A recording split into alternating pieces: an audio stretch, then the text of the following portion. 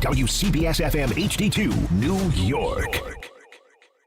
Don. One day, you're not going to play football anymore. And if there's a God up above, it'll be soon. Hahn. Huge? No. But big? Yeah. And Rosenberg. I didn't listen to anything you just said. This isn't North Dakota. This is New York. This is Don, Hahn, and Rosenberg. The best threesome I've ever heard. On ESPN New York and streaming live on YouTube. 301 to the big city. Don, Hahn, and Rosenberg. And boy, it feels like the old days. Michael K. was in studio. I put my headset in, and now I can't hear. Just blew my eardrum right out. Oh. Because that I know those days. that man is deaf. Oh, there's no hearing coming He's through got those. lack of hearing. So you put the headphones on, it's like ba-boom. So it just felt like old school, old days. Everybody's in a good mood. Everybody skipped to work today, big smile on their face. Why is the city so happy? Because it's like 85 degrees? It's not quite. That's but it's not nice. it. No. That's not it. What is it? The Knicks are they're flexing now. And they're also making Peter Rosenberg a small fortune.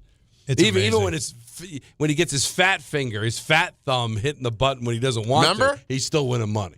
I tell you what, walked down the hall in the Garden at halftime. A couple of fans came out of one of the bunker suites, and they saw me, and then one guy goes like this. He's like, I need a cigarette. Right? Like it's been that good these last couple of games. Oh, yeah, baby. But it Where just it's keeps just- getting better. It is.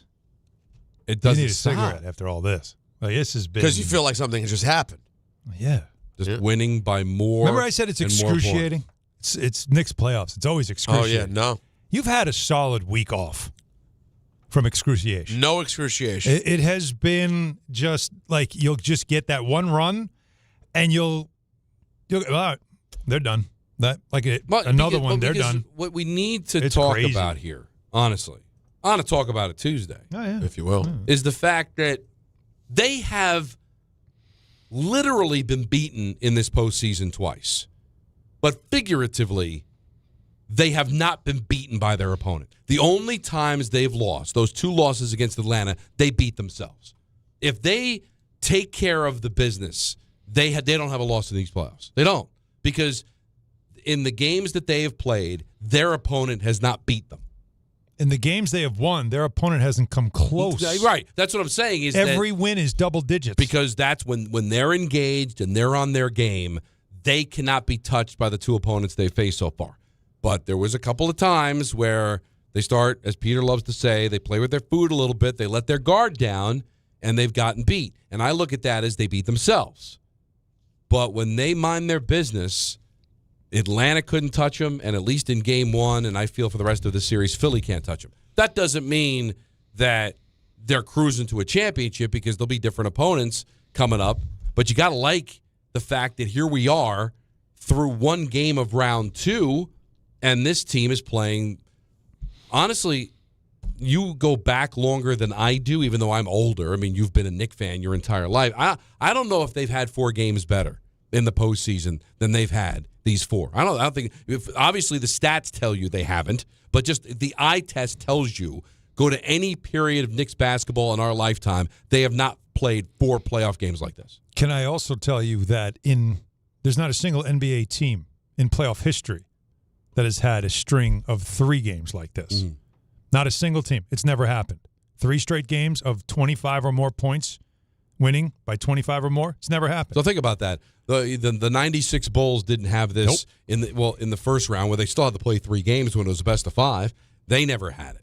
You know, all those Golden State teams or the classic Boston Celtic teams, or it's amazing. It is truly amazing. The Celtics are the to last behold. team, the 86 Celtics, the last team to close out a series with a 30-point win and then open a series with a 30-point win. The Knicks did it winning by 51 and 39. It's insane. So It's insane. they did it by even more. So it just shows you again, like this offense, you watch this offense right now and the way it really starts to click and the way it works, and it's one of those where you just want to sit back and just, exhale, have a cigarette, and just feel good for a minute. But what I'm also noticing is the same rhetoric from the Sixers is the same rhetoric that the Hawks were saying. It was nothing about execution, X's and O's, and all this other stuff. You know what it's about? Oh, we got to be more physical. We got to be more physical. Well, they're physical. We got to be physical. They're physical. Like, that's all they can come up with. They just played harder than us. Is that all it is? Well, that's always the Atlanta loser's thought lament. that, and they lost by 51. That's always the loser's lament, right? Because That can't nobody be ever wants to come on. We've had these conversations for years, guys. When a player's like, we didn't want it bad enough, or they wanted it more than we did. That's the loser's lament of a player. They can't say they're better. Like, nobody on the Sixers can say the Knicks are better than us. So it's got to be, well, they wanted it more. We need to be more physical. Because that's the instinct. That's the human instinct, right? When you get punked, your instinct is to want to punch somebody, want to get physical. Yeah. Like, when you get beat that bad, it's like, well, we got to do something here, guys. We just can't let them, the run roughshod over us. We got to take care of business. But it's all it's yada, yada, yada. It's just rhetoric. It's rhetoric from a team that realizes that when the Knicks are at their best, they can't beat them. Now, maybe the Pistons will be a different story. Oklahoma City, San Antonio. But for right now, Atlanta knew it, and I think Philadelphia knows it now. If the Knicks bring it, we cannot beat them. So what do you say? You can't say that. You can't say we can't beat them.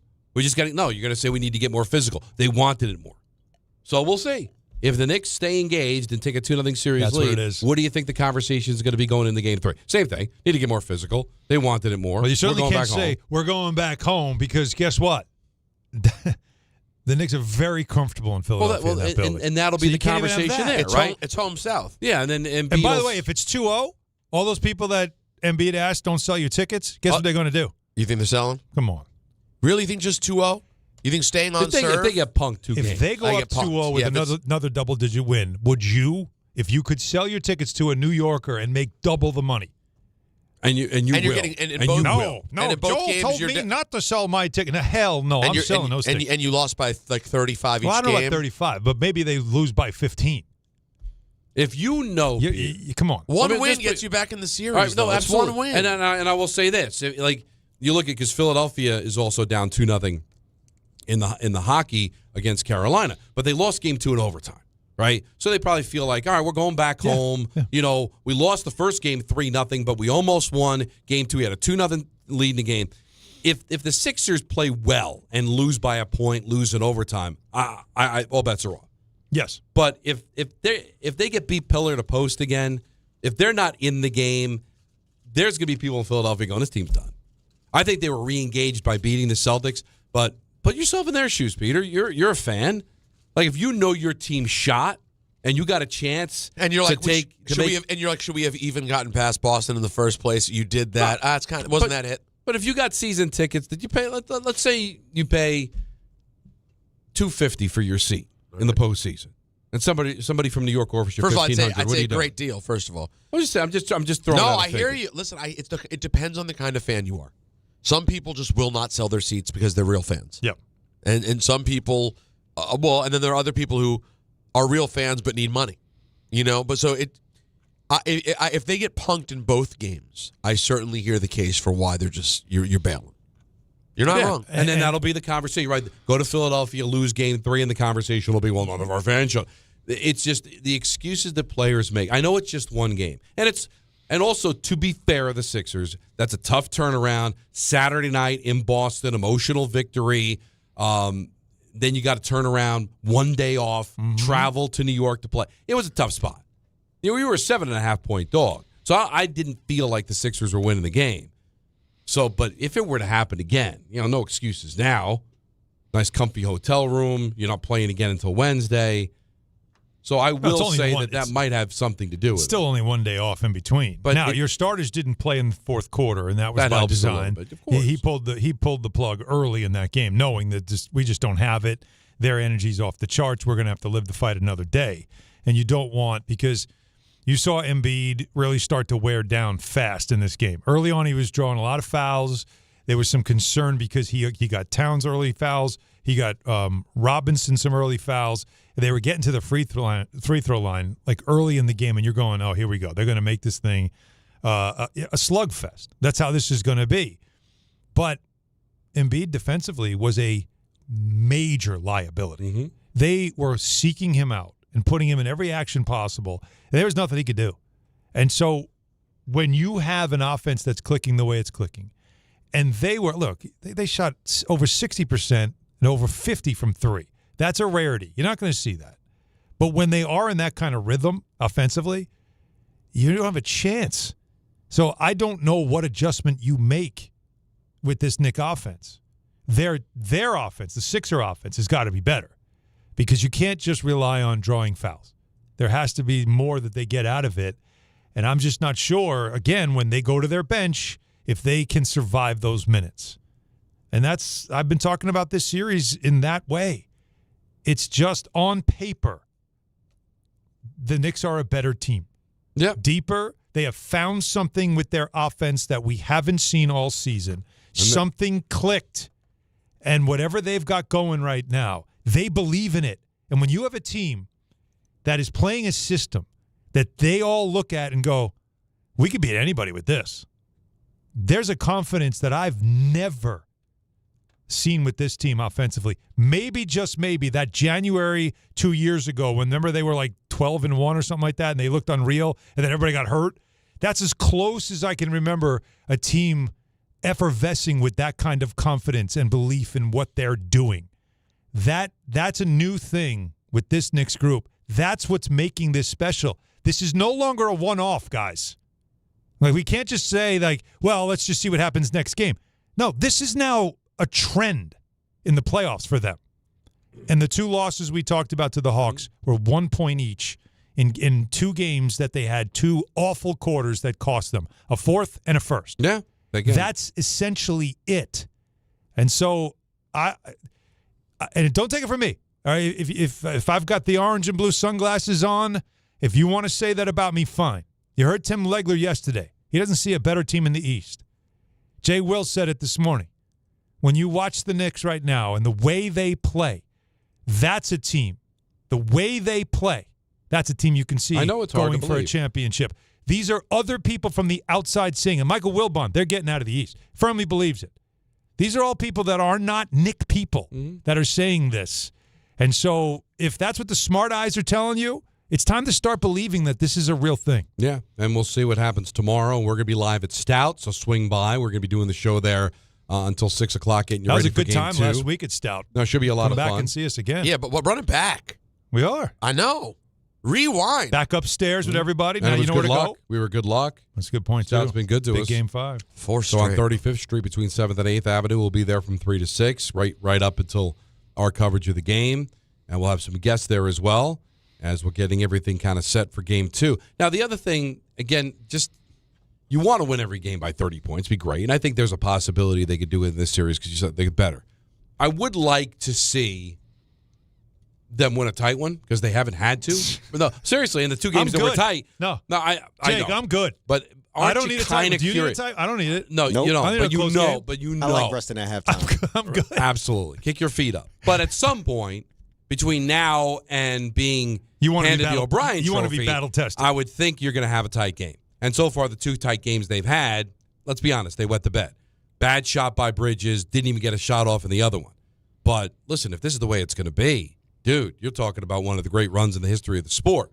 We all know better. At some point, there's going to be adversity. But right now, I don't know if the Sixers are that adversity. And we'll see in the next round whether it's Detroit or whether it's Cleveland, whether there's going to be any adversity there. I still fear Detroit a bit, even though I'm the first one to stand there and go, it feels like the regular season doesn't mean anything. Those 3 games in the regular season were not what you want.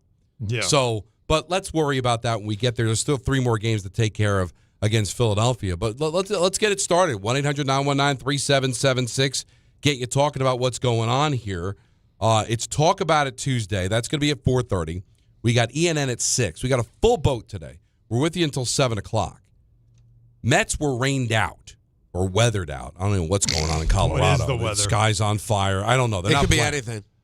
So they've got a day game tomorrow, a night game tomorrow that was supposed to be a day game, moved to a night game because I guess the weather's better as it goes on Wednesday in Denver, and then they're going to play an afternoon game on Thursday. So no Mets today. We'll get into the Yankees a little bit later on, We want to get your calls, 1-800-919-3776. But we were just talking about Peter. Yeah. And the toot that he's on right now. Yeah. And you're making this money from where? Well, I'm glad you asked about it. It's called FanDuel. There you go. FanDuel is giving you better payouts on same-game parlays all NBA playoffs long. Now, Donald, I haven't been running the same-game parlay. I've been running, straight bets. Yesterday was a money line bet, but it's all there for you. So many different ways to build and more value every time you play. You can stack your picks your way for every game, every matchup, and every moment. From spreads to player points to threes and more. Build it all into one same-game parlay and go for bigger payouts. So, Build it. if you're betting same-game parlays this NBA postseason, bet them on FanDuel. More options, better payouts, all NBA playoffs long. Head to FanDuel.com/local to get started. FanDuel, an official partner of the NBA. Play your game, 21 plus. Physically present in New York. For help with the gambling problem, call 877-HOPE-NY or text HOPE-NY at 467-369. Now, Joe in Queens gets us started on Don, Hahn, and Rosenberg, and he wants to talk about your hot streak. How about that? Really? Yeah. Go ahead. Go ahead, Joe. Hey guys, how you doing? It's nice Good. to talk to you. Hey, friend. Don, listen, you're my idol, Don, but this calls for Peter. Peter, I know you are a Knicks fan and you're not born from New York, but for the love of God, please keep betting the Knicks. Your streak and their streak is together. We will put you on the parade, the ticket tape parade. Peter could go down it. Please don't stop betting the Knicks. I hear what you're saying, and it'll be interesting to see whether others agree with you. And I'm like the anti-Danhausen. I'm not cursing the Knicks. It's the exact Go Knicks, go Knicks. It's the exact opposite of Danhausen. There's something going on here. Now, the Knicks aren't a toolbox organization like the Mets where they need Grimace or Hawk Tua or whatever for their hot Go streak. Knicks. But maybe you can be that juju that they need. And maybe if they do have a parade down the Canyon of Heroes, you might get a float. Hey, Michael and John Sterling were on the float when the Yankees won. Mike and Chris were on the float when the Rangers won. So why can't Peter Rosenberg be on the float? Alan's probably going to be on a float. Well, I'll be floating. Listen, I'm looking at the line for tomorrow. What is it? About, let me guess. It's 6.5. No, I think they want to run it back the exact same, 7.5. So it's minus 7.5 again.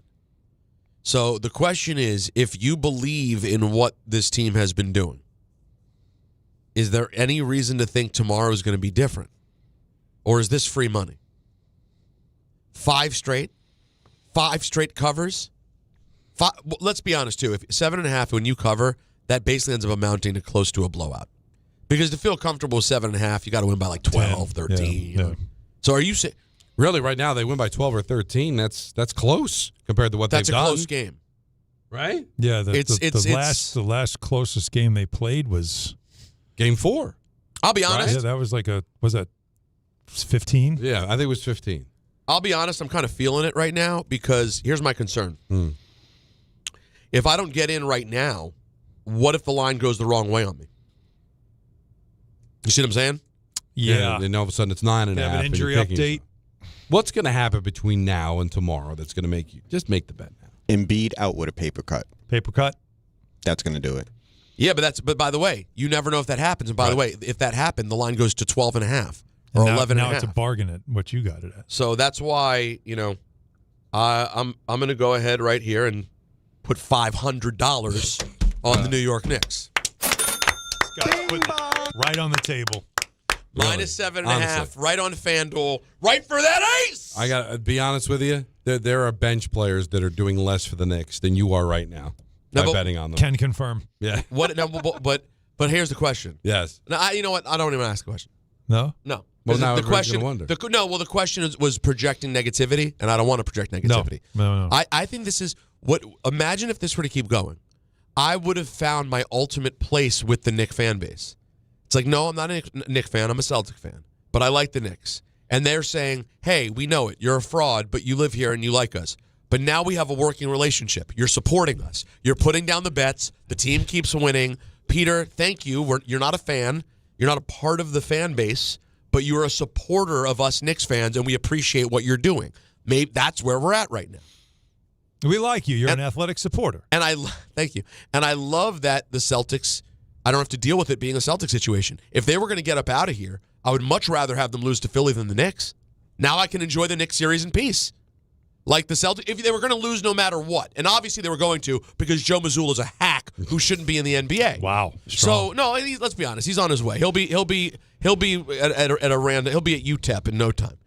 But wow. So if UTEP of all places. Yeah, big Hardaway guy. I know. So if the Celtics aren't going to be in it, it worked out great because I could keep the bets rolling. I would have felt weird getting involved in the betting between the Knicks and the Celtics. Yes. But with the Sixers, and also frankly, we may look back at these early lines and think they're a complete joke and they should have been 13.5 because the Sixers just tricked us because the Celtics couldn't buy a 3. But they really weren't a great team. I don't know why people don't recognize that. Like, is this not a great... They're not a great team. You talk about, again, go back to that series.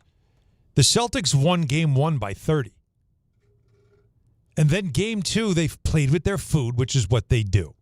It was very Knicks-like, right? They almost got too comfortable. The Sixers aren't even in this series. This will be over fast. There was no Embiid. Yada, yada, yada. And then Maxey had a big game. The Celtics couldn't make a 3. Next thing you know, it's 1-1. And then they go to Philadelphia, and they get game 3. And it's like you just keep waiting for Boston to just do what they do. But the problem was Boston then gets game 4, takes command of the series, but Embiid had come back, and suddenly things look different. And then the next thing you know, Boston can't make a 3. That's all it really was. Look at the scores. The Sixers weren't putting up a ton of offense.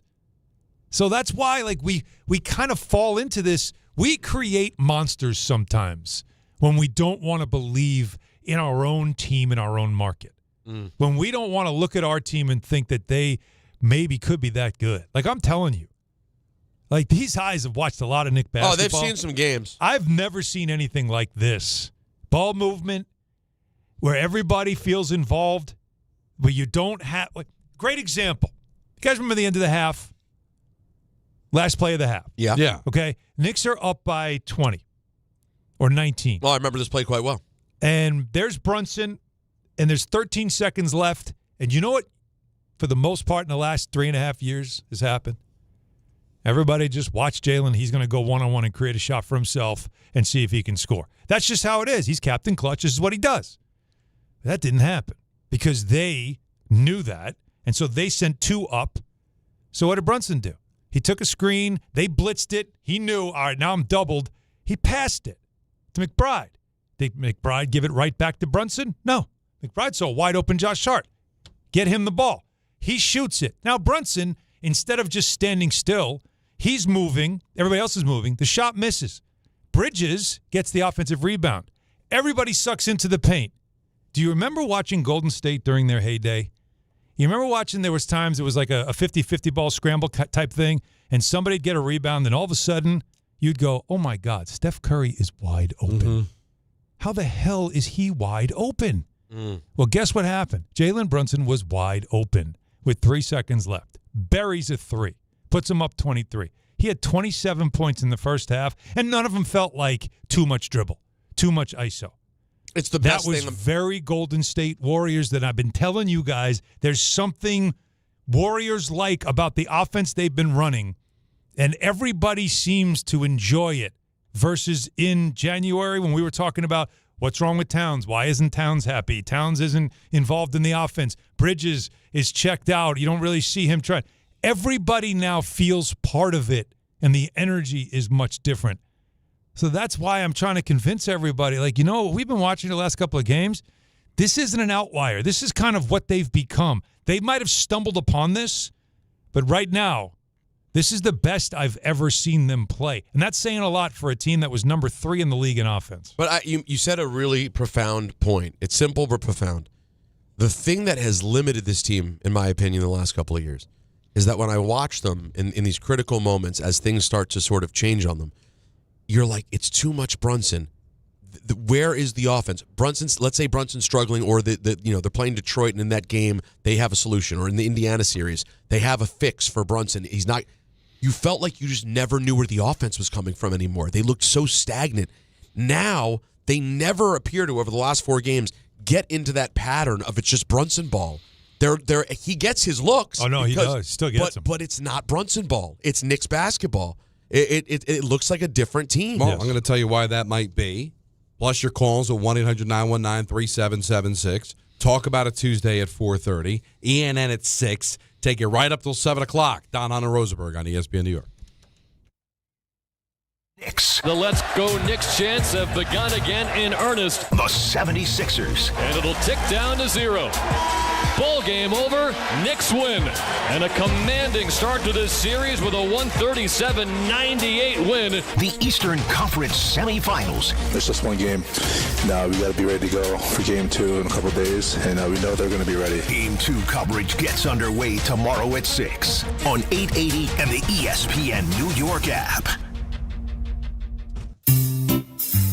Wait!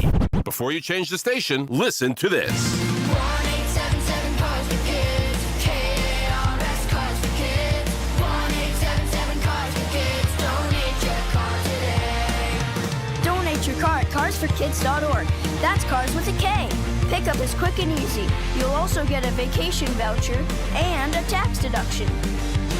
1-877 Cars for Kids. Donate your car today. Right now, police are stepping up patrols to make sure drivers and pedestrians obey our crosswalk laws. Why? Because every year in New York, people are injured or killed just crossing the street.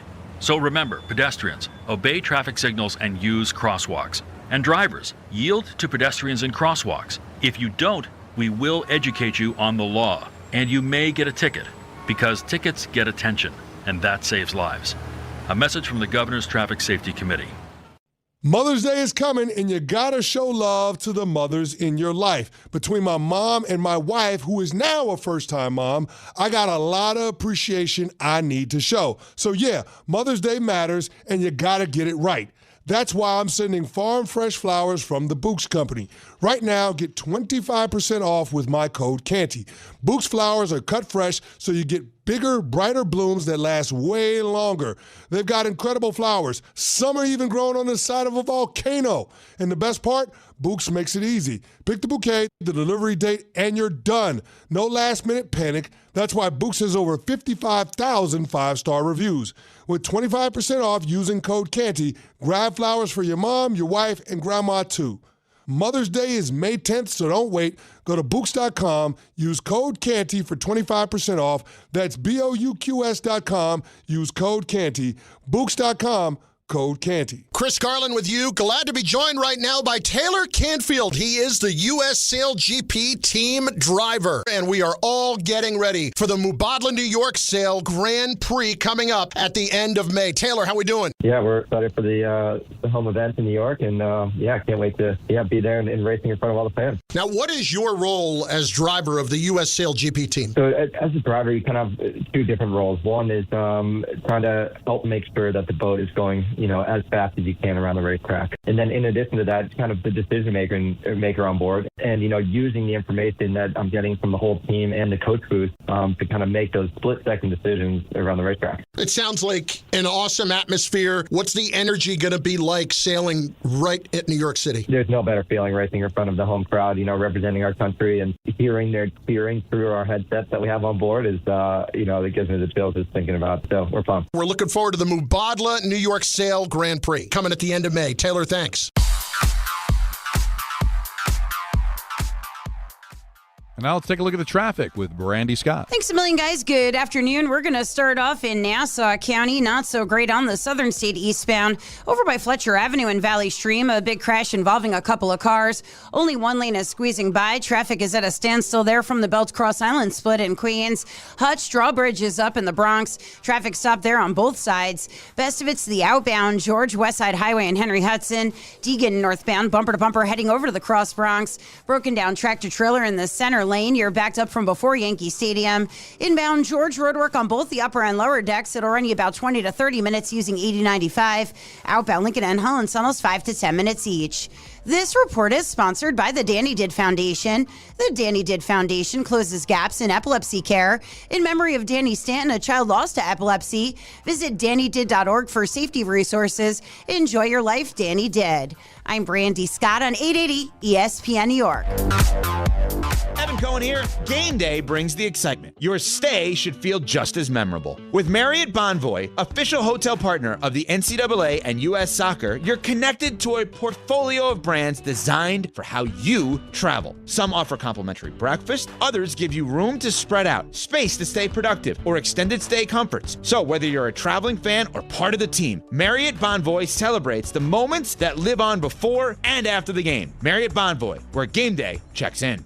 Hey, it's Rich Eisen for Pella Windows and Doors. Sometimes teams take a timeout to regroup and call the right play. When it comes to your home, Pella Windows and Doors always has the winning game plan. They're not just window and door experts. They're experts at taking care of you and your home. At Pella, they find the products that meet your needs and their experts install them. They do it every day, and that's why your neighbors trust them. Discover why Pella is a trusted choice for homeowners everywhere. Visit Pella.com/Eisen today. That's Pella.com/Eisen.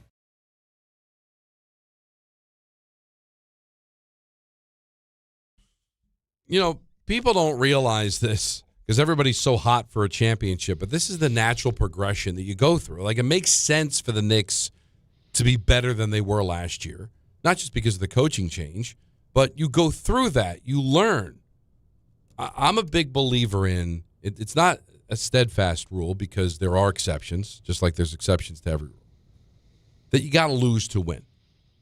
Like, the Yankees dynasty started with a heartbreaking loss in Seattle in 1995. Mm-hmm. You know, the Devils won 3 Stanley Cups after the heartbreaking loss in Game 7 on the Mato goal. You know, the Giants had to get embarrassed by the Bears in 85 before they went on and won their Super Bowl.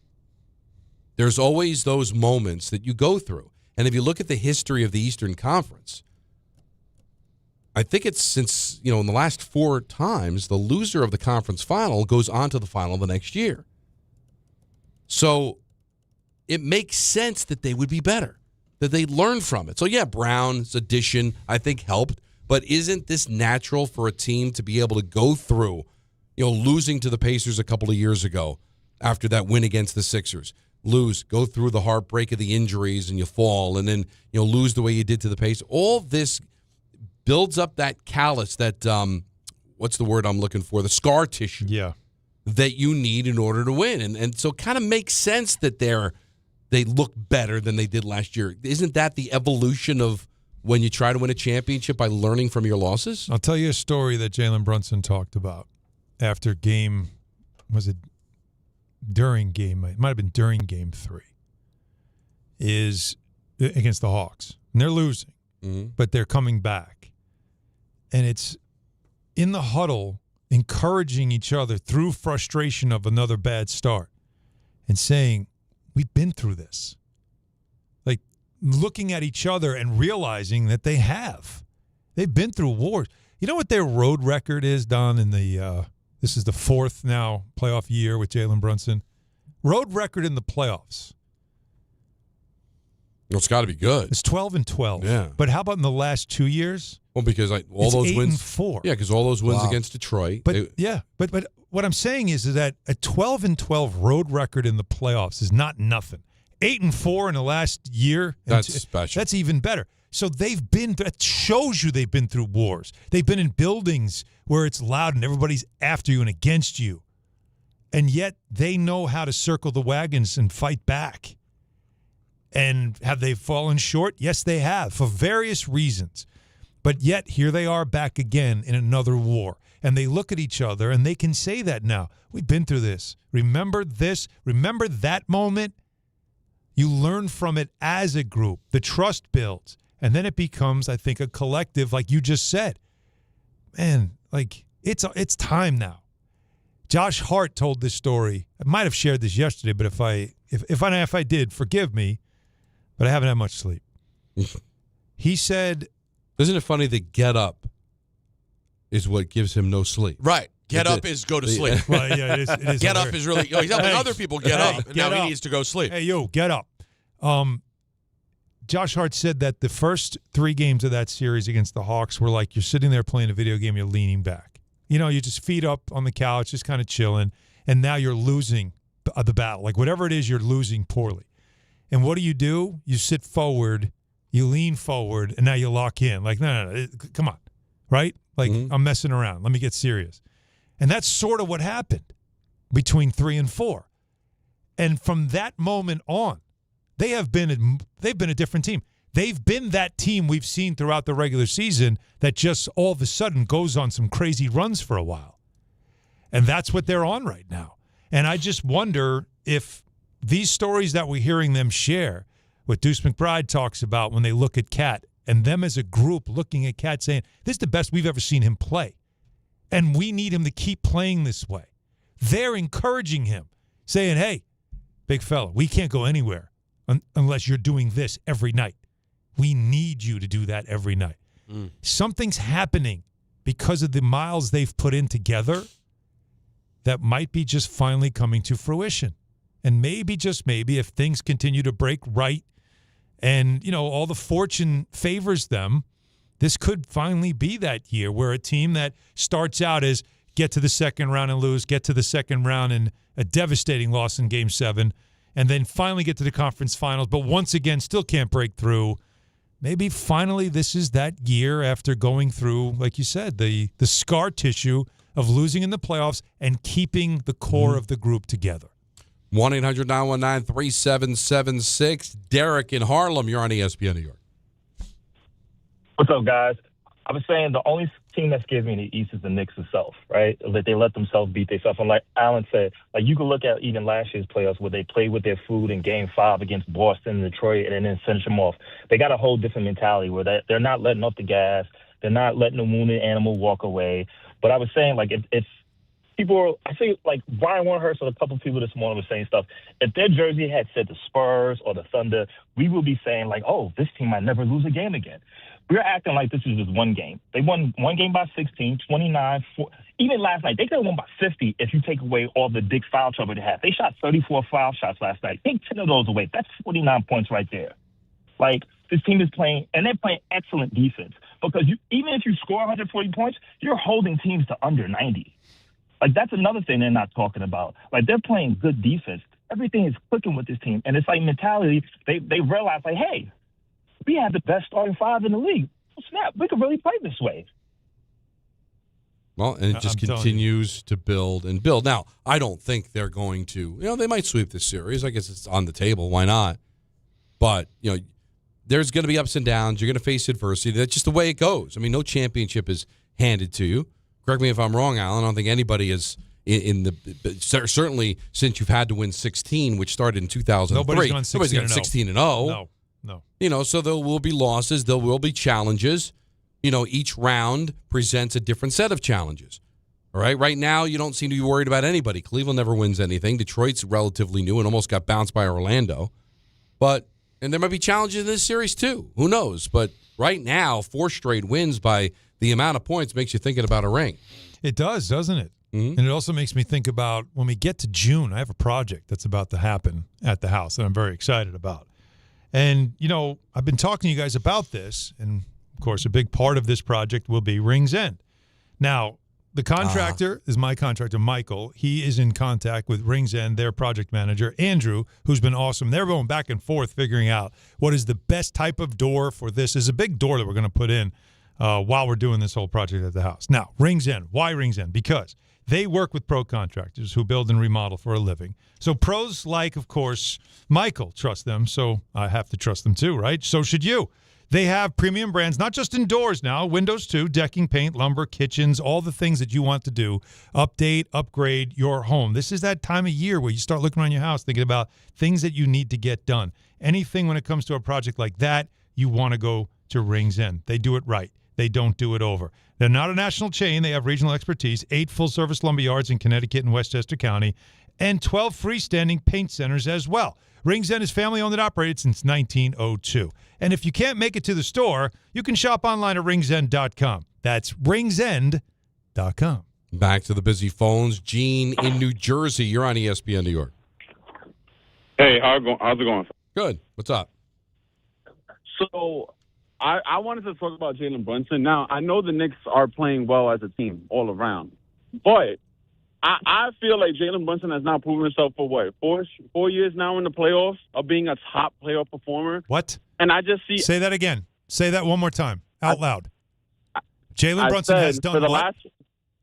Jalen Brunson has been a top player performer in the NBA for the New York Knicks for the last 4 years. Yeah. And yesterday I just think proved again that he should be respected as such. There was, I believe it was Malika Andrews, where she said that Tyrese Maxey and Paul George were the best players in this series. I'm just wondering, when does Jalen Brunson get his respect? Does he need to win a ring in order to get the respect he deserves? I think so. Unfortunately, I think that's just the way it is. I whether it's right or wrong, that's why I wanted you to say it a second time. Yeah. Because I don't think enough people are saying it, and it's something that CeCe Sabathia tweeted yesterday or last night. Jalen Brunson is never the best player on the court until he's the best player on the court. And that's usually at the end of a game.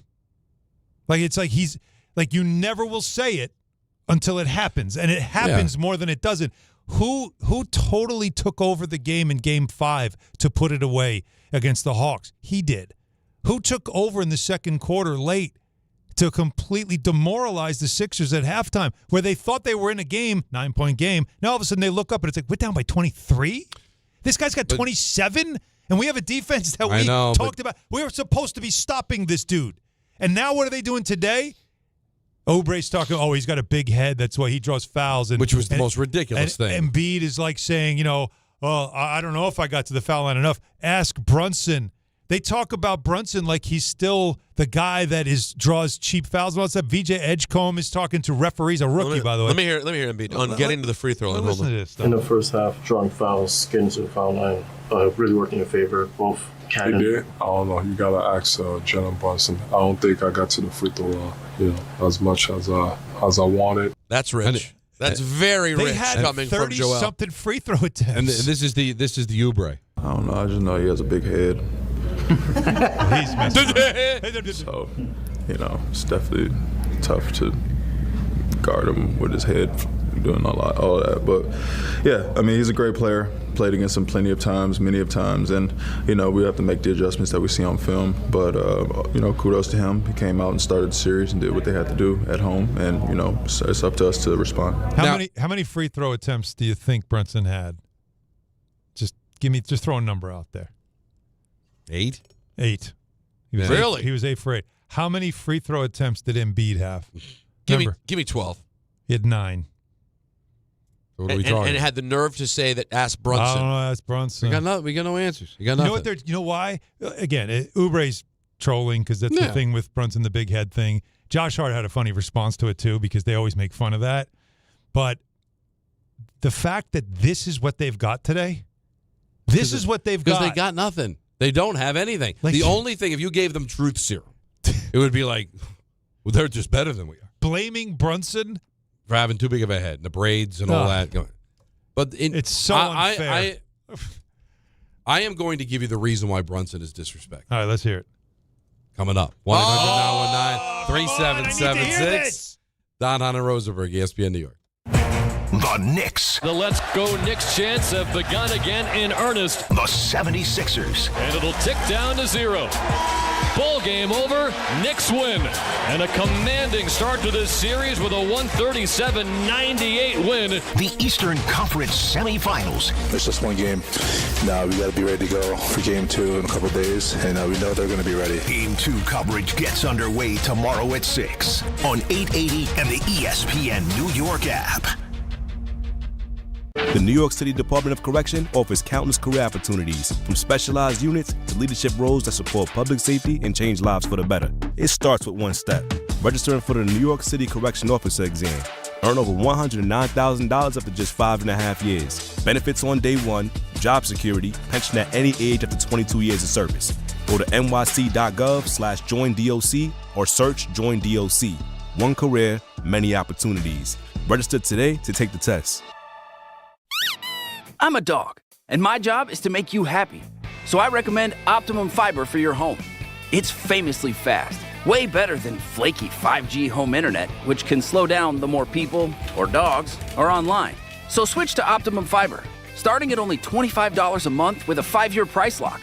Call 888-4-OPTIMUM or visit Optimum.com today. That's 888-4-OPTIMUM. Gus, fetch. I gotta take that. Terms apply. See Optimum.com for details. This is the Michael Kay Show. A small market team can't make a mistake when it comes to money and length of contract because it could cripple them. The Mets are not going to be crippled if in the 4th and 5th year of his contract, Pete Alonso was not the same player. So as you're building this Nirvana-like team that you're trying to build in Queens, 2026 looks like it's shot. Are you happy with that? Ask yourself this question, Met fans. Would you be better off with Alonso and Nimmo now than what you have? The Michael Kay Show. Weekdays at 1 on ESPN New York and streaming live on YouTube.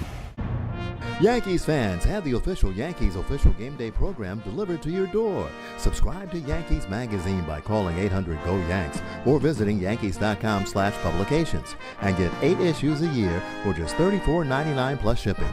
The Yankees official 2026 yearbook and media guide are also available for purchase. Get your Yankees Magazine yearbook or media guide today. Call 800-GO-YANKS or log on to yankees.com/publications. Progressive knows that boat days can come with unexpected problems. It's been a tough Saturday on the lake. I ordered swim trunks in this orange cream color, but it's actually more orange auburn. Oh, and it's swimwear. I probably can't even return these. If a real problem comes along, your boat's protected 24/7 with Progressive, so you can keep worrying about boater problems. Progressive Casualty Insurance Company and Affiliates, not available in D.C. Evan Cohen here. In life, as in sports, the pros make it look easy. That's why pro golfers like Jason Day, Ben Griffin, and Patton Kazire trust the pros in lawn care. True Green. They have the experience and expertise to give you a lawn worthy of the PGA Tour. And since True Green does the work for you, you get more free time, or more tee times. So stop stressing over your lawn and start loving it. Sign up now at TrueGreen.com because nobody makes it easier to get a golf course quality lawn than True Green, the official lawn care treatment provider of the PGA Tour. Every 40 seconds, a child is reported missing. Find the Children is a nonprofit organization dedicated to helping find missing kids. You can be a part of their mission by donating your unwanted car. Call 1-800-294-0222. You'll receive the maximum tax deduction and we provide fast, free pickup. Call 1-800-294-0222. Donate your unwanted or unused car. Call 1-800-294-0222. This advertisement was paid for in partnership with Cars R Us and Find the Children. Michelle Smallman here. PayPal is now the official peer-to-peer payment sponsor of the NFL, which means all the money moments that fandom creates, whether splitting tailgate costs or chipping in on tickets and game day food between friends, are covered. Wherever the game is played or watched, PayPal moves with fans. You can send money through text, email, or directly to your friends with eligible accounts on Venmo. Just download the PayPal app and share all the moments that matter. Account with PayPal is required. Not available in all regions where PayPal operates. The Knicks are one step closer to their ultimate goal. The Knicks beat the Hawks 140-89 and win this first-round series in 6. Will this be the year the Knicks punch their ticket to the NBA Finals? Brunson right wing, walks into his three. That's good. Rebound, Towns, and the putback is good. It's a Towns takeover here in the third quarter. Thanks to all our New York Knicks partners this season, including Wild Turkey Bourbon, Citywide Window, DraftKings, and Total Orthopedics and Sports Medicine on ESPN New York.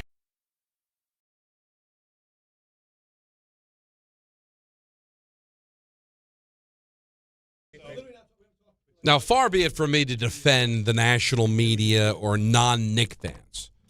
But I'm sorry, if you are not a Knick fan, it's really difficult for you to understand how clutch Brunson has been in the postseason when he's only been to the third round once and they lost that series to the Indiana. Like, you're not going to get attention for what you do in the first 2 rounds of the postseason. You're just not. Now, is that right? Probably not. But the way people consume sports around the country, if it's not their team, are they going to be able to see enough of Brunson in big moments to recognize his brilliance, unless you're a Knick fan and you watch him every day?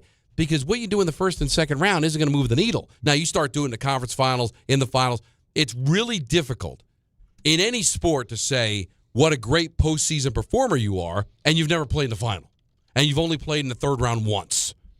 Like, so we can appreciate it because we remember the clutchness during the regular season and how you want the ball in his hands at a big spot in the regular season and how good he's been in the first 2 rounds of the playoffs. But You can't expect people outside of New York to appreciate that until you start doing it on the bigger stages. And that's why I think the next round for him is going to be a coming out party. It's very similar. You remember Damian Lillard? Everybody knew who he was. Yeah. But in the bubble, he was putting on shows. Oh, yeah.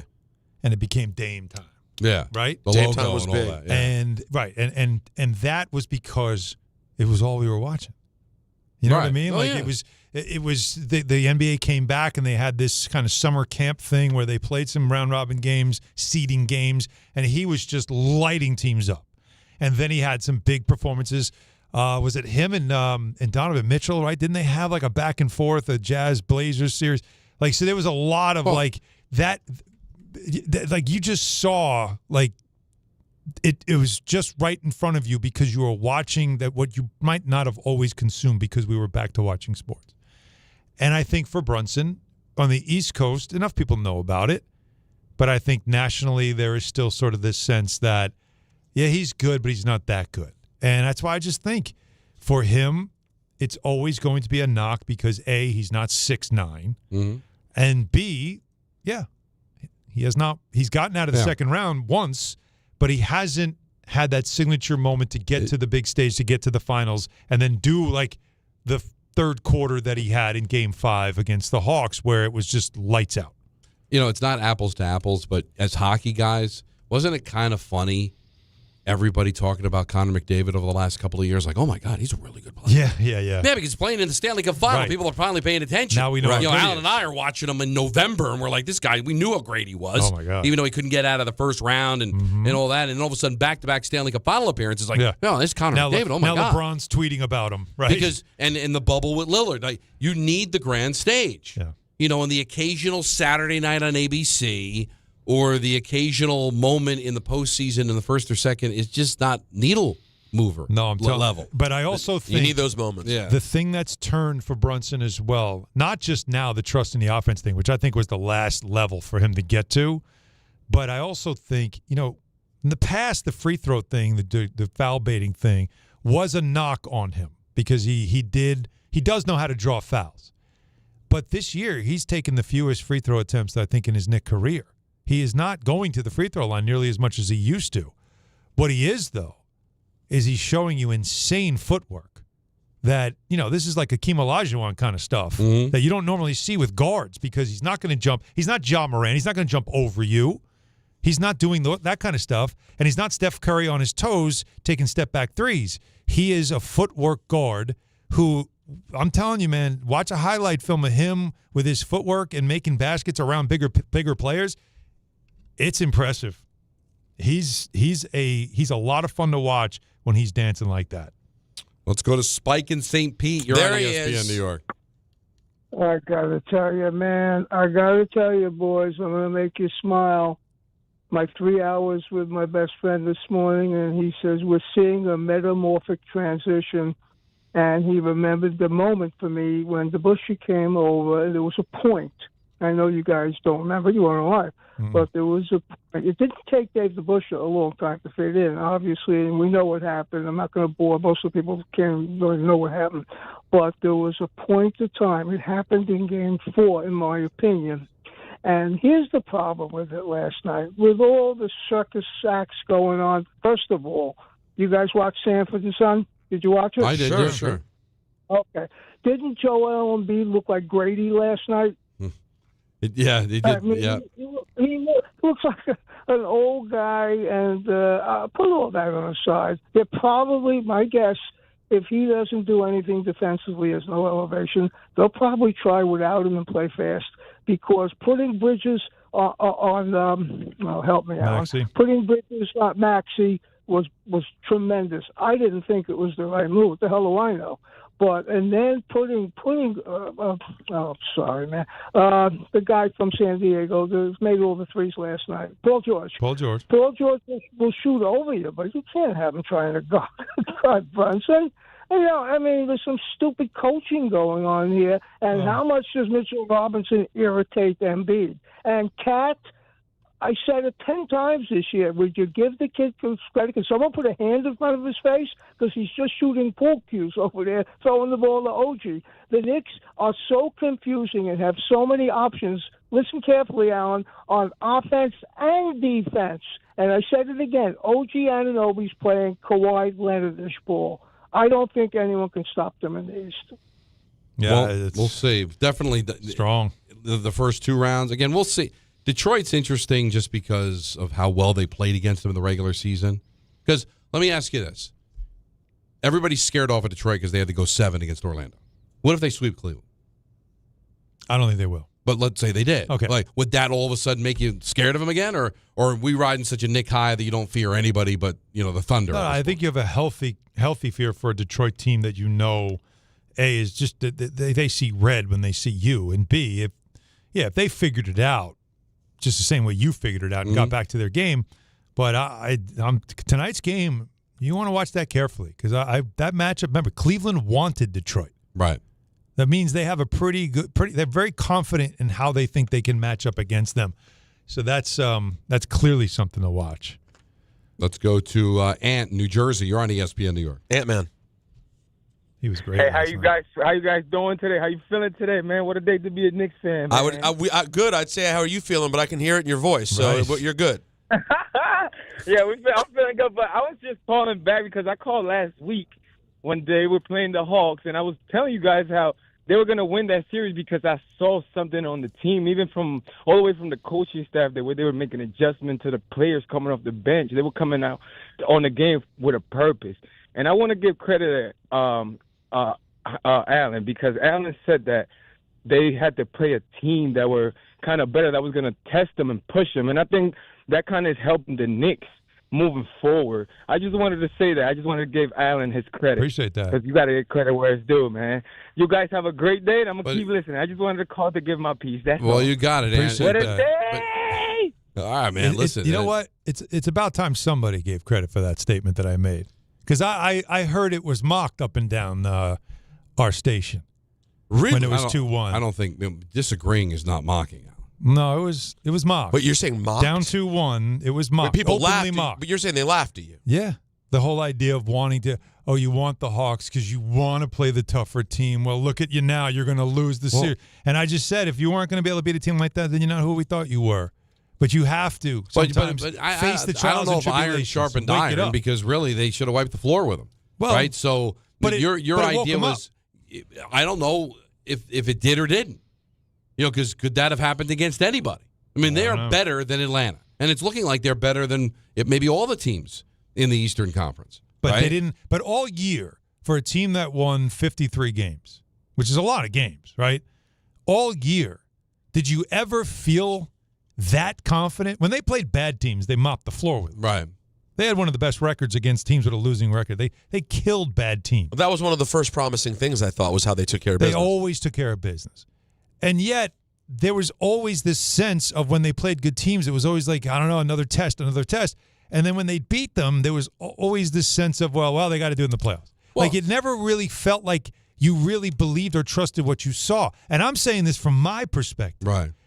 And what I've seen in this offense and the way they move the ball and how engaged everybody is and connected everybody is and how it affects the energy on defense, like I said, I have not seen a collective confidence like this in a very long time.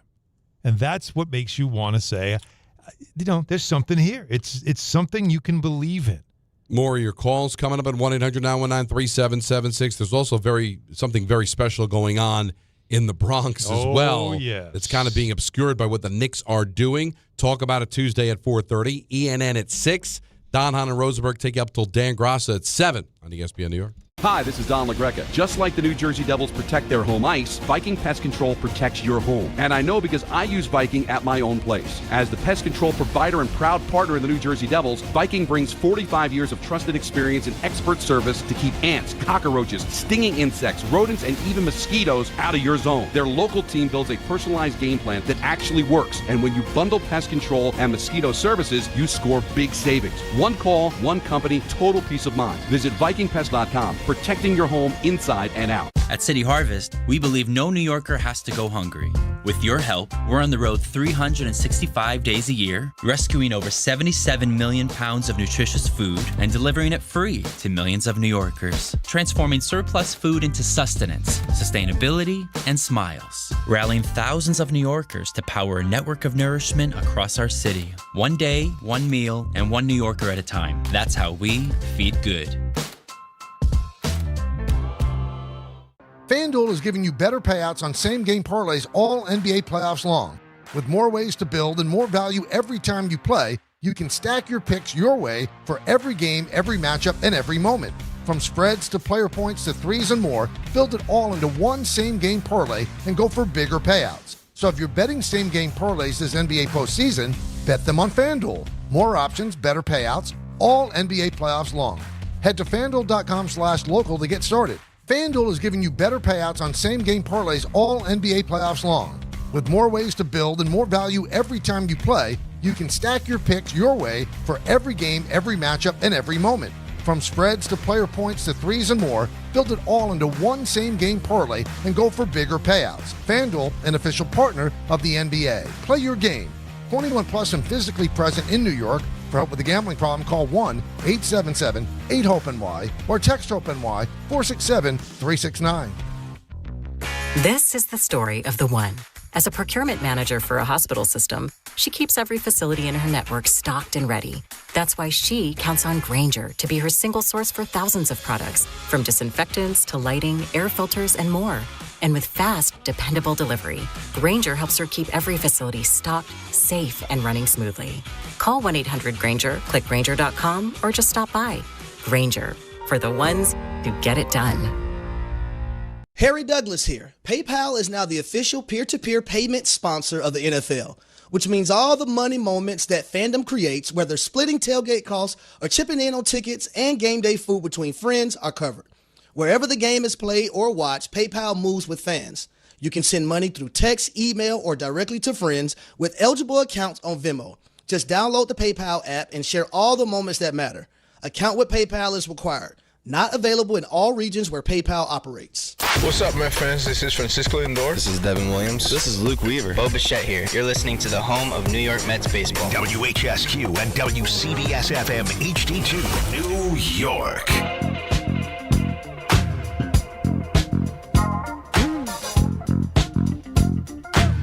Because when it's game time, fellas.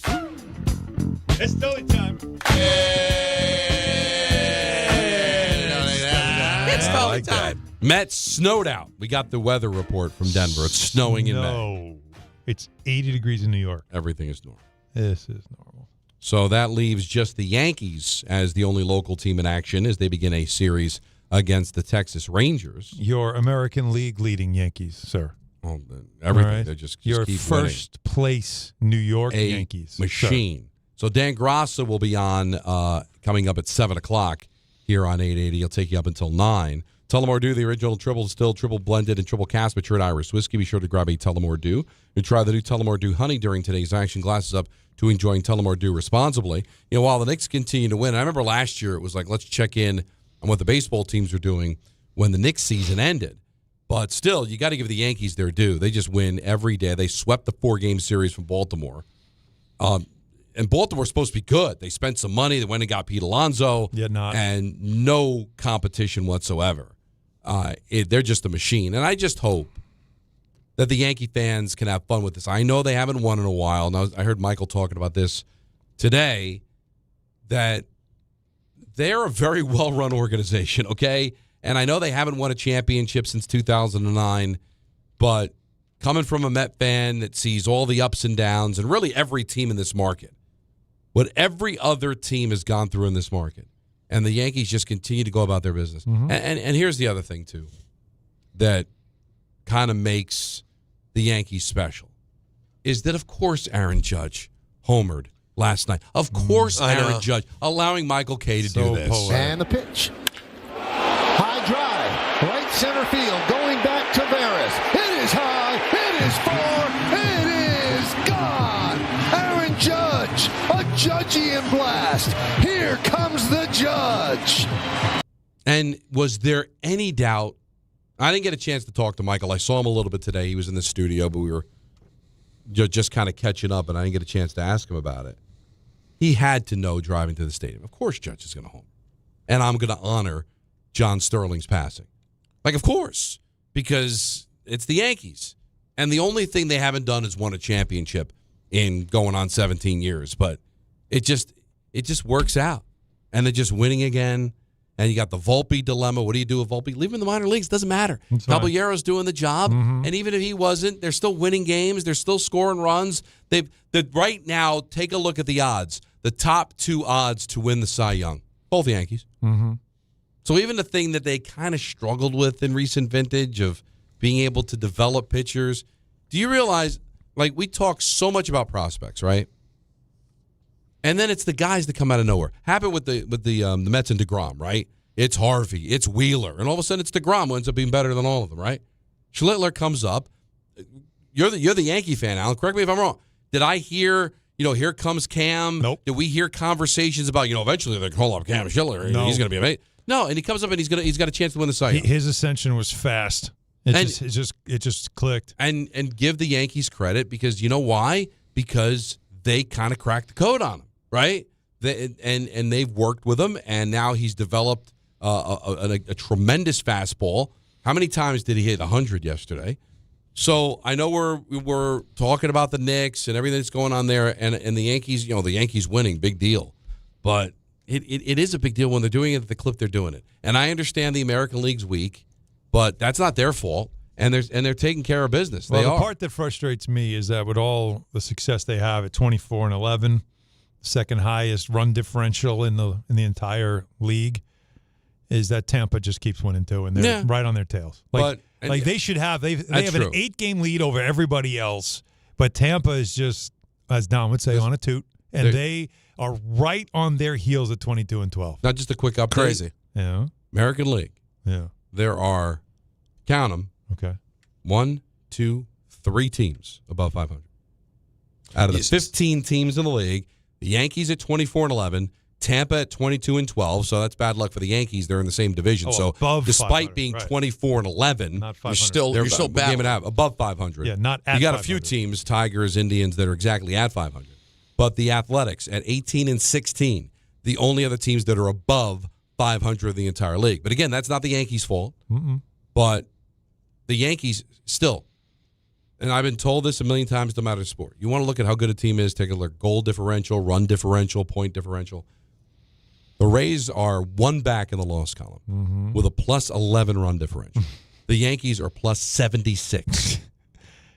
The only other team with a higher run differential is the Braves, plus 80. Even the Dodgers are just plus 68, just. But isn't it crazy how many seasons baseball has? Like, now it feels like the Yankees have been dominating like this the entire season. And they've been really good, but it hasn't been the entire since day one. This is where they are right now. For the most part, they had a little bit of a slump. Like, it was the what was it? They played the A's. They split the 4-game series against the Angels. They lost a series to the A's. Right. And I think they lost a series to the Tigers, if I'm not mistaken. Right, Anthony? Because those were the teams that they had a losing record against. They were all they had a little bit of a slump. Were above 500. They couldn't score. And then they couldn't score. And Judge wasn't great for a moment. It was the Rays and A's. They struggled it was the Rays. That chunk. And it was ironic that you mentioned them earlier in the week, and now that those are the teams that are over 500 or close to it. It was last Tuesday. It was a week ago when we were over at Stout. And I said that at the time there were just 3 teams, and now it's 3 teams now, again, that are above 500. But the staff is nasty. This staff is unbelievable. And Schlittler is he's the goods, man. It seems like Freed and then Cole coming back. It is interesting. Like, they can't get better when Cole and Rendon come back because the guys that they're going to replace are still winning games anyway. Like, because again, they're almost a 700 winning percentage, 686. And what did Judge have? 14 home runs. Yes. And, Rice got hurt, but he's okay. He has more and home runs than some teams do. How about this? Schlittler, 5 2/3, right? 7 hits, earned run, 4 strikeouts, 3 walks. He and Garrett Cole, the only Yankee pitchers since the earned run became official in 1913.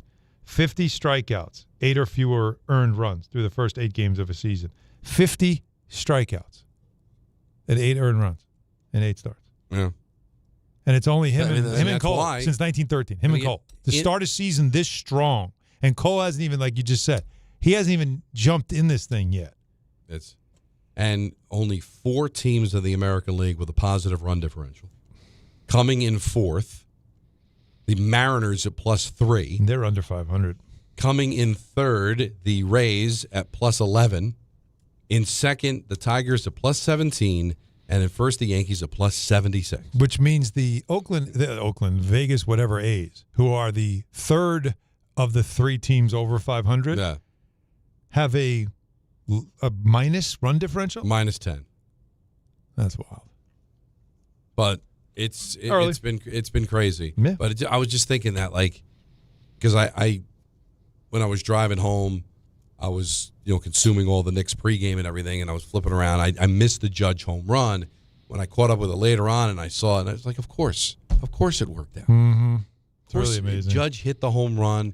Kay honors him in tremendous fashion, and there were a few honors around the league, including our very own Keith Rad. That's right. On 1050 last night when the Mets beat the Rockies. Devin Williams comes set first base side of the rubber. He'll try again, 0-2. His pitch. Swing and a miss. Ball game over. Mets win. The Mets win. Respect. That was for you, John Sterling. Yeah. I think Wayne Randazzo had one in Anaheim. There was a couple of them around Major League Baseball. So Rick Riz had one as well. The point is that, Hall of Fame, it's interesting. A guy passes away, and like everybody around the league is honoring him because everybody knows who he is and how great he was. So, but good job by the Yankees. I know it's early. It's only May, and I know they haven't won a championship yet and all that. But you know what? You're having one hell of a season. Mets trying to turn it around. They did win back-to-back games. And I will say this. The one, concern, there's many concerns.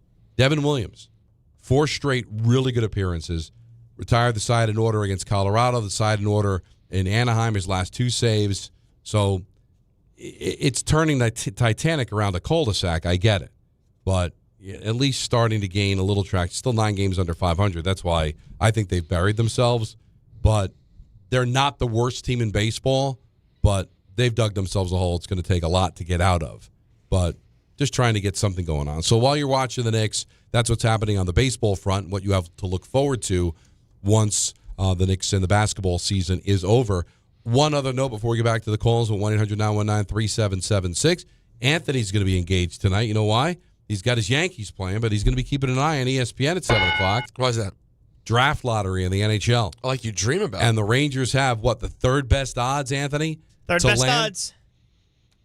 To possibly win the draft lottery for the first time since 2020 when they got Alexei Lafreniere. I was working the K show, filling in on that day.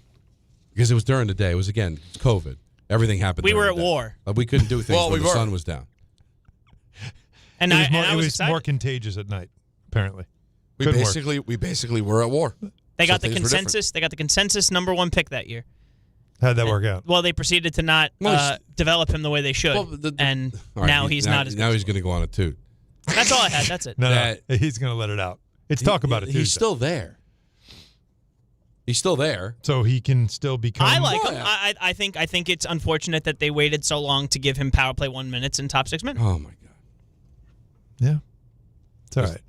Gavin McKenna is going to be the savior. You'll see. And that seems to be the feeling. But I got to tell you this, that you know what I heard from? I didn't even bring this up on the show. Oh. Okay. I heard from Gigi Clark. Whoa. She texted me the other day. Let's see, in relation to what? Like about a decade ago. She's like, I'm never going to have kids. I'm like, you're going to have kids. I said, by the time you're 36, you'll have a kid. If not, I'll give you $5,000. Well, she just turned 36 and she's looking to collect. You will. Oh, I thought it was going to be she's having a kid. No, that's awesome. No, I'm not going to. I love the fact that she remembered I'm it. not going to give you the details. Actually, it was 5. She remembers it as 1, and I'm not going to correct her. But so I asked her because she's living out in Anaheim now. So I asked, are you happy to see Kreider doing well with the Ducks? And she responded, I said, are you rooting for Kreider? She says, with all my heart. went to one Duck game this year, and he scored in overtime. Like, she's rooting for Kreider with all of her heart, Anthony. Gigi is a good person. Nobody has ever mistaken me for a good person. Great. So that's great the take. It's well, like what do you want me to do? He's not interested. Well, at least he's acknowledging he's a bad guy. He knows it. Yeah, he knows the answer. I've never denied it. So deep down, it's on you if you thought anything else. What do you want from this lottery? Like, are you? I think anything in the top hopeful? 5 is good. So top 5. I do, okay. and I think it's a good draft. Gavin McKenna is the consensus number 1. Right. He didn't have the Macklin, Celebrini, Connor McDavid, Sidney Crosby like year in Penn State, but when he was playing against kids in juniors, he was amazing. Well, and he broke out that 2-piece. We've seen that too. Let's not forget that. He does that's have a not little nothing in the Tanner NHL. Glass is now the director of player development for the Rangers after Jed Ortmeyer 2-piece with the bisque is what you're has gone on to pursue other opportunities. Yeah, so we'll see how that. Given that opportunity by the organization. Yeah, and I believe the entirety of the Hartford coaching staff has been fired. So there's a lot that needs to happen when they do, whoever it is that they draft, whether it be Ehrhoff or Malhotra, and that's a name that Alan and Don will be very familiar with. That's his son. How about Is it Manny really? Malhotra? Yes, it's his Wait son. a minute. Wait, Manny but not only that, Malhotra's son? you know who? Yes. You know who his mom is? I do. Is Steve Nash's sister. Oh, wow. Really? Steve Nash's sister and Manny Malhotra had a child, and the child is going to be in the NHL draft. I think Stunning. It's a good athlete. Of course, you What want a to win. shocker. You want to win again, but if you end up with either McKenna, Malhotra, or Ehrhoff, if you're the Rangers, I think you're happy. Now, the Devils and Islanders are in this thing, but their chances are slim. What were their chances when it was Jack? I don't think they had the best No, odds. they did not have good. No, they did not. So the teams in this area do a very good job when they don't have the best odds of winning this lottery. In recent, since 19, right? I guess, not 19, since 17. So within the last 10 years, the Devils have had 2 first overall picks, and the Rangers have had the first overall pick and the second overall pick. Because in 19, Devils drafted Jack first overall, right, and then Kakko went to the Rangers at 2, right, and then the Islanders had the first overall pick last year. Yeah. So in the last decade, the locals have done very well in the draft lot. Who was the other one? Heischer? Who was the other number was one? the first- Yep. Heischer was the first one, right? Yeah. So it has been a good run, but has it worked out for? All the of three them are still with their franchises, respective teams except for Kakko. Kakko. But all the number ones. But Will Borgen, you were able to get him and extended him. So it's all coming together. I like Will. All right. It's all coming together. It's all coming together. So, hey, this is what happens when all 3 locals don't make the playoffs. We got the draft lottery, ESPN tonight at 7 o'clock. 1-800-919-3776. Let's get back to the busy phones and talk to Billy in the truck. You're on ESPN New York. What's up, Billy? Hey, guys. How you doing? What's up? Real quick on the Knicks. Everybody's better than Jalen Brunson until it's time to be be than Jalen Yep, Brunson. that's the line. Not the first I to love say it. that, but Don, you got any plans to do a Sterling list? Well, here's the rub. That's calls or It makes sense. What's in the work for that? It makes sense. This is what I need to ask my fraternity of brothers here, and the listeners as well. It makes sense. You could have a top 50. You could have a list of lists for him. No, on there's anything. plenty. Listen, there's plenty of stuff to go around. All right, but here's my 2 dilemmas, Billy, and thank you for the phone call. The obvious one is his top 5 calls. I could do that easy. It's not going to hit the same if I can't play the cuts. Yeah, when we brought that up yesterday, it was troubling. The other one is the top 5 Michael K stories. 4 of them aren't going to be able to make the air. That's right. Or you'd be lying. And if listen, they're not bad stories, but we're Disney, okay? And we also, our rallying cry is, let's be good. So it makes it difficult to really give the top 5 stories and do them justice. So where do I go? How do I honor Sterling? Top 5 list, and you make the call. Now you imitate it. Our pinhead suit, John Winthrop, is in the control room, ignoring me. We can ask him, if I credit the fan, can I play the Sterling cuts? If that's all it takes, I think it's worth it, because if I'm going to play the top 5 John Sterling calls, it's not going to sound great if I can't play the calls. I got a lukewarm yes from John, so that's better than a no. I feel like they're old. It's not like you're taking a call from yesterday. We're talking about old historical documents, crediting the place that did it and playing them. But I just need the permission, and I can just see by the look on his face, it's a tentative yes. At least you got we're a gonna look lukewarm into it. yes. How about that? How's that sound? Some others didn't get a lukewarm yes. But at least you got that. But John actually, Anthony told me that he got a lukewarm yes, but just the facial expression came off as lukewarm. Who? John's? Yeah. Well, he's thinking it through. No, and I appreciate that because it would just make life easier for him to just say no and move on. But to truly honor John Sterling, which I should on a Wednesday doing the top 5, I could do it, and everybody knows the calls, but you got to hear them, no? And I'm just asking from a legal standpoint, are we allowed to if we just give credit? I think we're going to effort asking. How's that sound? You know what? Give me a phone number. I'll call. Wow. I'll call the powers that be. Pretty sure you know the number. I've gone to half of those guys' weddings. Don's in control now. Control. But don't you, right? Yeah. I mean, I could give That's when you call and you go, what are we doing here? You want to hear the calls. What are we doing here? You can't do it and not do it. Right. You got to do it. Right. If you're going to do it, you got to do it. And what Boy, other not do it? That's profound. And outside of the stories, which are tremendous, what top 5 would do John Sterling justice other than those two things? Yeah. It's got to be the calls. I mean, based on Michael's stories, there'd be a lot of things that John's interested in. Him describing getting hit by a foul ball, that's got to be in the top 5. I don't know if that makes it. Oh, come on. No. Who are you taking out? What? Yeah. Have you heard these stories? No, they're not stories. They're calls. Yeah, he means the calls. Oh, but no. I can't have one of his top 5 calls being hit by the foul ball. It was hysterical. The guy was calling home runs in the World Series. He said, I'm okay. It's great. I mean, but at the same time, think about the you're talking about such historic moments that he's called, though. Right. But isn't that part of the charm of him, though, having a moment like that? What's the most? Here's a good question for you. It's memorable. What's the most famous shared call Michael and Sterling? And I don't mean together. I mean where they both have a memorable call. The radio call was big and the TV call was big of the same event. Yeah, well, you'd have to go, and obviously Jeter's game-winning hit against the Orioles in his last at-bat, both of them called that. But you mean together? Yeah, because Michael was on TV for that. No, but I mean Judges 62? But I mean separate calls. Meaning, for example, like Mr. November. Right. That was Michael's call. Yes. I don't know what Sterling's call was. Was it memorable? But why would Sterling have a call if Michael was making it? That was on radio. But they were still together on radio then? They were still together on radio. Oh God. That's what I'm saying. Jeter's last hit, Michael did it for yes, John did it for radio. Okay, got it. So got then it, you'd got have it. that. That's what I'm saying. So that would be good. What about let's come up with let's give up with what John's top 5 calls after Michael left, and we'll just play Michael's version. That's it. And here's what Michael did. And from what we learned, if Sterling didn't even make the call, he might go, if you'd want me to make the call myself, I'd be happy to record it and send it to you. How great is that? That is tremendous. I still love that. Yeah. That was a great story to get. And Michael was telling me that he was, as you pointed out, he was thinking about on his way to the stadium how to honor John. And really there weren't a lot of options where he could have used a player's name that John had a nickname for. Just Stanton, right? Well, stands out.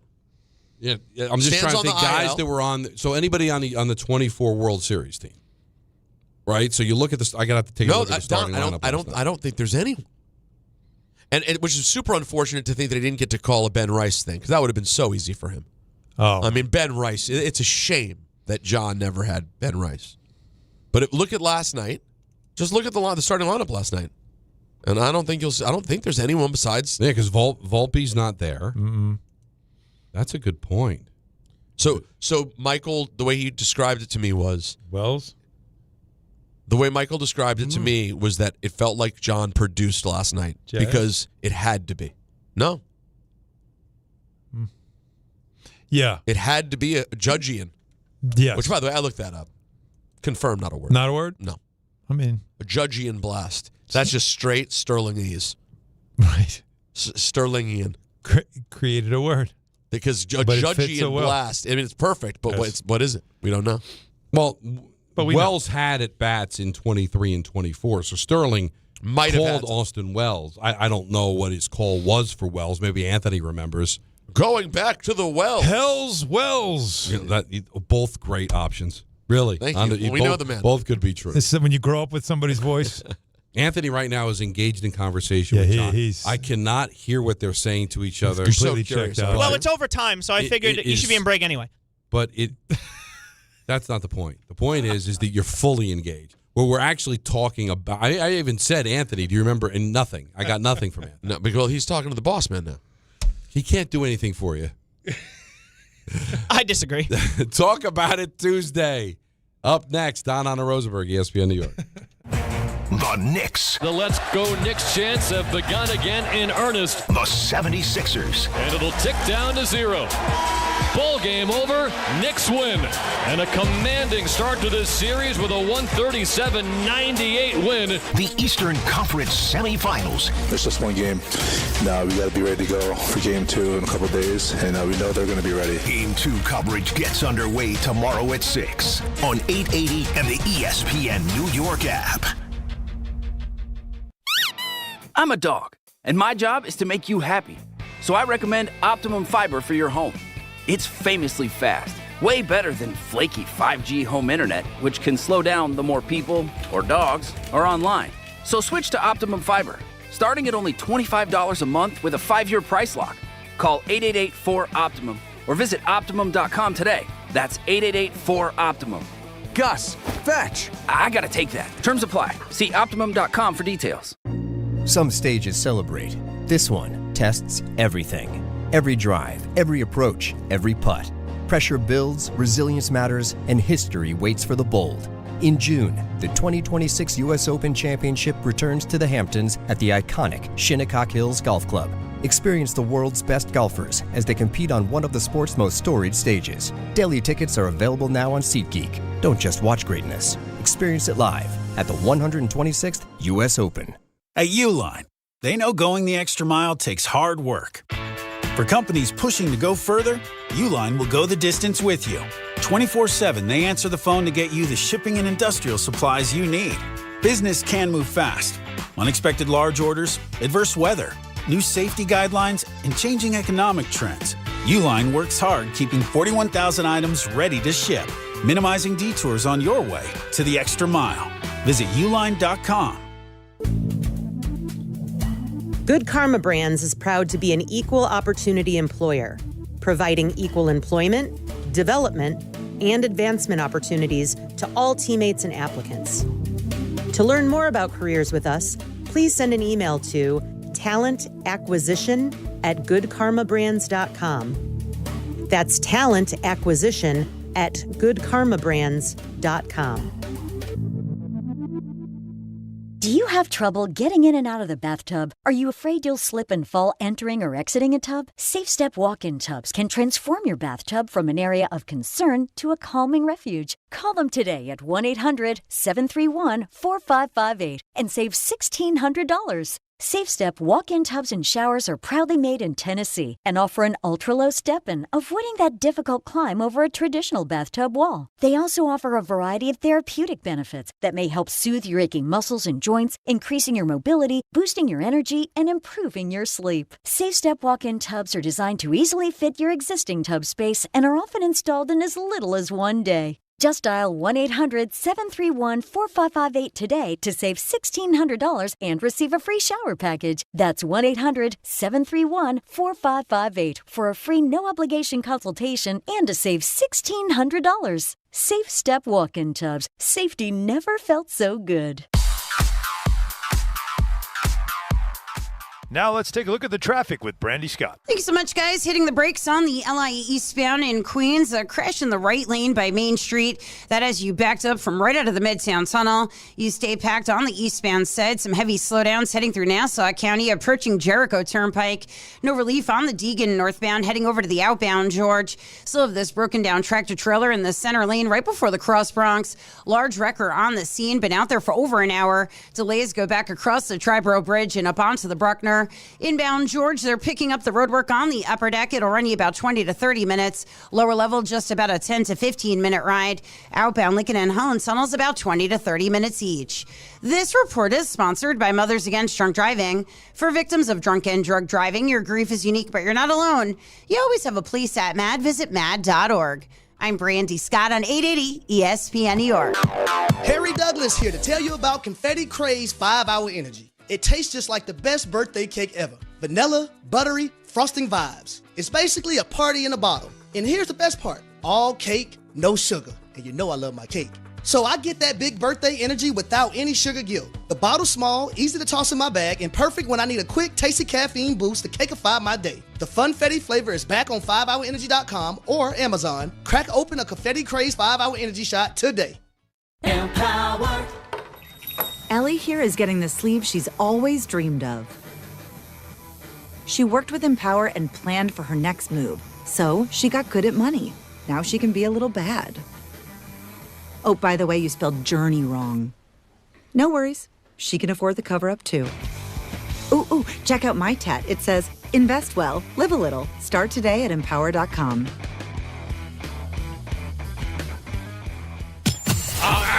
Sometimes you just can't take it anymore. You're done. I'm done. This is Let's Talk About It Tuesday. And it's a really... this idiot! With Don, Hahn, and Rosenberg.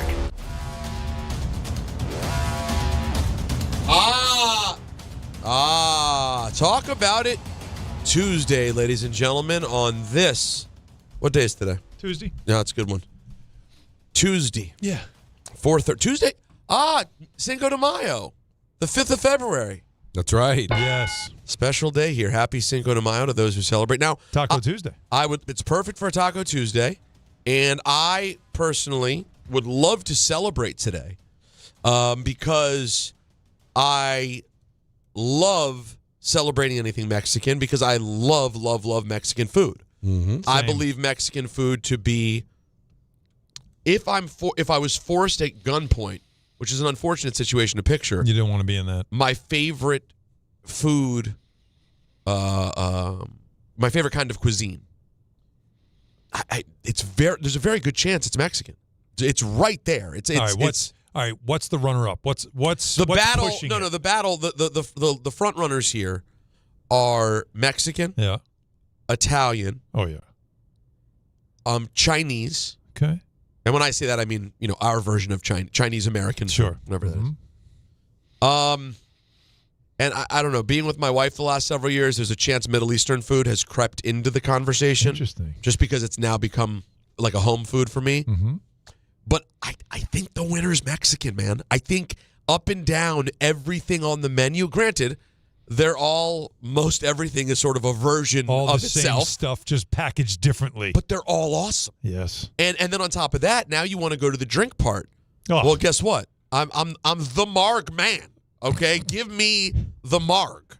I am a margarita guy. Spicy margs all day long. Never Salt had it. rim. What? Never had a margarita. All right, now we know. Right. Are you Don? Beach bash. Don, I put you on to old fashions. Yes. Change your life, you said. It really did. You said one of the most important things that's ever happened in your Shouldn't you in the summer? With the boxer brief. Yes. And those are the most important life-changing moments in Don's adulthood. So now, as we turn to summer and warm weather, so we're going to tasty, refreshing margarita. Because the marg, here's the thing that the marg has. What do you got? That the old fashioned doesn't have. The old fashioned is like steakhouse. Yep.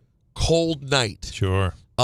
You and a friend just having a quiet drink at a bar. Mm-hmm. What the marg has is outside, warm weather, good vibes, really upbeat, light beverage. Oh, it's the best. And spicy. You're mixing the spicy and you cut it with the salt. Well, what is the main vodka in the margarita? It's called not vodka. It's called tequila. Tequila. Yeah. Now, have you ever been a tequila man?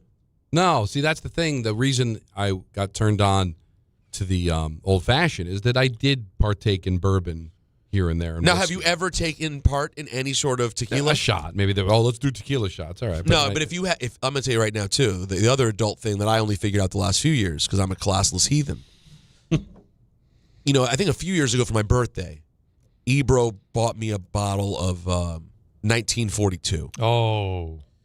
You get yourself a proper tequila like that, the smoothness is so luxurious. And now, listen, there are some people who are straight up allergic to tequila. It makes them wild animals. But for those people who aren't like that, it's smooth. It doesn't make you – it's just a great thing. Anyways, I say all of this to say I can't participate in Cinco de Mayo. Why? Because it's Tuesday? Because for the 19th time this winter, can you hear it? I can't escape this thing. I got to talk about it. I'm asking this rhetorically because I know the answer is no. Am I the only one out there who just keeps getting hit over and over and over? People are like, oh, maybe it's allergies.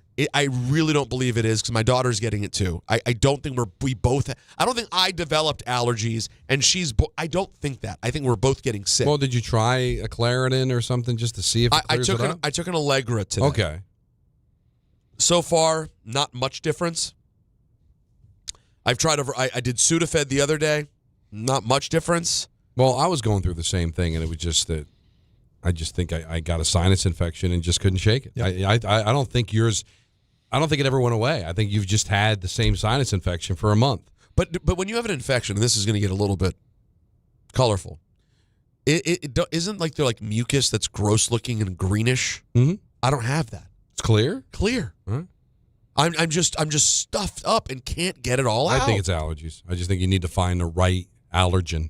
Try Zyrtec. Are you a Zyrtec guy? For years. Yeah, I like Zyrtec too. Really? Mm-hmm.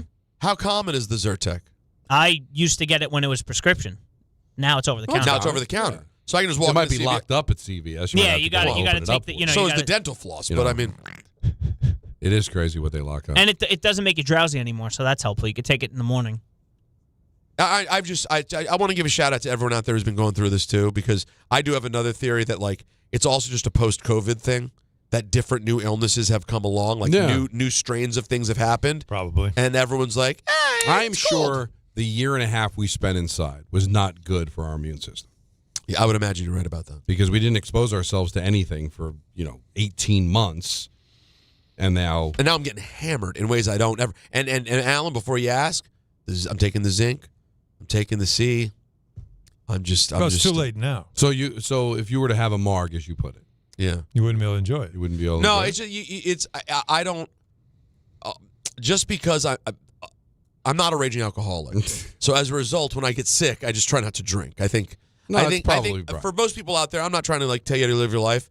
I think smoking weed and drinking when you feel sick is a bad idea. Yeah, I just don't think it's getting you better. With smoking in particular. But one margarita on Cinco de Mayo, True. I don't think would kill you. You're 100% correct. You can have one. I could have one. But you don't enjoy it nearly as much because, again, the aromatic of it. The aromatic. There is something about... Oh, now you got me excited. Is there any way that we can do this before the show tomorrow at Stout? Do they make a margarita? Absolutely. They probably do. Well, two things. One, not before the show because John won't like that. We've had that we can get permission. I got a permission slip the other day. What, for one? Oh, it's not on self. the air. It's for having one beverage before But it was the like show. it was because we met earlier for lunch. Yeah, which we should try to do tomorrow. I will keep this in mind now. And we had a Stella, like gentlemen. Right, sure. Yeah. So could we do a margarita at like 1:30? I say we do it. Now here's the question though. I don't know how Stout is about the marg. I have to admit respectfully, and Stout does a hell of a job, and I'm sure they'll have a bartender that says, "Oh yeah, I do a margarita." I really find, Alan, there's a difference between a margarita at any bar and a bar that like we do margaritas here. Like this is kind of what we do. And you want my first one to be? I want it to hit as genuine as possible. You want it like a tiki bar kind of place. Now, Jake, Anthony makes a great point in my ear. And Stout always comps the check, which does make it an appealing margarita. So, am I not supposed to say that? No, I don't think so. Well, that's what they... Well, we could save it for the beach bash. What I said was they do a fantastic job and always take care of it. No, well, the insult here isn't to Stout. It's to me for being cheap. Right. He's saying, why would Peter Rosenberg go somewhere and pick up the tab when he might have a chance of going somewhere else where someone else picks up the tab? But I'm not dying over here. We can wait till the beach bash because then that'll be perfect, right? Well, I just want you to make sure, and you know what? It's worth me trying Stout's margs to see how they do. Jacob's Pickles, they have a spicy brine margarita that is one of my favorites in the world. It's like a pickle-based. But I will say it's an acquired. Like, do you like the spicy? No. Oh, see, you like a straight marg. Straight. What about like a one with a fruit flavor? You into a mango marg, anything like that, or no? No, that's Stephanie. You want a straight up. Well, you wouldn't have an apple martini. No. Like that. An apple teeny I've never done in my life. No. By the way, I think I'll add this to my talk about it. I have a word for people who like martinis as their drink of choice. Okay. The nickname I have is raging alcoholic. Okay. It's literally like drinking gasoline straight vodka to the face, and how do you make it better? I pour in olive juice? Sure. What, are you a maniac?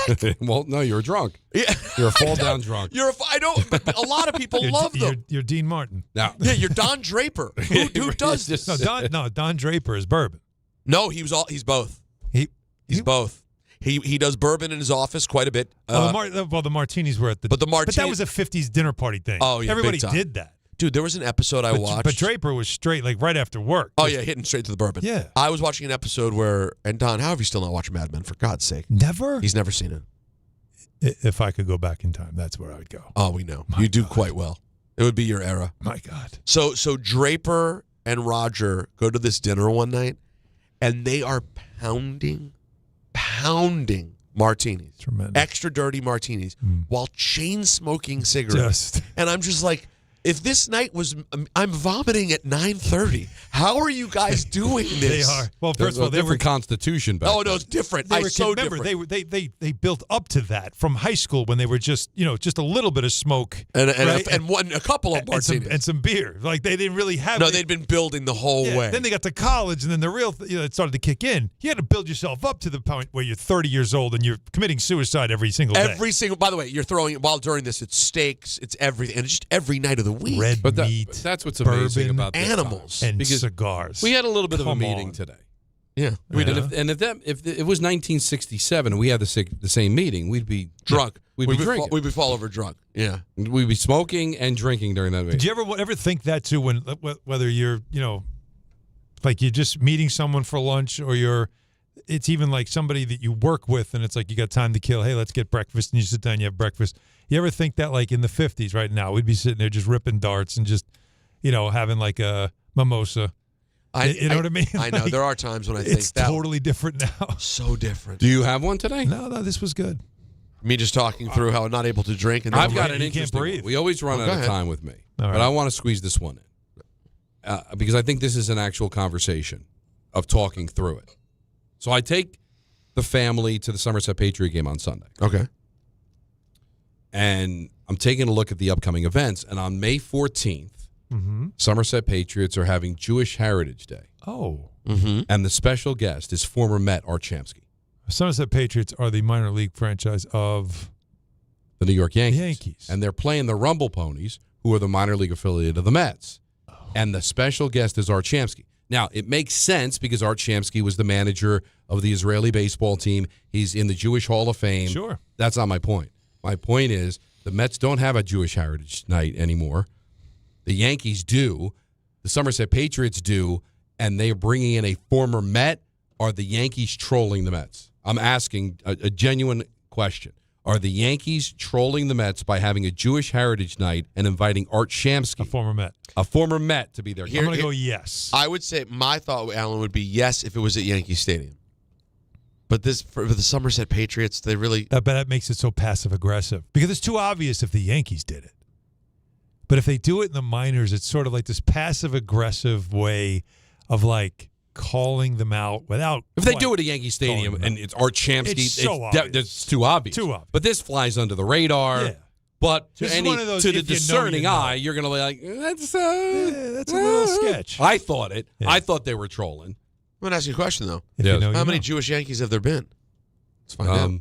Ron Blomberg. Ron Blomberg, the first ever DH in Yankee in baseball history. Can you please find the drop of Michael screaming Ron Blomberg? It's a great drop. How many Jewish Yankees have there? No, there's been plenty. Now, I think... Let's ease off plenty for a second. But Art Shamsky, Ron Bloomberg makes sense because Ken Holtzman. Okay. Oh, Ken Holtzman. Good one. The great Elliot Maddox. Sure. Kevin Youkilis. You always forget that he was a Yankee. I forgot it as I'm reading it right now. I'm like, they confused Red Sox with Yankees. Again. Harrison Bader. Well, he's still playing. Did not know that. And Scott Efros. Oh, that was recent. Did he actually play for the Yankees, or was he just constantly on the IL? Because I can't remember. Now, Art Shamsky is the perfect guest on Jewish Heritage Night, and even though it's not the Somerset Yankees, they are affiliated with the Yankees, but they don't have an interlocking NY on their uniform. Is there any reference in the stadium to Yankees? Oh, yeah, all over the place. All right, there you go. That's all I need to know. So I was just asking the question. No, this is low-key trolling. I think, and I'm not mad at it. No. because I don't know why the Mets got rid of it in the first place. What's the guy's last name is Champsky? Shamsky. Spell it. Shamsky. Come on, man. That's this is almost Stengel. That's No, Stengel This is level. almost Stengel. Shamsky. He was on the 69 Mets. Shamsky was on the 69 Mets? Yes. Sure. You ever watch Everybody Loves Raymond? No. You ever watch YouTube? Robert's dog was named Shamsky.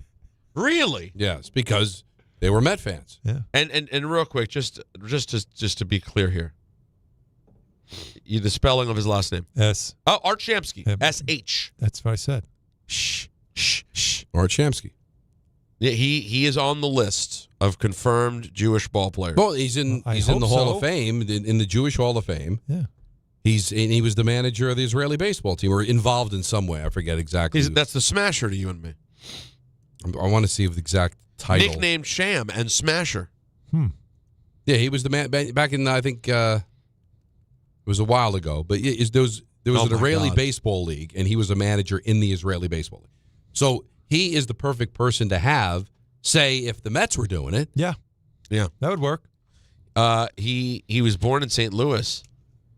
This will answer the question on whether or not he's Jewish. To William and Sadie Shamsky. I'm going to go ahead and say, Mom, confirm Jewish. Sadie Shamsky. King Sadie? I'm going with Sadie Shamsky for the win. Love Art Shamsky. So I think it's great. Yeah. But you all think it's a troll. But I'm asking you. I think I'm with Alan. I think it's a low key troll. Low key. You could deny if somebody asks, like, no, Art Shamsky's he's a former Met. We've had Mets here before. We brought him in. Wait, it says he owned a New York restaurant, Legends. Yeah. He owned Legends? Yeah. That I didn't know. Why didn't you lead with that? He did 69 Mets, what? He did Legends. radio. I think he worked at the Fan for a while too. He worked at the Fan and he did play-by-play in color. Love him. It's a great choice, but it just so coincides with the Mets not having Jewish Heritage Day anymore. So, by the way, So you said this is in June, July? No, May 14th. May? We should all go. We should have him on. I'd love to have him on. He's got great stories. Have him on. Let's have him on. Who wants to have him on? Who's good? Who's in? I'm down. 1-800-919-3776. Huge fan. Lots Always going on a Tuesday. Don Hahn and Rosenberg, ESPN New York. The Knicks. The Let's Go Knicks chants have begun again in earnest. The 76ers. And it'll tick down to 0. Ball game over. Knicks win. And a commanding start to this series with a 137-98 win. The Eastern Conference semifinals. It's just one game. Now we got to be ready to go for game 2 in a couple days, and we know they're going to be ready. Game 2 coverage gets underway tomorrow at 6 on 880 and the ESPN New York app. New York Knicks fans, here's a total slam dunk. For a limited time, new Verizon Mobile and home customers can get Fios and Alina Mobile for just $69.99 a month with AutoPay. Get Fios 300 megabits per second for $20 a month. And unlimited welcome for $50 a month plus taxes and fees when you bring your own phone. Visit a Verizon store today to learn more. For new Fios Internet and mobile customers, discounts applied over 36 months. Mobile and home discount enrollment required. Additional terms apply. In times of congestion, unlimited 5G and 4G LTE may be temporarily slower than other traffic. Domestic data roaming at 2G speeds. Tricon Construction is expanding across New Jersey, taking on larger, more complex commercial projects and delivering at a big league level. If you're a developer who values precision, accountability, and execution, you need a construction partner who understands what's at stake, timelines, capital, reputation. That's Tricon. They're building the right way with experienced leadership, disciplined project management, and a team that shows up ready. Serious projects, serious results. Visit TriconBuilds.com, TriconBuilds.com. If you've been injured on a construction site, then you need a lawyer who knows New York's unique labor laws. At the Parisman Firm, they have decades of experience handling construction accident cases and a proven track record of delivering huge results. Their team has already recovered nearly $1 billion for hardworking New Yorkers. From scaffold accidents to slip and falls and equipment failures, they've got your back. Call the Parisman Firm now at 718-WORKERS. That's right, 718-WORKERS, because your case is their cause. Get the justice you deserve today. Harry Douglas here. Let me ask you something. What if you can enjoy the taste of a cocktail, the warmth of a spirit, and still stay fully in control? That's RK Zero Proof, a pioneer in the alcohol-free spirits category. RK delivers bold flavor and a real warming sensation with zero alcohol, zero sugar, zero carbs, and 0 calories. Perfect for nights out, social gatherings, or anytime you want the experience of a drink without sacrificing tomorrow. Check it out at rkbeverages.com. That's ARKAY beverages.com. RK, all the flavor, none of the alcohol. Evan Cohen here. PayPal is now the official peer-to-peer payment sponsor of the NFL, which means all the money moments that fandom creates, whether splitting tailgate costs or chipping in on tickets and game day food between friends, are covered. Wherever the game is played or watched, PayPal moves with fans. You can send money through text, email, or directly to your friends with eligible accounts on Venmo. Just download the PayPal app and share all the moments that matter. Account with PayPal is required. Not available in all regions where PayPal operates. Sail GP is the ultimate race on water, where international teams go head-to-head in F-50 catamarans flying over 60 miles per hour. Think you know who's taking the win in Bermuda? Make your pick on the ESPN New York app. Get it right, and you'll be entered to win an exclusive meet and greet with Sail GP athletes at their team base at the Mubadala New York Sail Grand Prix. Make your pick now and get closer to the action with Sail GP. Sail GP. High speed, high stakes. The ultimate race on water. Landing in New York, May 30th and 31st.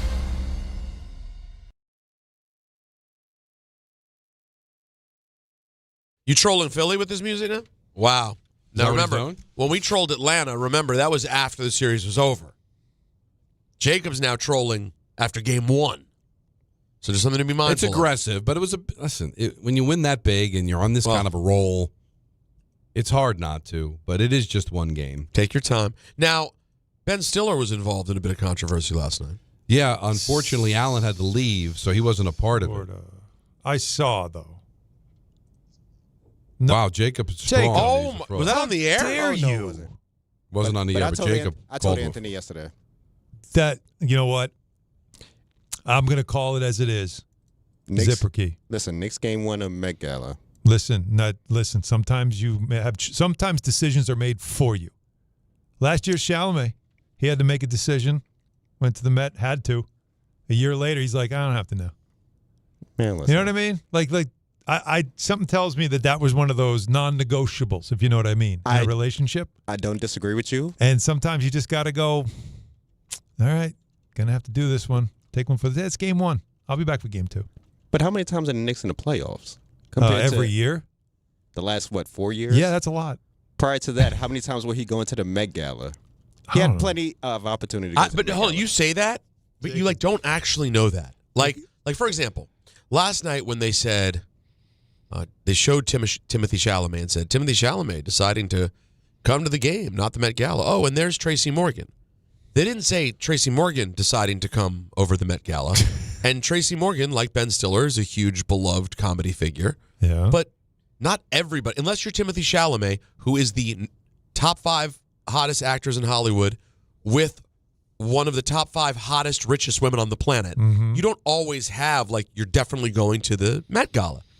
Ben and Christine, maybe this was a year where a designer was like, hey, we'd really like you to go. Something was pre-planned, and they had to go. And his wife was like, I really want to go. Yeah. Well, go ahead. He served as co-chair in 2021. 2016, he was a part of it. 2026 also. I mean, we could go down the list. 2026 is this year. So you can't count that as a win for you. But I hear what you're saying. But no, he. That's a good point. This was clearly one. I will not stand for any Ben Stiller slander. I will not show. either. No, it's not slander. It's just. I will not devalue these men. I will not. I mean, if this he has put in the time. If this was Friday, it's game 1. What would we consider him? Nothing. If you know what? Brought him to the honorable judge. No, I would say no. I would give him. I would give him amnesty. He would not need to appear in court. Yeah. I mean, but it's a question. No, it's not. It could be, and the answer is no. But if somebody wanted to call up on Friday and present the case that he's a fraud, I would vote no. But it's still worth a question. He's a diehard Knicks fan missing a Knicks playoff game. It's a fair question. It's round 2. See, this is what people got to understand. All right? Some of these Knicks fans have to get out of this whole rarefied air. Like Alan said, this is routine now. Second round is routine. You don't want to miss it, but things are going to happen. I'm sorry. I would think the Met Gala for somebody like him with his wife wanting to go would be similar to a friend getting married. So you're telling me you wouldn't go to their wedding? You know what this reminds Game you of? 1? Right. When you call out, when you try to call out Ben for this is the thing that drives you crazy about Dave Rothenberg and proving I'm such a fan, right? and all the things, the extremes you'll go to prove that the team is more important than anything else in my life, right? And if you have one moment, like for instance, I could miss a game if the Knicks advance for Gracie's graduation. I might not be able to be there at the game. Am I a fraud? Of course not. See, but that's a but wait, no. Well, why couldn't I just say to Gracie, you know what, it's graduation, I've seen 3 of them already. It's a great point. You have a lot of kids. You know, what do I need to go to this for? You know? The Knicks are in the playoffs. So they're 1 win away from the finals. And I'm going to go to I'm going to sit at this graduation. What am I getting out of this? Right? Like who's to say some lunatic fan would say, you know, I'll tell you what, they're streaming the graduation, right? I'll watch the graduation on streaming. I hear what Who's you're to saying. say? No, Like, you're right. Prove how big of a fan you are versus it's one game. I've been to every other. I'll be to all the others, but one night is for her. Oh, because you're a normal human being. All right. But that's been your thing about Peter's Dave. point is that you're trying to prove we're going to get into a debate one day, whether it's at the pearly gates or down the road somewhere on Earth, where we're going to debate who's a bigger fan, and you're going to throw out, well, I missed my daughter's graduation. So, or, you know, I missed the birth of my child. All right, guess. Well, you're win. a yo-yo. Guess, You you win. know what? You win. You win. All right? Good. You win. care more than I do. Because if that's what you got to do to prove you're that big of a fan, you know what? Have it. Have the award. I think McAfee went after Stiller today. Of course, a lot of people did. Because, and by the way, first of all, it's easy target. It's fun. It'll go viral. You know, all that stuff. And fans will want to do that because he has become a very visible fan, not to the level of Spike Lee, but very close. He's getting there. And again, like this is the man drama I hate. It's so silly. And also, you're being. It's easy for people to say they would never go to the Met Gala when they would also never be invited to the Met Gala. Exactly. I'm gonna be honest, guys. Game 1 of any team that I love, if it's game 1, of any team that I love, and let me name drop in a realistic way. I'm basically friends with like one person who I would go to, maybe a couple that would go to the Met Gala. If Mark Ronson called me and said, my wife, who's a big-time actress now, a daughter of Meryl Streep, she can't go to the Met Gala. It'll be fun. Come with me. I'm telling you right now, I'm skipping any game 1 to go celeb watch at the Met Gala. Guaranteed. Sorry, you can think I'm a nozzle all you want. Right. I want to do it. So everyone pretending as if he literally was going, like he was just like, I felt like staying home and taking a bath. I didn't want to watch the game. It was game 1, guys. He's been at every home game. He'll be back on Wednesday. He's also been to road games. And road games. We're going to dive into the Knicks. Coming up next, 1-800-919-3776. We're taking up until 7 o'clock. At that time, we're going to pass it along to Dan Grassa, who's going to be on until 9 o'clock. But we also have to kind of get into this, Alan, Gala. Because Peter's a Gala guy. Yeah. I want to dive deeper into it's this. Gala. I believe it's Gala. I'm now just used to us on my other show with Ebro Laura. We're always kind of joking and going like the Met Gala. But I my normal way of saying it would be Gala. So that ends that. We're only halfway, guys. Lots of radio. Don Anna Rosenberg, ESPN New York. Hey, this is Jalen Brunson. What's up, Knicks fans? This is Josh Hart. Knicks fans, it's Mikal Bridges. And this is your home for New York Knicks basketball. This is 880 ESPN and the ESPN New York app. Some stages celebrate. This one tests everything. Every drive, every approach, every putt. Pressure builds, resilience matters, and history waits for the bold. In June, the 2026 U.S. Open Championship returns to the Hamptons at the iconic Shinnecock Hills Golf Club. Experience the world's best golfers as they compete on one of the sport's most storied stages. Daily tickets are available now on SeatGeek. Don't just watch greatness. Experience it live at the 126th U.S. Open. And now let's take a look at the traffic with Brandy Scott. Thanks, guys. Not moving much on the LIE westbound in Queens. A big crash over by Queens Boulevard. Only the right lane is squeezing by. FDNY is on the scene. You're at a standstill there from Casino Boulevard. Eastbound, they picked up that accident by Main Street. Now just bumper to bumper, moving between the BQE and the Cross Island. Yanks are home tonight in the Bronx. If you're getting a jump start using the inbound George, it'll run you about 15 to 20 minutes from 80-95. Better from the 4 and 46 approaches. Deegan just slammed both up and down, heading over to the stadium with the volume for the outbound George. Northbound, they did pick up that broken down tractor trailer right before the Cross Bronx. Outbound Lincoln will run you 20 to 30. Outbound Holland about 15 to 20. This report is sponsored by the New York City Department of Transportation. Speeding ruins lives. Drivers, watch out for pedestrians and cyclists and slow your turns to less than 5 miles an hour. I'm Brandy Scott on 880 ESPN New York. No matter your age or career stage, SUNY Canton delivers education at the speed of life. With flexible, fully online degree programs, you can earn your credential on your schedule. Ready to get started? Apply now for a summer start in high-demand programs like applied psychology, cybersecurity, healthcare management, and more. Our admissions team is ready to help you review transfer credits, explore degree options, choose courses, and navigate every step of enrollment. Email admissions@canton.edu today or visit canton.edu to learn more. Hey, it's Alan Hahn. Rings End is your locally owned Benjamin Moore retailer. They're your store for quality with a full line of brilliant and durable Benjamin Moore paints. They're your store for inspiration with thousands of colors and a variety of sheens. And Rings End is your store for expertise with one-on-one advice for contractors and homeowners. Insist on Benjamin Moore paint from Rings End because the gorgeous color you love can't be matched in another brand of paint. Prizes, flyaways, even cash money. You want it? We've got it. Find a list of all contests and official rules by visiting ESPNNewYorkContests.com. That's ESPNNewYorkContests.com.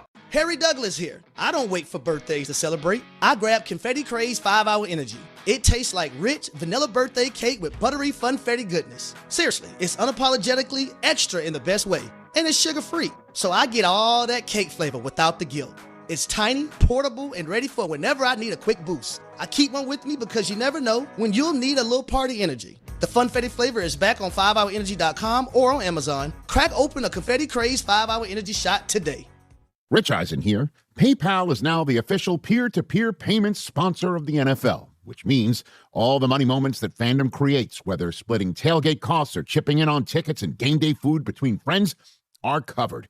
Wherever the game is played or watched, PayPal moves with fans. You can send money through text, email, or directly to your friends with eligible accounts on Venmo. Just download the PayPal app and share all the moments that matter. Account with PayPal is required. Not available in all regions where PayPal operates. ESPN New York, now streaming live on YouTube. Subscribe today and watch the show. WHSQ and WCBS-FM HD2, New York.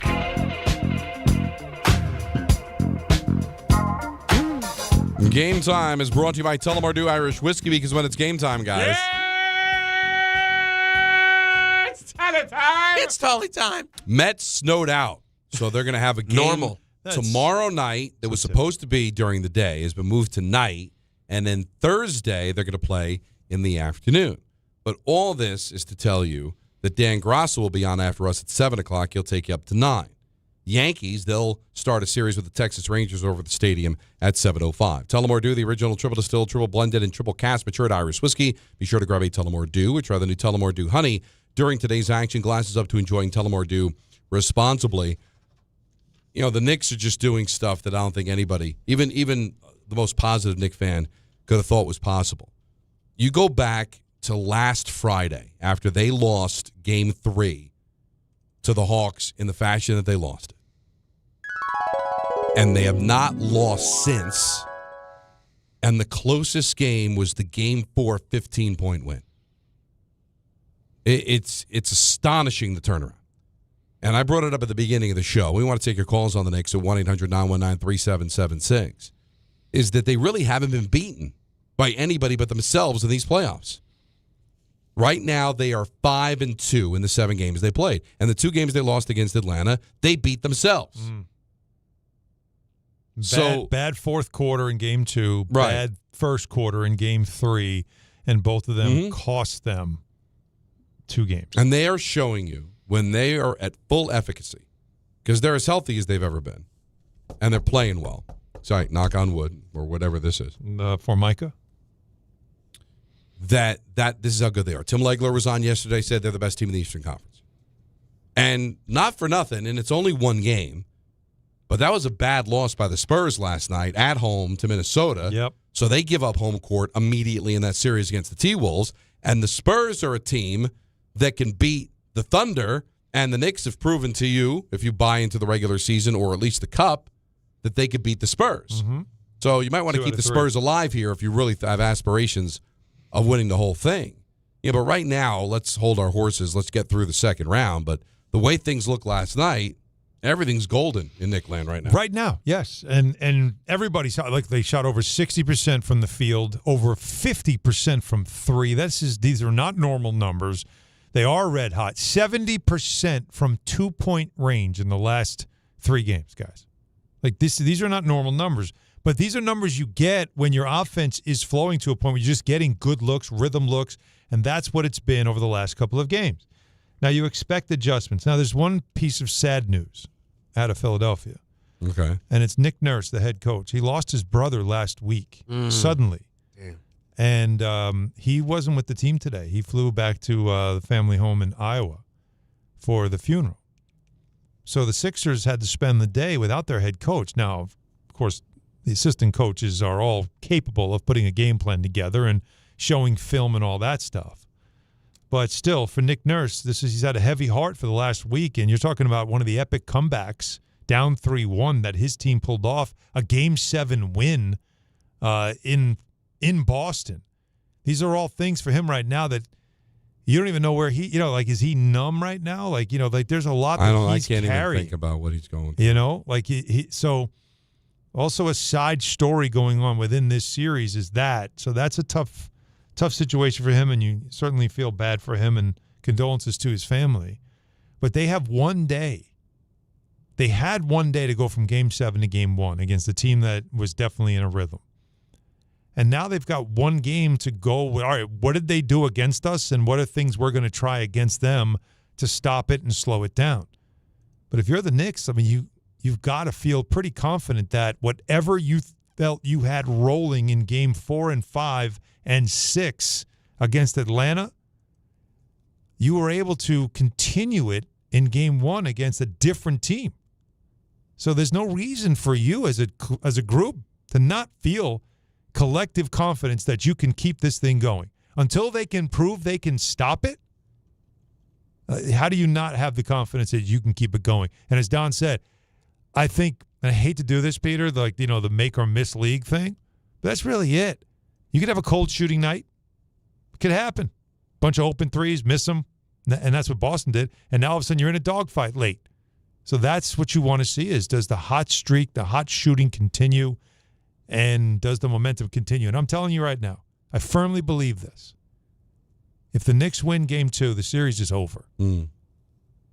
That's how big Game 2 is on many levels. You can really take a stranglehold. Wait, you said if they win or if they win big? If they win Game 2, period. Series is over. So even if they win they battle back and forth and win by 2? I don't care.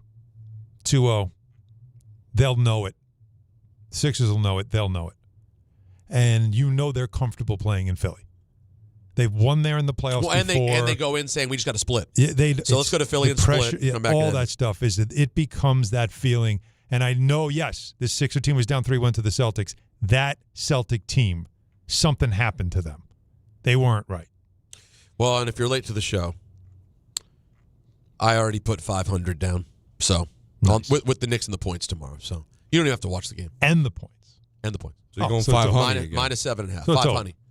500. So that's a 25-point win tomorrow night for the Bockers, as I call them. Wow, you're just going to start stacking it. Listen, Mother's Day is coming. I wonder if I hit tomorrow, do I just pull it all out and buy a nice gift for the lady? Although I did just get Natalie her push present, her delayed push present, and that was pretty good. Now, what is that? That's gonna take up a lot of presents for a little while. Oh yeah. Oh yeah. That was something. The push present is the gift that it's a modern thing. This is something that probably in Alan's early days is not a conversation, but in the modern era, it is a thing to buy an extravagant gift for your wife after the baby. In other words, thank you for pushing this human out of that. That's nice. Very small area. I gave Stephanie a push present.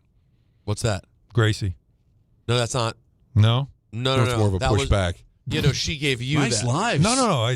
But how else was Gracie supposed to be made? No. That's not how the push present works, though. No. Oh, I'm confused. The push. Thank you. What was what I missed it? What did you say, Don? I don't know if it's worth repeating, but Jacob got it, and I appreciate it. Did I miss something? You said that was more of a pushback. Pushback? Yeah. Yeah. You know. Oh, you're talking about sex. Well, let's not ruin it with. Yeah, you ruined it now. He said, "Listen, it was so pure." With Jacob, heard it, laughed. Right. That's the way it works. The subtlety of it made it funny. Can I say one bad? It's not that bad guy thing to say, but it was a legitimately funny laugh that I left off the air, and I don't think it's so offensive that I can't say it on the air. Okay, let's see. I had a little bit of a chuckle at the great Keith Rad's expense earlier because he did the beautiful John Sterling call, and then at the end of it goes, "That's for you, John Sterling," and it's like we know. Yeah, I was thinking it, but I didn't want to say it. No, he's a young guy. He's a young guy. Did you think people are going, what did he do that for? Yeah, we know. No, we know. We all know. And then Jacob, I made the joke to Jacob off the air because at first I was trying to be classy. So I made the joke to Jacob off the air, and Jacob's comp was great. Jacob said, that's like going, do you smell what The Rock is cooking? That's for you, Rock. Yeah. It's similar. I thought the same thing. I let it ride. No, but by the way, he nailed his. No, he did. Oh, it was great. Everybody knew what he was doing. You didn't need the shout out at the end. Maybe they told him like if you do it, make sure you call attention. Make sure you tell Met fans what this is about. Listen, if you don't That'll know, be a very Metsian you don't deserve to know. The hell is this guy doing? Now all of a sudden he's yelling this. It was nice to see. Very cool. It was nice to see a lot of flowers for John last night, and obviously, the Yankee thing. It looked like the energy out there. The Bleacher Creatures did a special tribute, and obviously the team did a tribute hosted by Michael. Then Judge comes out and hits the home. Great. We played it on Get Up. We did the highlight. One? The case call. We played him on Ebro, Law, and Rosenberg. That's how you know he made it. Oh, then you know he made it. That's a big one. But putting that national, and then of course having Kay do the tribute the way he did it. And then just having just a minute to talk about it. Michael Wilbon talked about the connection that radio voices, the team voices have with the fan base and all that stuff. And we gave him his flowers on the show today. Typical Yankees that it just broke right. That Judge hits the homer and Michael. I was looking to see. I was curious. I didn't know if Judge might do anything physically. He didn't. He just not that's bad. I was just curious. I didn't know if he'd give a little point. If there was anything like that. But I think the homer. I think that probably was the acknowledgement. It was pretty cool, man. I didn't get to hear. Did you hear any of the radio broadcast last night, Don? When I first got to the car, Susan was just wrapping up saying some words. Okay. And then she's like, John would want us to get right to baseball, so she just got to the baseball. And Michael did the same thing on the television broadcast, from what I understand too. Is that let's not get crazy. We honor, but John would want us to get to the game, and I think he's totally right. Sometimes you want to go over the top, and you realize, are you doing it for him or are you doing it for yourself? Because John would be like, "Come on, guys, first pitch, let's go, let's play." Now I wonder. There's a game to call. Now I wonder if last night though, and of course Michael would never compare himself to John Sterling and all those modest things he would do. Mm-hmm. But an old argument that Don and I would have with Michael was what his tribute would be for the Yankees. Michael's a very morbid fellow. Yes, and he would always default to nothing. If I drop dead in the booth, Ryan Rucco would just step over me basically and call the game, and there'd be no mention. That's tongue in cheek. But I think it has to be nice if you're Michael to sort of see the way the Yankees do treat and care about. And for the record, listen, I grew up hating the Yankees. I get all of it. You got to give credit where credit is due. They, in situations like this, they know how to do the right thing and class it up and do it just right to honor someone who's that important. Yeah. And they just nailed it. There's certain organizations that just get it. And the Yankees are one of those organizations. They just know exactly what tone to set. And again, this is not coming from a Yankee fan, just somebody that observed it all those years. Another one, like the Montreal Canadiens, were amazing. Mm-hmm. Like when John Beliveau passed away, they left his seat open. And the light would shine down on his seat. Before, like you just know... Just to get to the exact spot you got to get. You don't go over the line. Don't get crazy. Don't come up short. Just know how to hit. And I think the Garden is very good with it too. Like just some organizations, they know. And you know what? Usually the ones that have been around long enough to get it right. Ebro and I had a conversation today about Sterling when we played Michael's call, and I got to give Ebro credit. He made a really great point when I was kind of giving him my take on how Sterling does make sense for the Yankees, even though a lot of people didn't get it. And you could sense there was a little bit of judgment and a little holier-than-thou baseball about when people dealt with Sterling. And Ebro nailed, I thought, a great point. The Yankees, all they wear, it's pinstripes, it's no name on the jersey, it's business, business, business. Wasn't it perfect that their radio guy had a little bit of wackiness and a little bit of color? They have none. I'm sorry, you love this team, but they're very serious. And yet, they needed Sterling to lighten them up a little bit. And yet, he wore a Brooks Brothers suit. Oh, yeah. And a tie. Like, it's not like he was a clown. He had a voice that sounded like, again, it sounded like he was holding a glass of bourbon in his hand while he was calling the game other, yep. with the cigar. But he, like that, you know what I mean? It wasn't like he dressed and looked like a clown. No. Like, it was he just had a style that was unorthodox. He just That's had it. a personality, but yet it still fit the mold, right? We're in the Yale Club, and there's always the one wacky guy. Yes. Like everybody else is like straight-laced. There's always just the one guy's a little off. But he keeps it light. And for a team where everything about them is so orthodox, I just think it's kind of neat that they had a play-by-play guy who wasn't that, you know? Cool. And by the way, I'll throw this out there too. Not to the same degree because he doesn't do the wacky nicknames or anything like that. Michael's similar.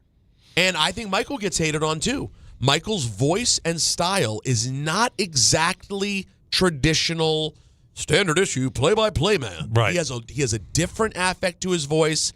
He has a bit of a different style. And I think Michael has caught his share of people not really giving him the flowers he deserves. Well, because classically trained, he was a sports writer.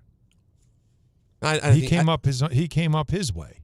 I think you have a certain respect for people who go that path. I do. Yeah. But You know that path. But seriously though, No? it is different. Yet he's taken it and made it his own. Well, but think about that. That's what I think makes him unique. And I love about Michael, and I often discuss, I think Michael may be even a better talk show host than he is baseball play-by-play guy, because I think he's one of the great talk show hosts I've ever heard.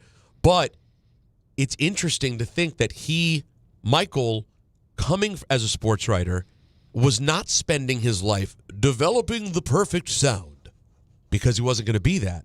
So when he got the opportunity to try out for the radio job, there wasn't this cultivated and manufactured baseball man. He was just Michael Kay, the writer, who now MSG and then Yes is giving a shot to. And I'm going to share it with you. That's it. That's the better. Again, that's all and I just think there's a snobbery around baseball broadcasting that really. And by the way, I get it. Like I told you, John Miller's my favorite of all time. I get it.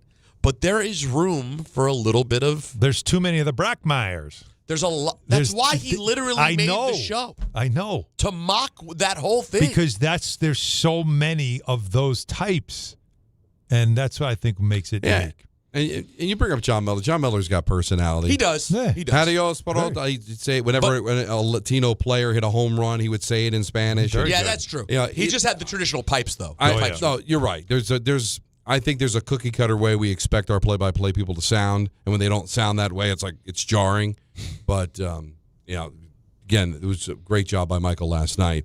Let's get back to the phones. 1-800-919-3776. Michael in Manhattan, you're on ESPN New York. Hi, Michael. Hello. What's Hello? up? It's me. Hey there, you. sure Is is. it me? Yes. Okay. Knicks, championship or bust. It's about time. Finals is not good enough. Well, 53 years. 53 years Right, since the old great Knicks with the Busher and Frazier watchable. This Knicks team's still not that watchable, like the NBA in general. But they're playing well. So they beat Atlanta. Nobody. Joel Embiid is iffy. You don't know what he's going to do. So if they beat them, nothing. So then they have to get by the Pistons, Michael, can I stop you on, because I know the litany of the teams that are coming. I just need to ask you something. Why are you so miserable about this? Yeah, come on, man.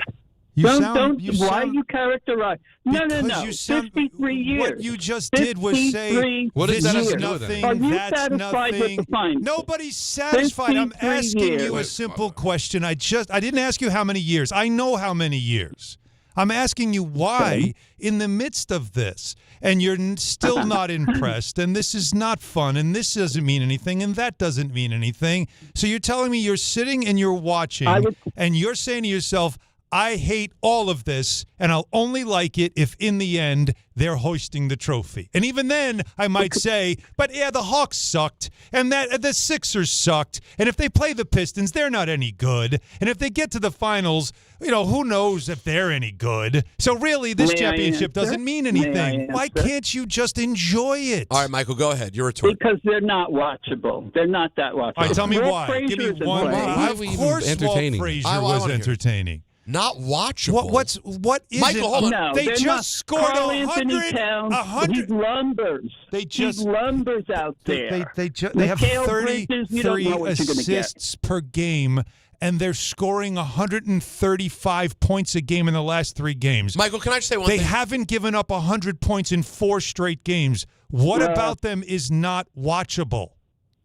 Because they don't pass the ball. They don't really get out on the break. They don't really get out on the break. They had more fast break points than any of their opponents in the last 4 games. Alan, let me try one thing. They've shooting Finally 60%. Finally something after all these years. Michael, after 3 years, they're finally getting out on the break. Hold on, Don's going to know lose if it's it. gonna last. Michael, let me try one thing, and then we're going to hang up. I'm sorry.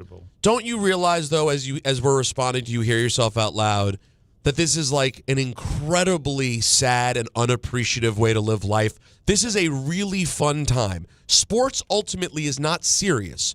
Sports is about fun. You're hoping you win a championship, but ultimately, win or loss, we do sports for fun. Sports is about beauty of playing the sport. All right, I'm going to say goodbye to you because you really, I just can't take entertaining the simple. I tried.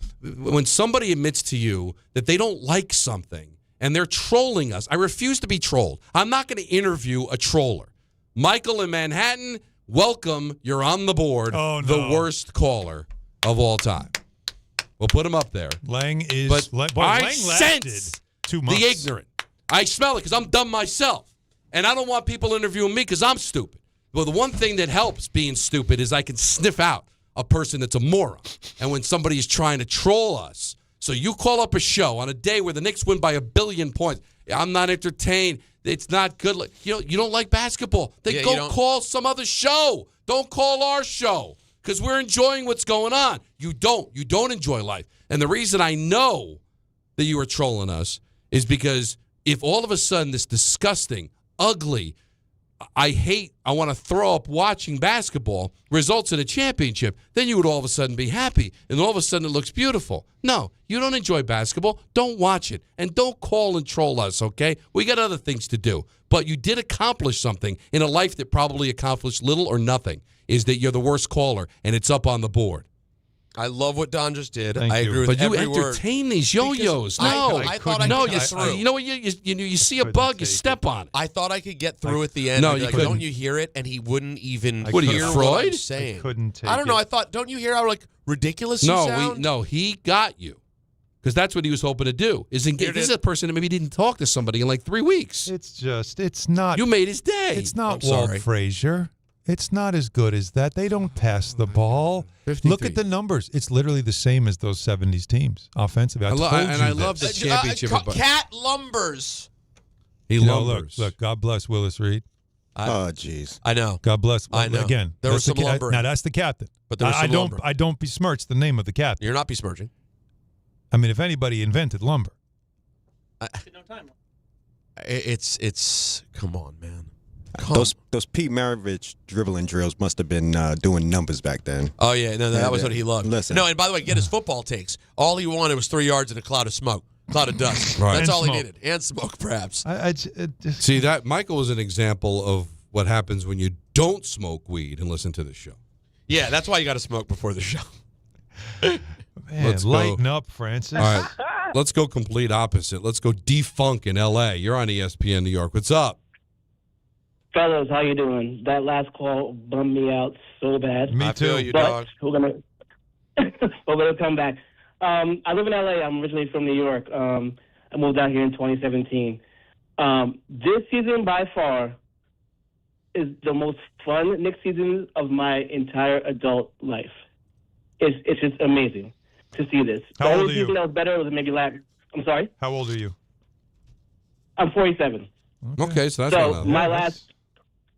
Yeah, so my last like memorable team was the 90s, right? This year I drove to Vegas for the NBA Cup, and I went to Summer League before that. It's been an amazing year. I need people to please put respect on the fact that we did not have a true point guard for years and years. We finally have one, and he's doing what he's supposed to do, and it's amazing.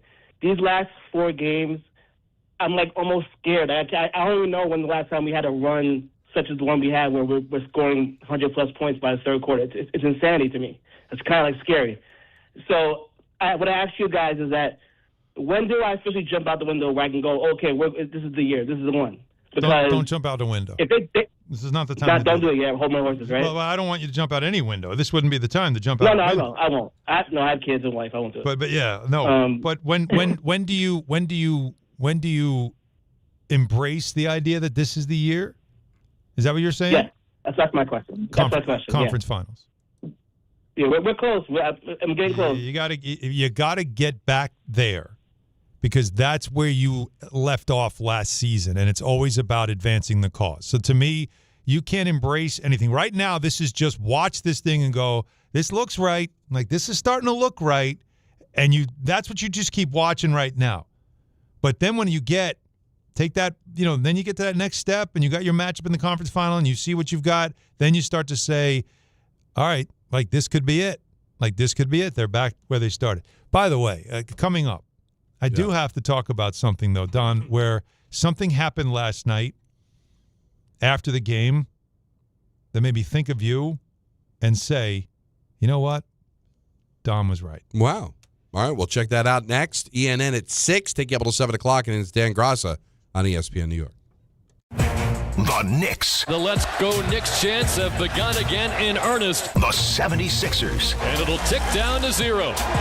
Ball game over. Knicks win. And a commanding start to this series with a 137-98 win. The Eastern Conference semifinals. It's just one game. Now we got to be ready to go for game 2 in a couple days, and we know they're going to be ready. Game 2 coverage gets underway tomorrow at 6 on 880 and the ESPN New York app. The NBA playoffs are in full swing, and with DraftKings Sportsbook, an official sports betting partner of the NBA, your winnings get a boost every single day, all playoffs long. Bet player props, bet live, from the opening tip to the final possession. Every bucket, every dime, every clutch takeover matters. And DraftKings Sportsbook keeps boosting you all the way through. All DraftKings customers can enjoy a profit boost every single day throughout the playoffs. Download the DraftKings Sportsbook app now and use code WHSQ to claim your profit boost. That's code WHSQ to get a boost every day of the NBA playoffs. In partnership with DraftKings, the crown is yours. Gambling problem? Call 877-8-HOPE-NY or text HOPE-NY 467-369. 21 plus, New York only. Eligibility and restrictions apply. One profit boost per customer per day. NBA playoff bets only. Bet restrictions apply and vary when offered. Max bet and boost vary. Boost only applies to winnings and expires at the end of the last NBA game each day. See terms at sportsbook.draftkings.com/promos. Hi, this is Chevy, managing partner at Precision Solar. If you're looking at solar in New York, New Jersey, or Connecticut, here's what actually matters. Real numbers, honest answers, and a team that handles everything. We manage the entire process from start to finish. Designs, approvals, installation, and even a brand new roof if you need one. We don't sell you more than your home actually needs. Just smart systems designed for long-term savings and predictable energy costs. Visit PrecisionSolar.com to schedule your free home assessment. Precision Solar, built to perform for decades. I'm a dog, and my job is to make you happy. So I recommend Optimum Fiber for your home. It's famously fast. Way better than flaky 5G home internet, which can slow down the more people, or dogs, are online. So switch to Optimum Fiber, starting at only $25 a month with a 5-year price lock. Call 888-4-OPTIMUM or visit Optimum.com today. That's 888-4-OPTIMUM. Gus, fetch! I gotta take that. Terms apply. See Optimum.com for details. The New York City Department of Correction offers countless career opportunities, from specialized units to leadership roles that support public safety and change lives for the better. It starts with one step: registering for the New York City Correction Officer exam. Earn over $109,000 after just 5.5 years. Benefits on day one, job security, pension at any age after 22 years of service. Go to nyc.gov/joindoc or search Join DOC. One career, many opportunities. Register today to take the test. You make sure his toys don't have any sharp edges. You taught her what to do when the smoke alarm goes off and to wear a helmet when she rides her bicycle. You do so much to keep your child safe. But are you using the right car seat for your child? Car crashes are a leading killer of children ages 1 to 13. Protect your child's future at every stage of life. For information on the right seat for your child, visit safercar.gov/the-right-seat.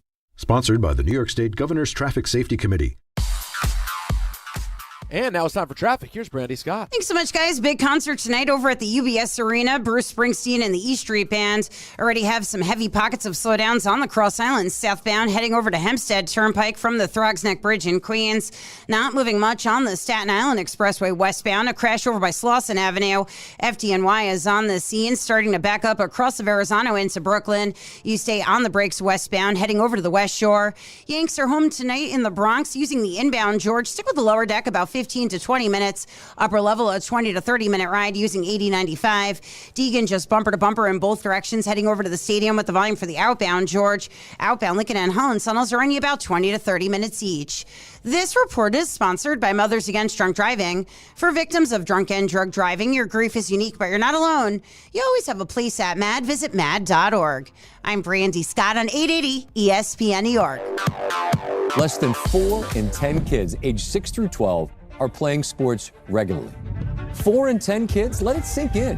Just 4 in 10 kids. ESPN is building a nationwide coalition powered by Disney called Take Back Sports, with the purpose of training more coaches, expanding access, and creating community-driven sports programming that puts kids and fun first. We're working on that story. We hope you'll join us. Visit takebacksports.org to learn more. Mother's Day is coming, and you gotta show love to the mothers in your life. You know you gotta take care of mom. Plus, my wife just became a first-time mom. So yeah, Mother's Day matters, and you gotta get it right. That's why I'm sending flowers from the Books Company. Right now, get 25% off with code CANTY. Books flowers are cut fresh, so you get bigger, brighter blooms that last way longer. And it's easy. Pick the bouquet, the delivery date, and you're done. Mother's Day is May 10th, so don't wait. Go to Books.com, use code CANTY to get 25% off. That's BOUQS.com.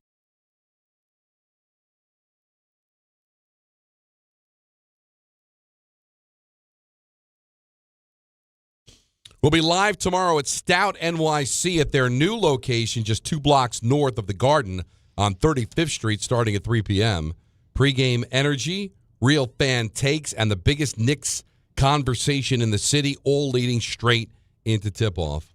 If you're going to the game and just want to feel like you're there, if you're not going to the game, then just stop by Stout, Don Hahn and Rosenberg. Hang out live with at us. Stout NYC starting tomorrow at 3 o'clock. We had a great crowd last time. Yeah, and now it's another round. And let's just keep it going. So come up Sixers. and hang out with us. There's a lot of great stuff going on, and a lot of good deals. And Stout's an awesome place, by the way. If you haven't seen the new one on 35th, Oh, like you dream. west side of 7th, you got to check it out. It's Okay. great. So something happened after the game last night. Now, as you know, for home games, I'm in the arena. And when the game's over, the minute the game's over, I get a walk-off interview that I do for MSG Network. We go right to the air for our post-game coverage that you always get on MSG right after the game, no matter what network it's on. You come to us when the game is over, and we have all your coverage for an hour after the game. Mm-hmm. I get a walk-off interview for home games. So when I'm done, then I've got to make my way across 7th Avenue to where our studios are at 11 Penn. So we had to go across the street. And as you know, 7th Avenue between 31st and 33rd, after a Knick win, is mayhem. Mm-hmm. Madness. And I saw commotion happening. And it was, again, it just felt like, once again, it's fans. And then it's, it's social media people that hold up their signs and want people to come around. Everybody's holding cameras up, and everybody wants to go viral, so everybody wants to be seen celebrating. It's more of the same, and it gets out of hand. And I remember, Don, you hated it, and it bothers you that this happens. And a lot of times I say, let these fans just have their fun. something happened last night. It went too far. Okay. J.R. Smith situation? So J.R. Smith, who was at the game, wanted to go out and see the people. And because he's a guy, like he's a man of the people, J.R. Smith. Like he's very comfortable in his own skin. He feels like he can go in any environment and he'll handle it. He's not worried about crowds and people and anybody being aggressive. He got trampled.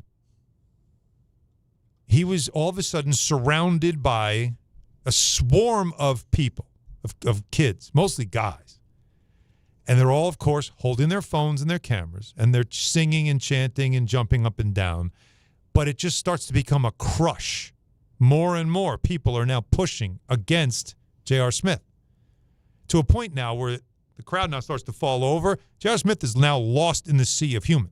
Wow. It was a scary video. Down. Don, if you type his name in on Twitter, you'll see it. People are saying, get back up, back up. He's down on the ground. Like, let him up. It's out of that point right there is when you realize I don't know how many of these people that are in this are really fans. Or are they just people that want to riot? And they're using this as the excuse.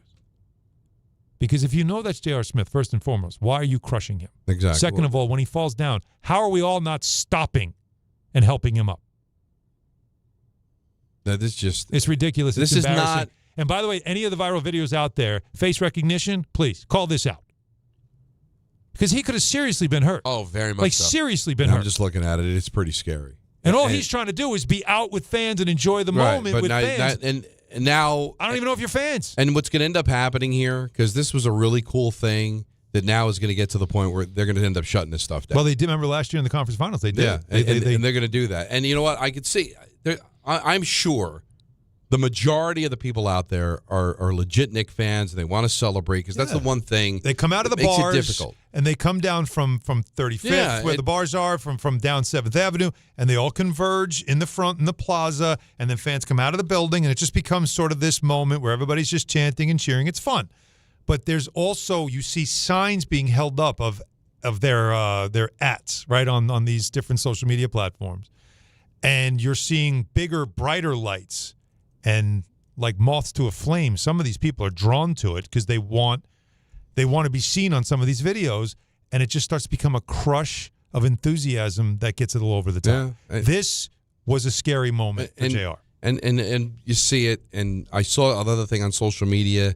I guess there was a Sixer fan. He was wearing a jersey. And I remember the Halliburton fan last year. Some fans were like pushing at like, guys, the Knicks fan base is amazing. All right, so it's going to take a lot for me to turn against them because I believe the majority of fans are great, but it's the few that end up ruining it. And this is what the nation sees, and then they wonder why like the Knicks are not liked and why New York is not liked because they look at this at a glance and go, see, New York, they're a bunch of animals. Look, they win one game in the second round and they're rioting in the street. Yeah. No, it's a handful of people that unfortunately ends up being a lot more people, and they all got their phones out. And it becomes an unfortunate moment, but that makes us look bad because most of the people are just out there to have a good time celebrating a victory, and then a bunch of other people, because they got their phones out, probably don't care about the Knicks. They're just trying to see if they can get their 15 minutes because that's all social media is getting your 15 minutes in a cheap way. And now the people that are really, because I could see there's some fans there that they're decked out in Knick gear. And one guy's got like the Knick leather jacket. You know he's a fan. But then you got a bunch of other people that are out there, and you can see they have no Knick hat or anything. No one backs up. Yeah, no one backs up once he falls. No one decides like, whoa, JR went down, get out of the way. There's one woman, I think, screaming, back up, because he had fallen down. And I'm telling you, because I've been to the Garden a billion times, and you have too, and so has Peter, that in a mob scene in the concourse, and I've been there after big Ranger wins, where I've had to run up because when the Rangers were in the playoffs, I'd be the third announcer ice level. So when the game was over, I'd have to get up to do the post game, and I'd have to run against the foot traffic in the concourse and going up the escalators. And they shut the escalators off when the game is over. So I'm running through these people, and everybody's so nice, and they excuse me, get out of the way. If somebody were to fall down, everybody would help them up because they're all in the building and they're all fans. Then you get a mob of people that are outside, and the people that are not fans or the people that are really just, not good people just trying to get their 15 minutes, they're causing the problem. Because I know a mob of Knicks fans are going to recognize J.R. Smith and let him up. Be excited to see him, but then once he goes down, you cannot just keep crushing the guy. And it's the few people that take away from the majority, and that's why they're going to end up shutting this down, and which could be a really cool thing. Because there's nothing better, right? Like, you see it in hockey a lot, too. Like, for the Game 7 Lightning Canadiens, the Bell Center was sold out. Mm-hmm. And in Tampa, they had fans outside, and so when a goal is scored, they go to the road arena, or they go to where the party is. Oh, yeah. And you can have that moment where, but it's all going to get taken away when stuff like this happens. Because the next level is going to be somebody is going to get hurt. Or, God forbid, die, and then what's going to happen? It'll be a ghost town outside Madison Square Garden instead of it being a celebration like it should be. Have we heard from JR yet? Yes. What was it? He was shaking. Yeah, he was shaking. Because at first you're probably thinking it's silly. And then it starts getting out of control. Now you're like, oh, my God, oh, my God. He was legit, for a moment, scared for his life. And he had every right to. And this is J.R. Smith. Like, this is a guy, I'm telling you, he is probably one of the most comfortable human beings I've ever met in my life. Yeah. He's never in a place where he just looks like uncomfortable and awkward. It doesn't matter where. And he, goes around, he goes out to the people. Like, let me check this out. Let me this looks like fun. No, he won't be doing that anymore. No, of course not. And guess what? Any other players that haven't thought of doing that, now that's over. Do you remember last year when the Knicks beat the Celtics to move on to the conference final, and Chalamet was coming out in one of the SUVs, and he rolled down the window, and he was high-fiving fans, and then somebody went to try to pull him out of the car? Yeah. Like, that was a crazy, like that's insane. So a cool moment ends up getting ruined. Now, he'll never do that again. Why are people the worst? Because there was a time that you had to legitimately do something to get your 15 minutes, but now with social Cameras media, are everywhere. all you got to do is be in the right place at the right time with the phone rolling, and you can get your moment. Yeah. Right? And that's all that is. We don't even look at life anymore.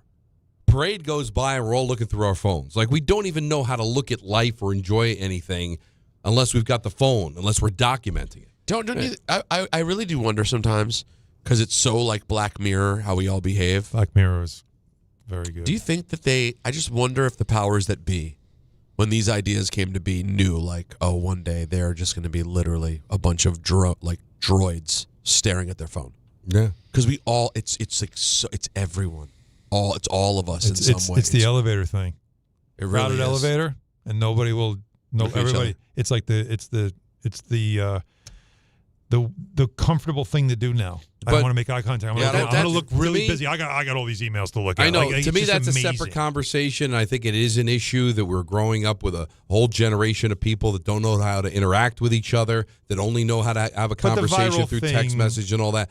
But what we're talking about here is the person that literally cannot enjoy a moment unless they feel like they're involved in it and have their phone going so they could tell all their friends, look what I did, look where I was. Yeah. And you know what? Sometimes being a bystander isn't enough. I got to go do something. Mm-hmm. So instead of, hey, it was cool, J.R. Smith came out, the former Knick, after a big win, it's, look what I was able to do. I was a part of the mob that almost killed the guy. Yeah, I was able to almost kill him. Yeah, it's painful. But, Don, that's why it was in that moment. And I try to, kind of sneak my way out of the building and across the street and not be seen and not, you get a couple of people that yell, but for the most part, head down and let me get across the street.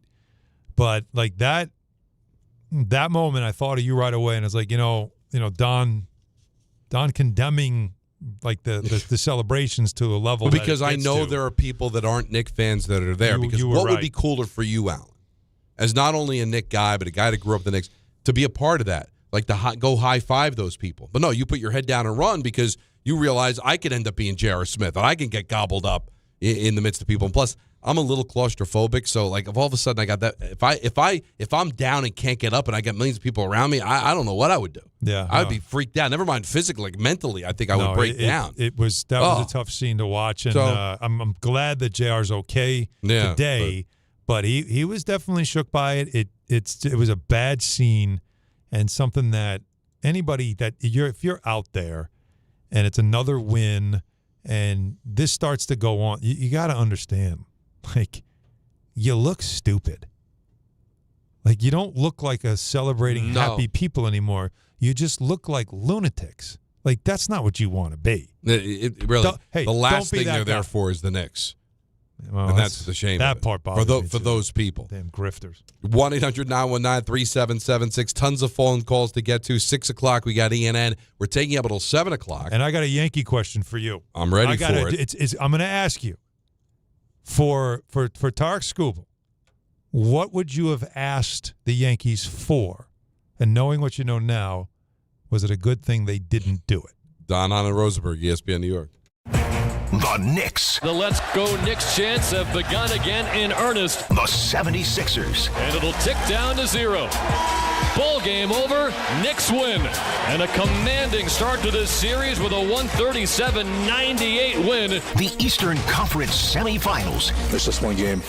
Now we got to be ready to go for game 2 in a couple of days, and we know they're going to be ready. Game 2 coverage gets underway tomorrow at 6 on 880 and the ESPN New York app. Wait!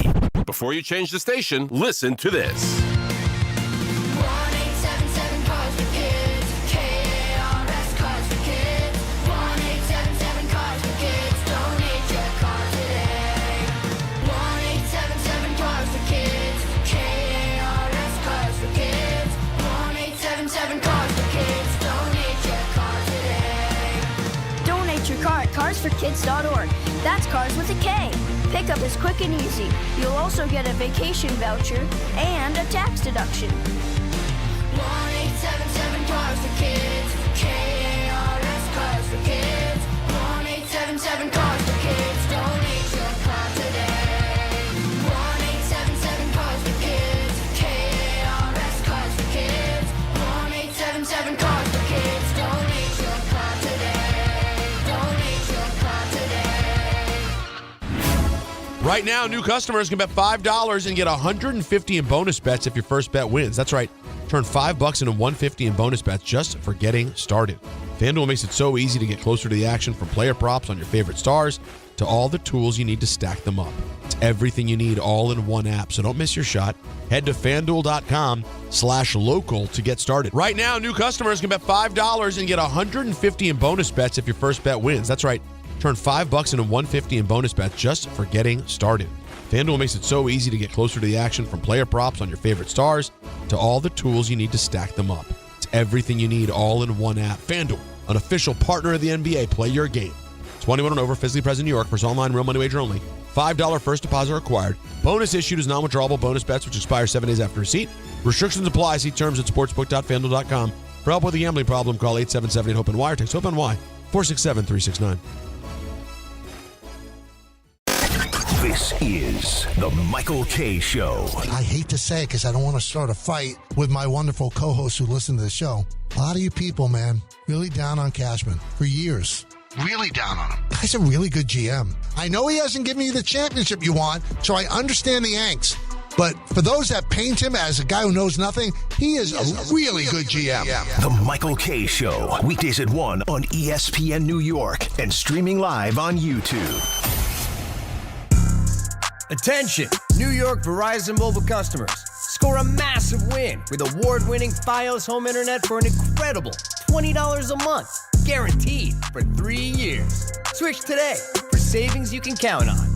Call 1-800-VERIZON now. For new Fios customers with autopay, mobile and home, and bonus discount. Enrollment required. 3-year price guarantee applies to the Fios base monthly rate only. Additional terms apply.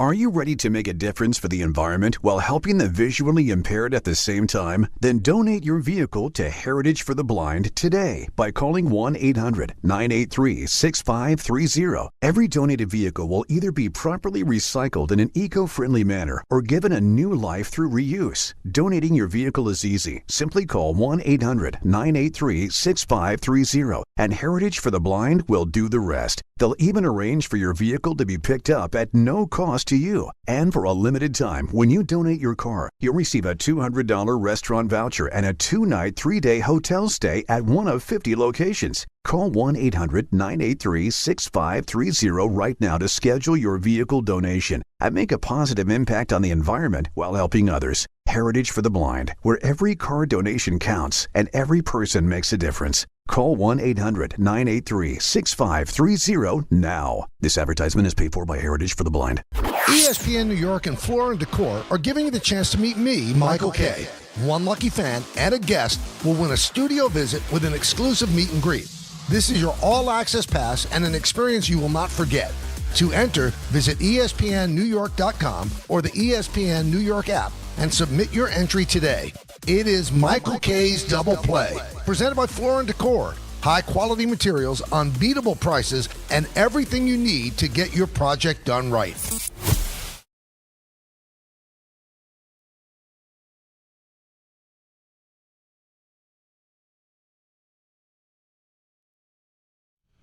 So you had something to ask me, Alan. Yeah, well, Yankee fans, some more good news as you wait for Garrett Cole to make his return at some point. Carlos Rodon making one last rehab appearance. His next appearance could be with the Yankees, with the big club.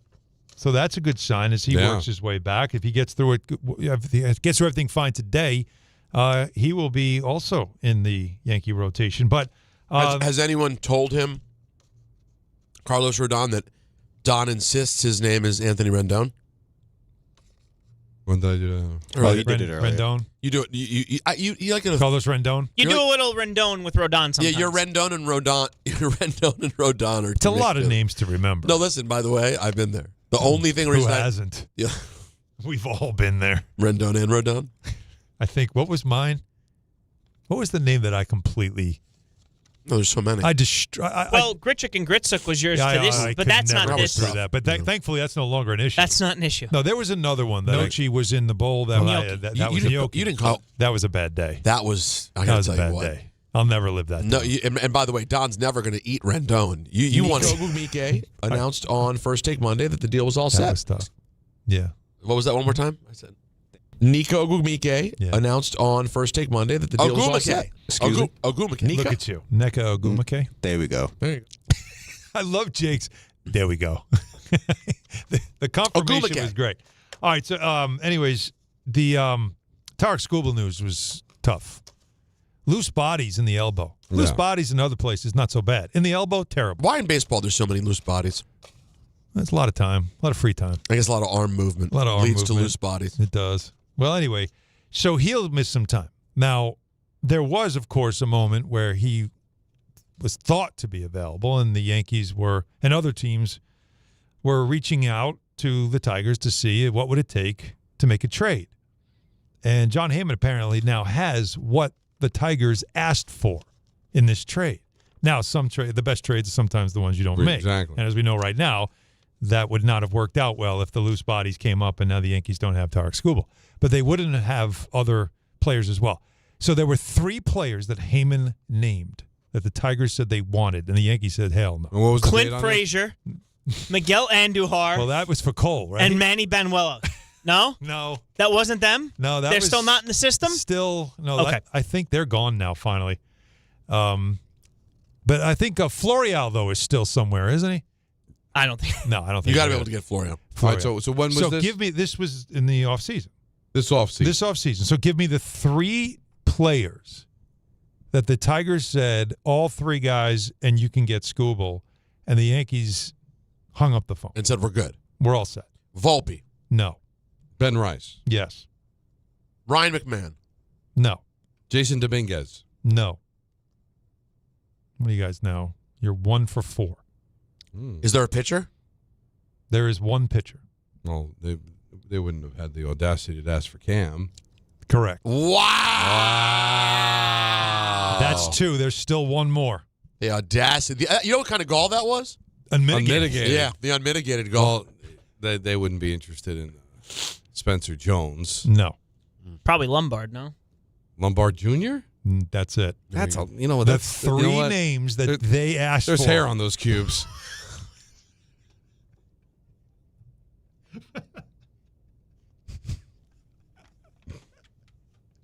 Did that see the light of day? Yeah, on YouTube it did, absolutely. I can't. Wait, so we can't play that as a drop? We can't. No, I don't think so. Yeah, you can. Yeah, you can. They're cubes. You can do anything once. Okay. You can do But if I anything. describe the cubes, it's a bad idea. You can do anything once. They're cubes. You can. No, you're so good. I think you're fine. You're so fine with that. I think you're Oh, good. my Yeah, God. yeah. So according to Heyman, the three names that the Tigers said, if you want the two-time Cy Young Award winner, I want Ben Rice, Cam Schlittler, and George Lombard Jr. Are honestly. you serious? How could you do that? Well, that means that they weren't serious. Of course Yeah, they that's weren't. not serious. That's basically That's what it saying- means. Right. Maybe we just catch Cashman like on an acid trip. When the Tigers have, I'm sure there's like an untouchables list for every team. When any team called and said, "Hey, you interested in Tarek Skubal?" They named the top 3 untouchables on their team. Said, "Yeah, give us all 3 of them." They said, "Okay, we're good." Never mind. Now, if Pittsburgh and Skenes and Pittsburgh put these 3 on the table, what are you doing? No, because still saying no. The reason I'm saying no is that Schlittler is right now potentially, by the way, his somebody numbers that could right become a Cy Young Award. Yeah, no, his right? numbers are right there. So with, are you with making Skenes. yourself better? But you didn't know this remember, you didn't know. All right. Remember, Schlittler was... He was pitching postseason games end of the for me. year, yes. But I'm just saying. All right. What we know now is like, okay, confirm what we saw, right? Fair. But I don't know always happen. Fair. Okay. All right, so you think you're improving your pitching. And you didn't know at Ben that Rice moment. was going to pick up where he left off either. You didn't. But Lombard Jr. is a guy that they've coveted. They've worked things around him eventually becoming their future on that side of the infield, whether it's the shortstop or the third baseman. They had to know, A, Volpe's a question mark, not just to the start of the season, which, he just finished his rehab stint, and they're sending him back down. Yeah. But you had to be a little worried by the offseason that maybe Volpe isn't everything that we thought. Right? Yeah. And now if I trade Lombard Jr., now Volpe has got to be that guy. Yes. Like right now, there's a world where, Caballero and Lombard Jr. are your future at shortstop and third base. It feels like it. Yeah. And, McMahon could be whatever he's, off the bench or I think eventually be a guy that when his contract runs out, he's gone. Mr. right now, yeah. Right. So, but I understand that right now it's ridiculous, but maybe back in the offseason it still was a very bold strategy, Cotton. No, but again, if you're desperate and you make that move and then you have this issue, you just think about how devastating of a decision that is. Now, it seems he's like hurt. very easy to say no to something like this, but what if they said, all right, fine, we'll take 2 of the 3? Right? Like you still... Even 2 of the 3. It's a lot. Because one of them is going to have to be Cam or understand, Lombard Jr. But you're talking about a 2-time Cy Young winner. This is a guy that Cam can't be in the conversation, right? Can't be. Well, not now. If I'm Tigers, I want to pitch and him I back. can't. And Lombard Jr. can't be. But you get rid of you can't get rid of Schlittler, knowing that the hope is he could be a younger version. Like you have a young stud pitcher. Why would you give that up? Again, what we know in May is a lot different than what we knew. You didn't know that he'd follow it up again. That's what I'm saying. Ben Rice is also your second best hitter right now. Right now, but again, you didn't know that. You can't use what you know now. But he was one of their better hitters last year. I understand, but you know how it is with sometimes. Even if he's healthy, there was a time Kevin Moss was one of their best hitters. Even if Skubal does not get hurt, you still can't make that deal. Now he gets hurt. It was a strange pull. He's become that. Kevin Moss has It's officially. Congratulations, you have made it to strange pull. Wow. Well, those were the days, though. It's folklore for Anthony. Yeah, he wasn't Music. even a gleam in his father's eye. Do you guys remember Kevin Moss at all? Of course, us no. No, that's pre. That's 80s, baby. No, 90 something. Early. That's 90s. a name that Yankee that my dad texts me. Goes, oh yeah, that was the early Kevin 90s. It was just before it got good. Listen, I had the Kevin Moss, I think 89 Upper Deck rookie card, Right. and I was like, oh, Kevin Moss. like Ballard hoarding Kevin Moss 90. rookie cards. That's right. Nice. 1990. So we're both like, his rookie year was 1990. Yeah. I wasn't alive, literally, when he was a Yankee. Yeah, I understand. We said that. Yeah. But you know a lot of people from before. So No, that's true, but Kevin Moss is not on the radar. Well, that's why I was curious, though. Like, I didn't know if he was that strange a pull, but he is. 21 home runs in 79 games in 1990. 23 home runs in 148 games. Shane Spencer. How about that one? I know Shane Spencer. Yeah. Well, yeah, absolutely. It's another He's one of part those, right? Later Another in one of the those 90s. Linsanity type things. Yeah, pretty crazy stuff. 1-800-919-3776. ENN is next, though. We're taking about 7 o'clock. Then it's Dan Gross on ESPN New York. The New York City Department of Correction offers countless career opportunities, from specialized units to leadership roles that support public safety and change lives for the better. It starts with one step: registering for the New York City Correction Officer exam. Earn over $109,000 after just 5.5 years. Benefits on day one, job security, pension at any age after 22 years of service. Go to nyc.gov/joinDOC or search Join DOC. One career, many opportunities. Register today to take the test. And now let's take a look at the traffic with Brandy Scott. Thanks so much, guys. I hope you have a great rest of the night. I'll catch up with you on Thursday. We've got the Yanks home in the Bronx. First pitch just a little over an hour away. Heading that way using the inbound, George. Stick with the lower deck if you can. That'll run you about 10 to 15 minutes. Upper level, about a 20 to 30-minute ride using 8095. Better from the 4 and 46 approaches. Deegan just solid both up and down. Heading over to the stadium with the volume for the outbound, George. Northbound, especially tough. You're backed up across the Triborough Bridge and up onto the Bruckner. Outbound Lincoln doing better, about 10 to 15. Outbound Hahn are any of 15 to 20. No relief on the Staten Island Expressway westbound. A big crash over by Slauson Avenue. FDNY still on the scene. 2 lanes are blocked. Delays go back across the Verrazano into Brooklyn. Springsteen at the UBS Arena. Some heavy slowdowns on the Cross Island southbound. Heading over to Hempstead Turnpike. Delays from the Throgs Neck Bridge in Queens. I'm Brandy Scott on 880 ESPN New York. Mother's Day is coming, and you gotta show love to the mothers in your life. Between my mom and my wife, who is now a first-time mom, I got a lot of appreciation I need to show. So yeah, Mother's Day matters, and you gotta get it right. That's why I'm sending farm fresh flowers from the Books Company. Right now, get 25% off with my code CANTY. Books flowers are cut fresh, so you get bigger, brighter blooms that last way longer. They've got incredible flowers. Some are even growing on the side of a volcano. And the best part, Books makes it easy. Pick the bouquet, the delivery date, and you're done. No last-minute panic. That's why Books has over 55,000 five-star reviews. With 25% off using code CANTY, grab flowers for your mom, your wife, and grandma too. Mother's Day is May 10th, so don't wait. Go to Books.com, use code CANTY for 25% off. That's BOUQS.com, use code CANTY.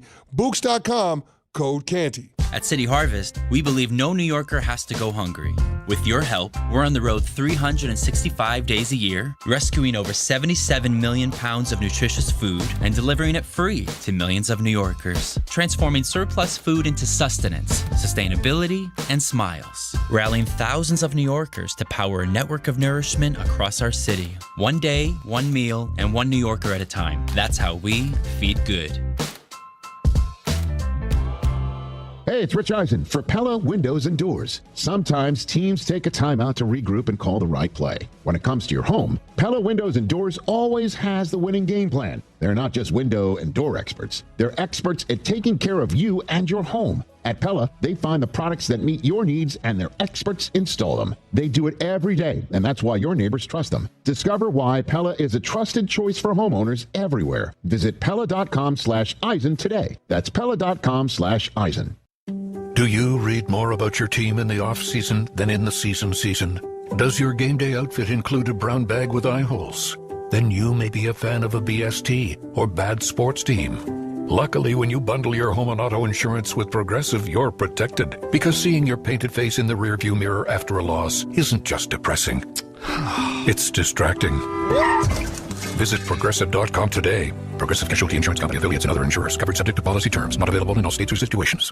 880 ESPN, WHSQ, and WCBS-FM HD2, New York. A Good Karma Brands radio station. This is an ENN special report. Now reporting... The very handsome Jewish man, Peter Rosenberg. We should talk some sports. Do what you want. It's ENN.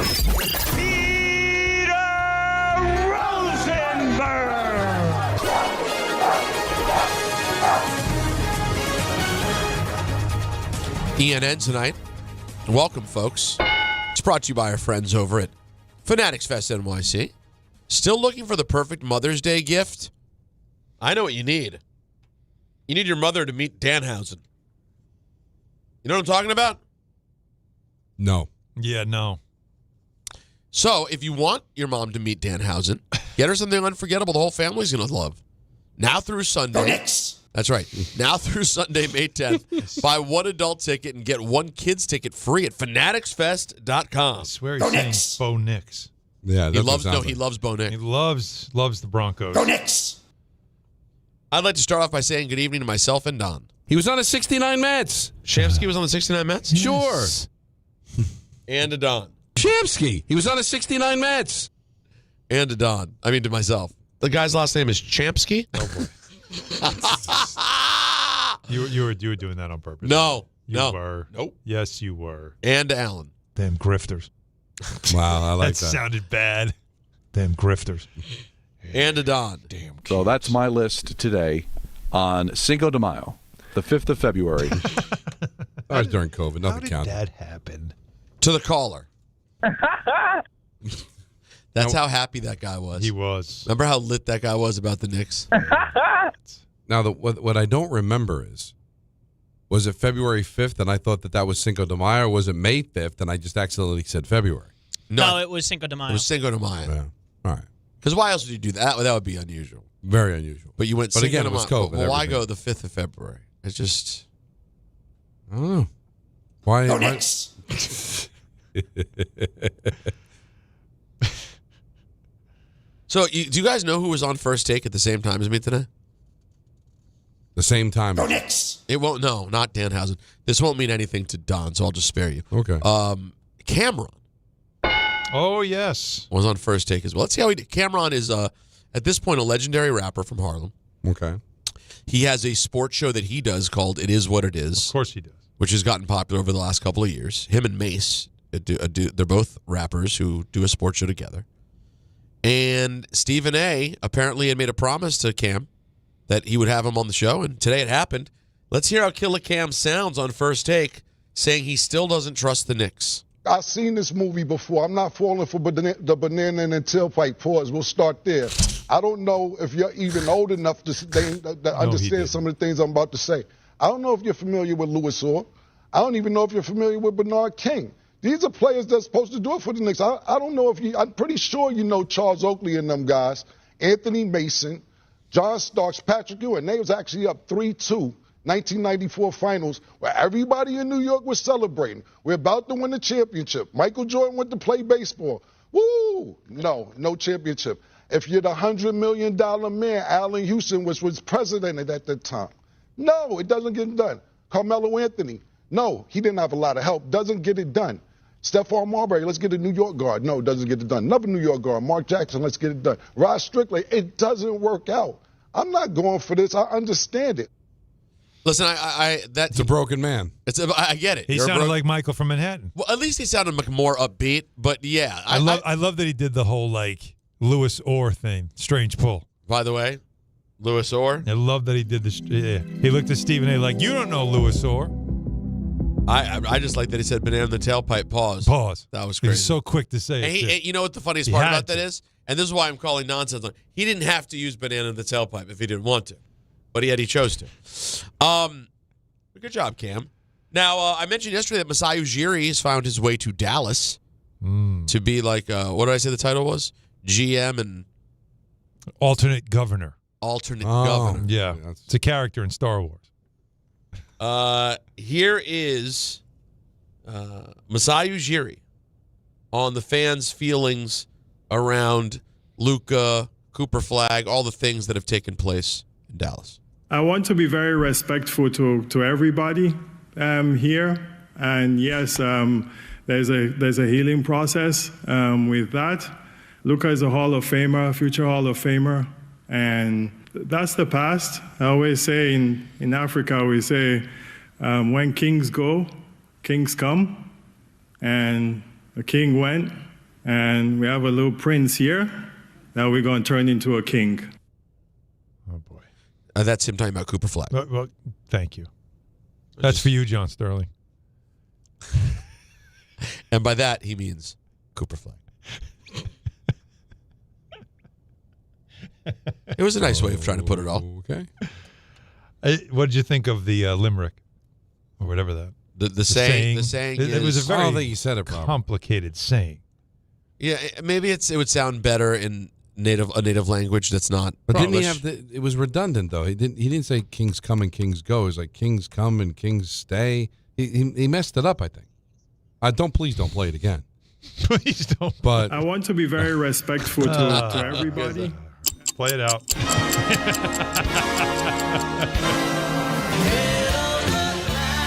You know what I'm saying? It didn't hit quite right. But why again, is Terry Bradshaw shirtless on TV? I think it's from a TV. It was from a movie he was in. Wait, why is his ass out? Because it's the NFL Network. It's the off season. This is what you resort to. We were just playing a game during the break, Alan. It was called "Do you know how old Terry Bradshaw is?" Right, and you will be wrong when you guess.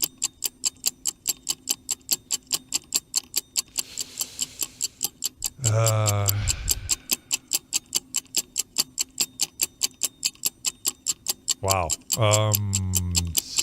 Gonna go 72. Wow. Listen, he was way off, but in the wrong direction. Yeah. Wow. Don and I both thought he was older. Or is his than his 80s. age. He's 77. He's 77. We Well, thought he I'm was not 81. way off. Well, considering we thought he looks older than his age, the fact that you thought you went that much younger is interesting. No. During the break, I was trying to do the math. Anthony guessed 85.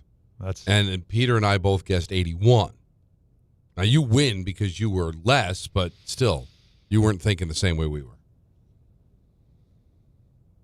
I think we owe him an apology. Who, Terry or Alan? No, Terry. Alan complimented him. Well, again, I just did bad math. That's all I did. Well, apparently there's a Terry. Oh, it's a football life, Terry Bradshaw. Of course. I got to tell you, has anybody in history come closer to the Hulk Hogan haircut than Terry Bradshaw? Wow, that's a good one. Think about it. They just showed him from the back, and you would believe that it could have been Hulk Hogan. It's not as long as Hogan's was. No. But it's the exact same, the bald spot and long down the back. It's an interesting choice. It's a decision that gets made. Everyone makes decisions in life. It's a decision. Bold choice, Cotton. Neither of you, I'm guessing, have watched the Hulk Hogan doc on Netflix. No. I haven't had a time to watch anything. But even if I had Pretty time, good, though. I don't think You wouldn't be interested? No, I'm not interested. You're all set. I'm good. Why? No interest in the... It's a No, pretty I mean, interesting I've story. seen what I had to see. It's a pretty good story. Well, I Anthony, any interest there? Yeah, I'd be interested. Haven't gotten around to it, but I'm interested. Well, yeah, there's like 6 more Terrifiers you got to get to first. Yeah, absolutely. There's blood, death, and murder that you have to watch. Yeah, a lot of macabre. Yeah, oh, he's big macabre. Big macabre He's guy. yeah, he's McCorn on the cob. He's corn on macabre. The man loves macabre. I'm a big macabre guy too, but Anthony's the most macabre there is. Yeah. Have you seen any of the Faces of Death? I think that'd be right up your alley. Oh, wow. Are you familiar with the work? That was a big rental when I was younger. I remember those. You know, there's some people out there for this would be a. This is pre-Blockbuster. I think they're coming out with a new one of them, by the way. No. Oh, really? You can't. Oh, You can't. God. You can't do it. Pretty You sure. I can't mean, do there's a title for a movie, Faces of Death. Oh, so you've seen? No, movie is. This isn't a movie. This isn't. Yeah, this is not. This is a movie. document.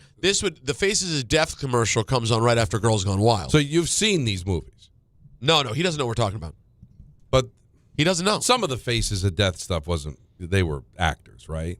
Well, I don't know, Don. You're the only person I know who watched. So in I'm just reading that in the 2026 movie that I'm talking about mimics the infamous 1978 original movie's stage deaths. No. So. No, that's not what either of us are talking about. All right. Well, no. The answer to the question is no. Yeah, for sure. I'm going to fill you in, though, because this is even weirder. What Don's referring to is a video series in the late 90s that would be advertised on television. And you could, order it or in a magazine or I don't know where the weird places people were finding them. And they were, weird death videos where it would literally, Anthony, before the internet came and you could see death wherever you wanted to, if that's your interest. Right. Normally, decent society didn't have a place for you to watch people get killed. Right. Right. But some people collected these videos and put them on a VHS and sold Yeah, what was them. that website? I used to go to it all the time. Probably facesofdeath.com. No. Oh, I know what you're talking about. Stern brought it up one time. AOL.com/faces Do you know of it, death. Jacob? Keyword Faces of Death. No. I do know the website. It had mug shots and it was rotten.com. Rotten.com. I've heard Don's stories of Rotten. Because I've got this thing. I know the website. Maybe there is a title for it. Again, I need therapy. Yeah. Where you'll say, Don, there's a picture of a plane crash and all the bodies are. And I'll be like, I got to see it, and then I'll look at it and like, why did I do that? That was the dumbest thing. But I can't not look. And so Faces of Death intrigued you. It did. And you watched it. And these were real? Yes. Well, okay. Although Don believes I believe some of them were a little doctored up. Because I've seen the VHS series where they pretend that it's found footage and it's all fake, of course. No, this was based on the concept it was real. And this is at a time where before Blockbuster, where you'd go to like Awesome Video.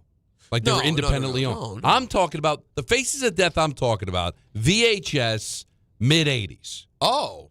That's what I'm talking Alan, is that about. what you're thinking? I'm thinking 90s. Yeah. No, this was 80s. First one was 78. The original was 78. But this was an 80s thing. And when did there were several of them. First one in 78. Faces of Death 2, 81. Yeah. Then 86, you had 3. Yeah. 91, you had 4. Then 95. Yeah, so they were 5, all and there in the 6. video store. Yeah. Okay. And some of them were like legit, like I remember this from later. News footage and stuff Yes. like. It would be like a war footage. But some of them you're like, nah, this is not real. And Don would be disappointed. He's like, I want to see actual death, or I don't need to watch. I this. can't lie and say I wasn't a little disappointed. But then I feel bad after. I'm like, well, wait, why did I do that? But you don't ever see like I can't. You're able to just say, no, I don't want to look at it. No, I mean, it depends on the situation. When those headlines come up or those Twitter clips come up, and it's like the description sounds horrifying, I make a game time decision each time.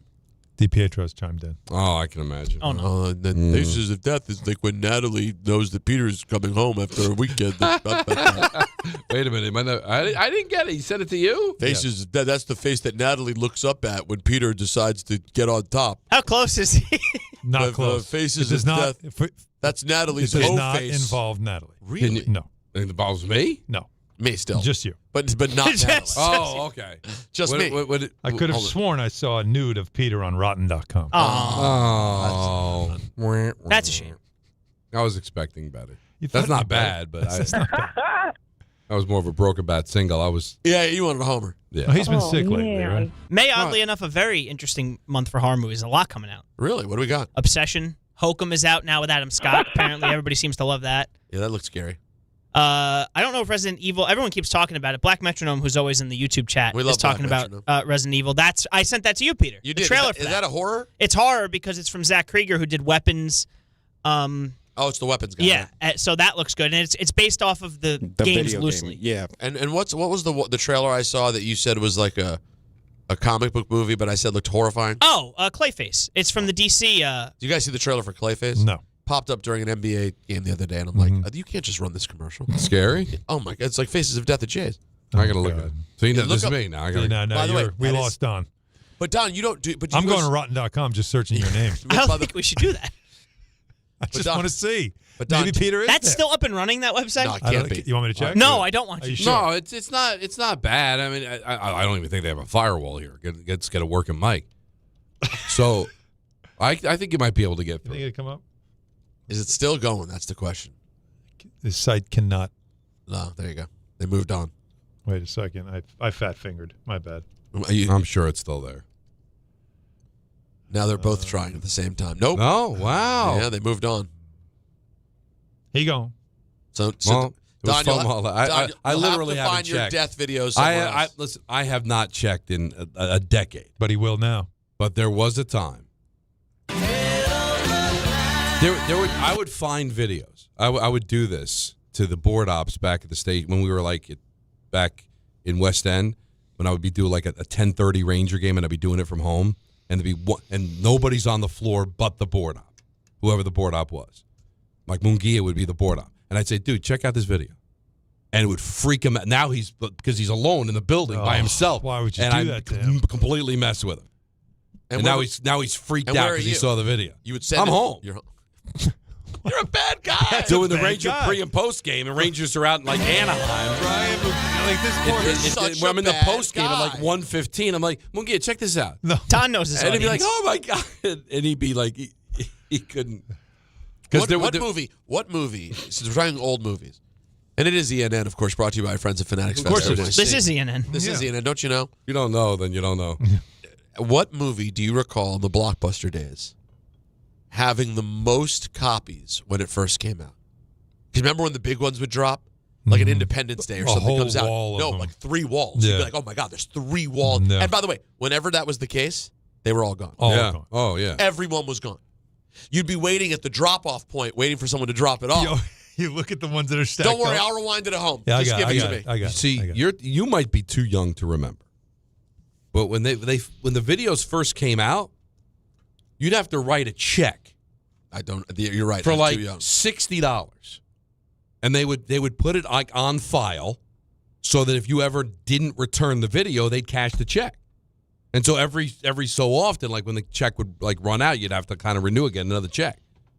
So then these things were like, if you wanted to buy, it's crazy. like if you wanted to buy Independence Day, the day it came out, it would be like $110. It'd be ridiculous. No, I think it predates that. It's like the 80s movies. Those 80s movies, if you wanted to buy the VHS, like $239. Well, because again, these are movies that were in the theater. You didn't think like you could just take it home and own it.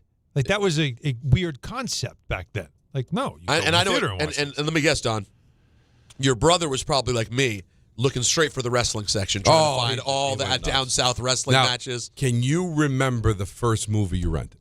No, it feels like E.T. It feels like E.T., but I don't know. I can tell you, Caddyshack. Wow, great job by you. Right. And by the way, the man loves golf. My first VCR. He's a big golf fan. He hates golf. Loves the movie. Yeah. My first VCR, the first one we had in the house, top loading, 1984. Oh yeah. By the way, is Loose Bodies anything like Hard Bodies? No. We missed that anniversary, by the way. Yesterday was the 40th anniversary. Of Hard Bodies? Yeah. And today we're talking Loose Bodies. Which is better, though. By the way, you really want both. Do you? Hard and Loose? The movie Hard Bodies, 1984. I hear what you're saying. I'm still getting tweets from people. The New York you missed Giants, this yesterday. The New York Giants have signed veteran defensive tackle DJ Reader. And that's, I'm sure that was part of the plan, right? Yeah, always was, right. Like, we're good with you, Dexter. Mm-hmm. Might not be as good, but guess what? Not as expensive. Now, is there any part of you, I had texted this to the group when it happened. I know people were happy about, obviously, the deal that they were able to get done for Dexter Lawrence. Mm-hmm. Does any part of you, though, not feel great about the fact that it didn't work out with Dexter Lawrence? Like, why is he so desperate to not be here? Well, I think they made it clear they didn't see him as a value. Yeah, he wanted to get paid. Like, there's just no chance we're doing this for you. Well, we're not giving you what you're looking for financially. We'll give you something, but we're not giving you what you want. Yeah. And that was their way of kind of saying, like, you see yourself as the best in the league. We see you as somebody that in what we're going to do is we don't need you to be that. When a player is so confident that he's never going to play for the team again, he must have some assurances that he is going to get dealt. Yep. It is funny, though. Team's confidence is so funny to me. Because, like, the idea that the Giants brass, another Rick? Yeah. You saved the better one for me, Alan. Of course he did. Yeah. Did you get this one too? No. I guess my delivery wasn't. You can watch Natalie's spirit die in Peter's wedding video. Watch Natalie's spirit die. What does that have to do with anything, though? I think it's just mean. Yeah, he's just being mean. Yeah, but the joke. But I understand a mean joke, but it has to go with usually what Rick's skill is. Is it directly ties horror movies, spirits, death? Yeah, we're talking death, and her spirit died. I get it, but it's a reach. Listen, I'm not telling you to enjoy it. No, I don't enjoy it. But I did find it funny. Does that make me a bad person? No, I just think it's lowering the standard. I know different. I was there. It's lowering the standard for what the joke should be. But that's neither here nor there. He wasn't there, right? Did you invite? I don't remember. He was a late invite. He was like in the last month, I invited Rick and Dave. I have regrets. I made some mistakes. You got to do what you got to do. At the time, you're like so thinking about like our price per plate, and there's so many people, and you're like, oh, this one's not that bad. Okay, because by the way, I'm not going to give away the exact number, but you add a few people, it's money's adding up quick when you add a handful of people or a whole table. Yeah. And this is a person that abuses you on the air. Right, exactly. This is a man I was just talking to the president. Yeah, exactly. So here's what I was going to say, though. It is funny to me that the brass of a team, and I'm not saying this disrespectfully, but I love when the brass of a team that's done absolutely nothing can be so confident. Like, the whole league sees Dexter Lawrence as one of the best. They're like, we've seen enough. We know with what we're doing, where we're going, We don't need roads. It's like, okay, I hope they don't. I would agree with you if it was like still Dable here, but I guess when Harbaugh comes in, don't you get the feeling like, all right, new sheriff in town, we saw what you did last year? But I just think you got to remember, if you're a fan, and they will, the hardcore ones will, you remember these moments, and you go, do you now follow it up and say, oh, yeah, that was definitely worthwhile to let go of Lawrence? Now, obviously, if the draft pick works out, it'll be a huge win. The draft pick is the big part of it, right? But this will also stand out if they are getting murdered in the run. Correct. Because Reeder's not great and you also have to see what Cincinnati does. If Cincinnati's all of a sudden playing in the championship game and he's the defensive player of the year. Yeah, but who did they take at 10 again? Maui Noah. That's right. So what he turns into offensive line is very fluid. Help. It's very fluid. But Dexter's agent also didn't let him talk to Harbaugh. Because I think he knew that if Harbaugh shared his thoughts about what he thought this team could be, he'd convince Dexter, who's already kind of sick of being a Giant, that you should stay because we're going to build something here that you want to be a part of. And you don't necessarily have to be paid the highest to get it done. And the agent doesn't want that. And I don't think that's what the reports are, that he wasn't allowed to talk to Harbaugh, or once the negotiation started, it wasn't really through Harbaugh.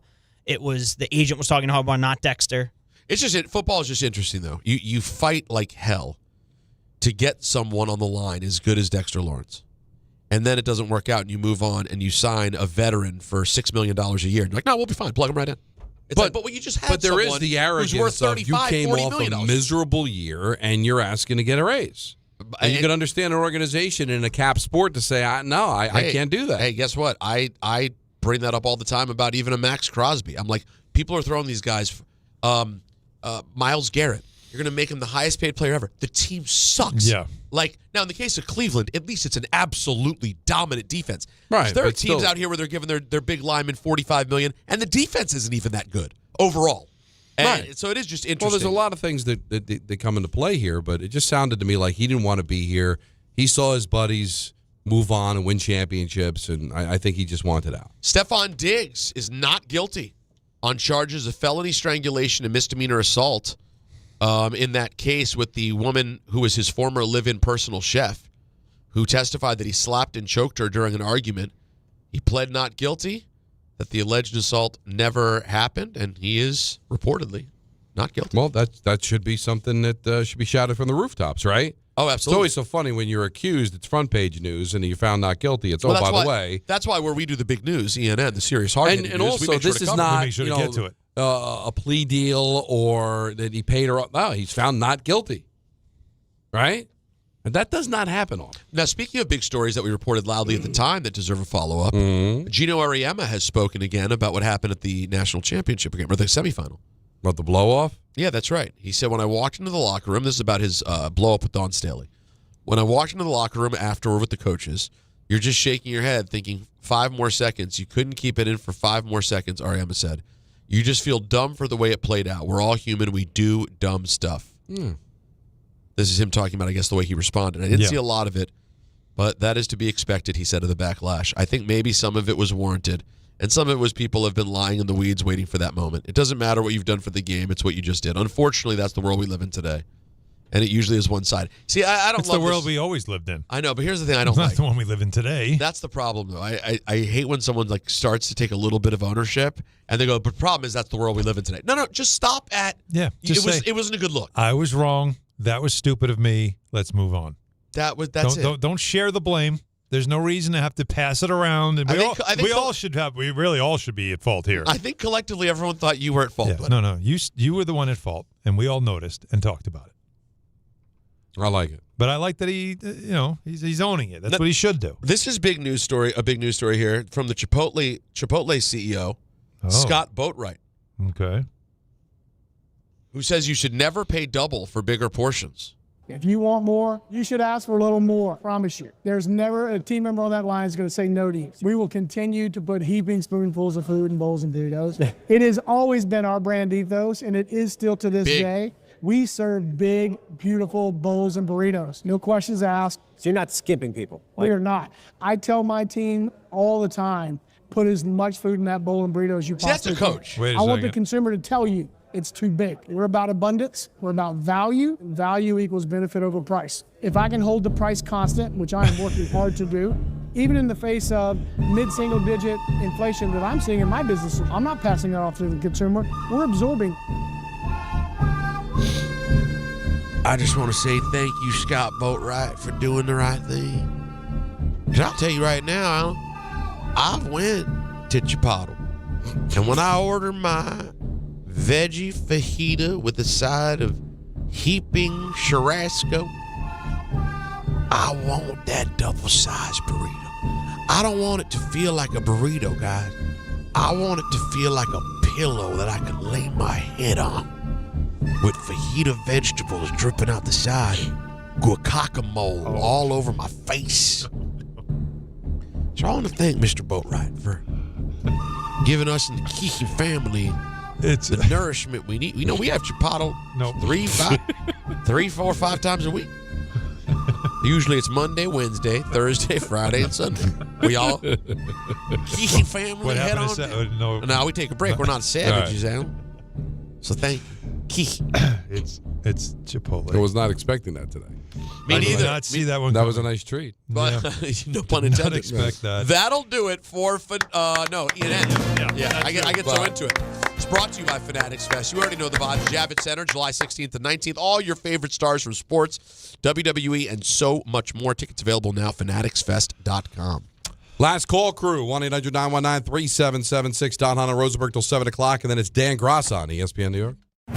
The Knicks. The Let's Go Knicks chants have begun again in earnest. The 76ers. And it'll tick down to 0. Ball game over. Knicks win. And a commanding start to this series with a 137-98 win. The Eastern Conference semifinals. It's just one game. Now we got to be ready to go for game 2 in a couple days, and we know they're going to be ready. Game 2 coverage gets underway tomorrow at 6 on 880 and the ESPN New York app. Some stages celebrate. This one tests everything. Every drive, every approach, every putt. Pressure builds, resilience matters, and history waits for the bold. In June, the 2026 U.S. Open Championship returns to the Hamptons at the iconic Shinnecock Hills Golf Club. Experience the world's best golfers as they compete on one of the sport's most storied stages. Daily tickets are available now on SeatGeek. Don't just watch greatness. Experience it live at the 126th U.S. Open. Hi, this is Don LaGreca. I'm big on having the right game plan on the ice and at home, which is why I use Viking Pest Control myself as the pest control provider and proud partner of the New Jersey Devils. Viking has been protecting homes for over 45 years with expert pest control service and solutions tailored just for you. From ants and cockroaches to rodents, stinging insects, and backyard mosquitoes, Viking keeps pests out of your house and out of the play. Bundle pest control with mosquito services and save big. One call, one company, total peace of mind. Visit VikingPest.com. Viking Pest Control, protecting your home inside and out. At Uline, they know firsthand the road to success is an uphill climb. Uline started in the family basement and through hard work is now North America's most trusted shipping and industrial supplier. They get what it means to have the support of reliable, hardworking partners. So they keep 41,000 items ready to ship. Whether your company is still in a basement office or expanding cross-country, Uline will be there on your road to success. Visit uline.com. If you manage an active facility, you don't have time for disruption. Tricon Construction specializes in working inside healthcare, commercial, and industrial buildings without shutting operations down. That means tight planning, clear communication, safe, disciplined execution, because when patients are inside, when tenants are working, when production can't stop, there's no margin for mistakes. When it has to be handled professionally and handled right, Tricon is the only choice. Visit TriconBuilds.com, TriconBuilds.com. This is DiPietro and Rothenberg. Ball game over. Knicks win. And a commanding start to this series with a 137-98 win. They have a chance to get out of the East, like a legitimate chance to get out of the East. Oh, yeah, that's where I am, too. Everyone is unselfish. We're sacrifice individual numbers and stats for the betterment of the team. This version of the Knicks, this ceiling that we're seeing right now, you expect them to get out of the East now? Yeah, I think everyone does. A 1-0 series lead, and the Knicks have made history again, becoming the first playoff team in NBA history to win 3 straight games by at least just 25 points. If you ask the average Knicks fan what you think the minimum to do in this postseason now is, it's the finals. Yep. Morning Start with DiPietro and Rothenberg. Weekdays from 6 to 10 on ESPN New York and streaming live on YouTube.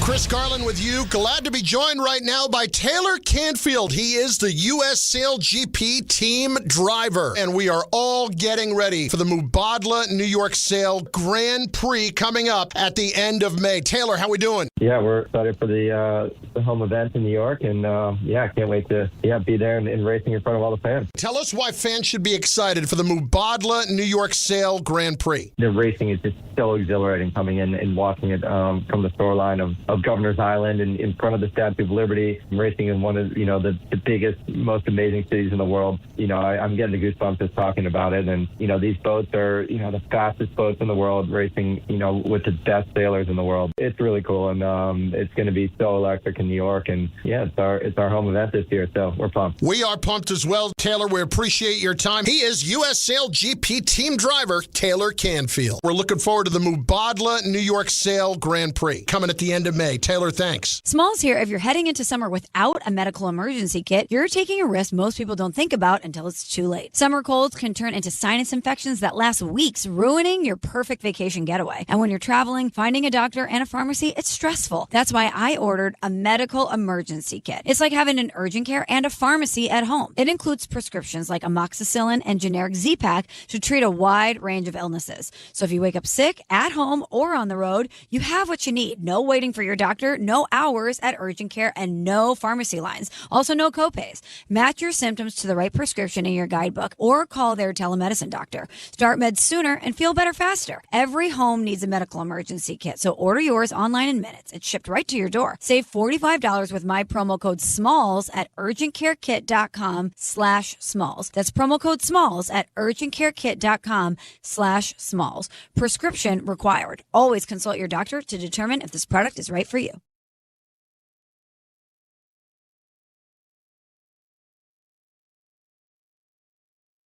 GP is the ultimate race on water, where international teams go head-to-head in F-50 catamarans flying at over 60 miles per hour. Think you know what we're talking about or what it takes to win in Bermuda? Make your pick on the ESPN New York app. Get it right, and you'll be entered to win the exclusive meet and greet with Sail GP athletes and their team based at the Mubadala New York Sail Grand Prix. Make your pick now and get closer to the action with Sail GP. Sail GP, high speed, high stakes, the ultimate race on water. Landing in New York May 30th and 31st. 1-800-919-3776. Back to the busy phones, and let's talk to Lang in Connecticut. You're on ESPN New York. Hi, Lang. Hey, good evening. It's good to be back. I was respectful of your decision. Hadn't called in. Mike from Manhattan, it was hard to hear him speak, and I'm just happy I'm not the worst caller. Well, welcome back. I wanted to, nice to have you back. Thank you. And I'm really trying to make a conscious effort to enjoy this journey and relish the wins as much as we ruminate the losses. But I was thinking about the Hack-a-Mitch strategy, and I've been trying to find the rule. I can't really find it. I'm trying to figure out if there's a strategy that we can use to counter attack. If Mitch stands out of bounds, right, when the ball's inbounded, if he goes out of bounds and gets fouled, is there some kind of violation there, or you get one shot in the ball, or is there anything that can be done besides Mitch spending all day in the training facility shooting free throws today to counterattack that strategy? Well, then he's just standing away from the game, and he's got to play. Like, he's got to be out there. He's just got to make free throws. Yeah. We're not asking a lot here. I don't know why it's such a struggle for NBA players, but it is. It does get in his head. It must be psychological. It has to be. He can go out there, and I'm sure he practices all the time. Should I ever tell you this? When the Pelicans came to town, now you know he's from New Orleans. He's from the New Orleans area, I should say. And the Pelicans sideline reporter is somebody that covered Mitchell Robinson when he was in high school. Okay. And he pulls out his phone. He goes, "You won't believe this." And he shows me a video of a high school age Mitchell Robinson playing in a high school game. And not only is he, of course, dunking on every kid because he's like practically, at that point, I think he's 6'10", and he's, a great athlete. But he's also out at the three-point line, drilling threes. High arcing, beautifully shot three-pointers. And I'm like, is this AI? He's like, no, this is like, that's him. Like, he looks at the free throw line, looks like he's never shot a basketball in his life. Line drives, like, just awful. And I cannot believe it for the life of me. How? How do you go from that fluid-looking release, the whole thing perfect, to a guy that at the free throw line Can I make looks a comp? like he gets the ball and he just goes, I don't know what to do. Can I give you a comp? Mm-hmm. How is it that over time you have kids who in high school were the starting ace pitcher and mashed home runs, did nothing but mash home runs in high school as a pitcher, and then a couple of years removed, stop really focusing on batting and then get to the majors and literally looks like they've never swung a baseball bat compared to their... It's fair. You know what I mean? Yeah. But every kid I knew who was the best pitcher in high school was also the best hitter. But it's not and like would mash. But it's not like Mitch stopped shooting a basketball. Right. Like, it's I one know. thing if you're focusing on pitching so you're not going in the cage anymore. But maybe he was he did. shooting the ball. No. I mean, in games. It's crazy. Sorry, in games he stopped shooting. I don't know. But I'm sure he practices from the free throw line more than he's shooting threes in For sure. practice. But it's still something that to me, the theory they've got to get is over it. It's so much easier psychologically to do things when people don't expect you to do it, as Okay. opposed to when they expect you to do it. Nobody thinks he's going to hit threes, and if he missed by a mile, nobody would blink. But at the foul line, it's a thing. But do you guys, let me ask you this then. Like, I think what he was trying to suggest is this: do you think it's like bad for the sport to have this, to where you could purposely foul a player? Yes. To put him at the free throw line. Yes. And knowing that he can't make free throws. You should not be allowed in sports. And Jeff Van Gundy talked about It's this. like the intentional walk, though, right? I don't want you to hit, so I'm going to put you on base. That's fine. There's a strategy to that, as there's a strategy to the fouling. Yeah, it takes the team out of its rhythm. You shouldn't be allowed to do something bad and have it benefit you. Right? Yeah. And it also it slows the game down. But it's not part of the game. Think about it. It's not part of it. It's away from the ball. And I've always felt like away from the ball foul should have a little more to it than just that. You're purposely fouling someone, and all you're doing is just like tapping him. That's what you're doing. Like, they just sit there and tap him, and they look at the ref, and they point to the ref like, hey, I'm purposely fouling him. And I've always said, shouldn't that be like a technical foul or something? Like, you shouldn't be doing that. Why are you doing that? I guess it's like an onside kick in a way. Like, you want to have something that can allow a team to get back into a game. Like, if you did away with it and said you're not allowed to foul somebody in that way. Like, if you foul away from the ball with less than a minute to go, you're not going to get free throws. We're just going to inbound it again or whatever. Okay. Wouldn't that then there'd be games that could still be won that would be over? Right? Don't you want to be able to keep people engaged in a game that, hey, I'm down 9, but hey, listen, the team's not hitting their foul shots. This is a strategy to get me back in the game. As boring as it is and as frustrating as it is to watch, if it allows a team to come back and win a game, isn't that a good thing? It's just painfully stupid. No, but it all comes down to it's a basic fundamental of the sport, a free throw.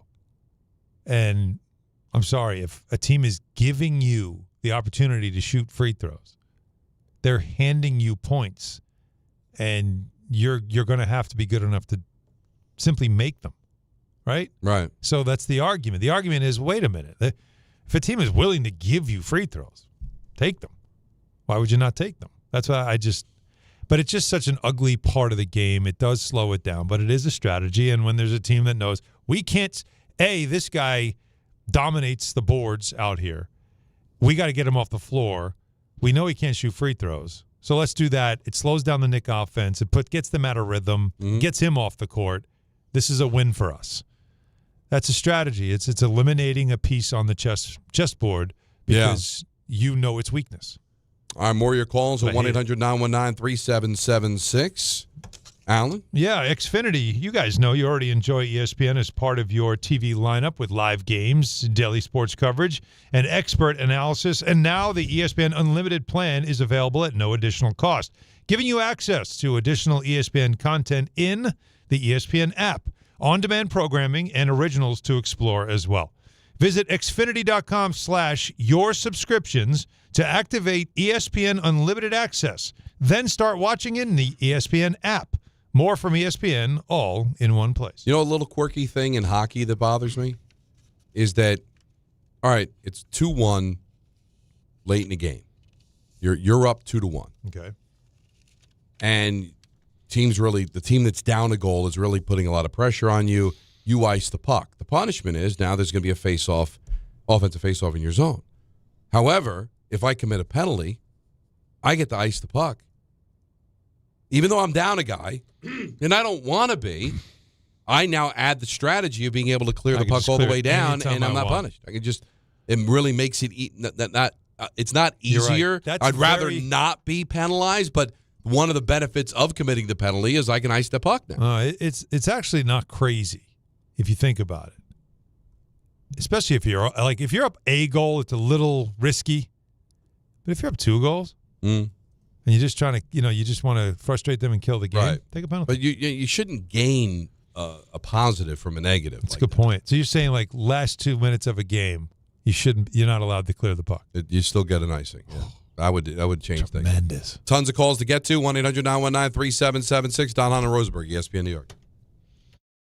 On Knicks. The Let's Go Knicks chants have begun again in earnest. The 76ers. And it'll tick down to 0. Ball game over. Knicks win. And a commanding start to this series with a 137-98 win. The Eastern Conference semifinals. It's just one game. Now we got to be ready to go for Game 2 in a couple days, and we know they're going to be ready. Game 2 coverage gets underway tomorrow at 6 on 880 and the ESPN New York app. Hey, this is Chevy, managing partner at Precision Solar. We believe going solar should be simple, and it should make real financial sense. We manage the entire process from start to finish and offer flexible solar payment options designed around your goals. When the numbers work, solar can lower your monthly cost and give you predictable energy for decades. And if you refer someone who installs with us, you can earn up to $1,000. Visit PrecisionSolar.com to schedule your free home assessment.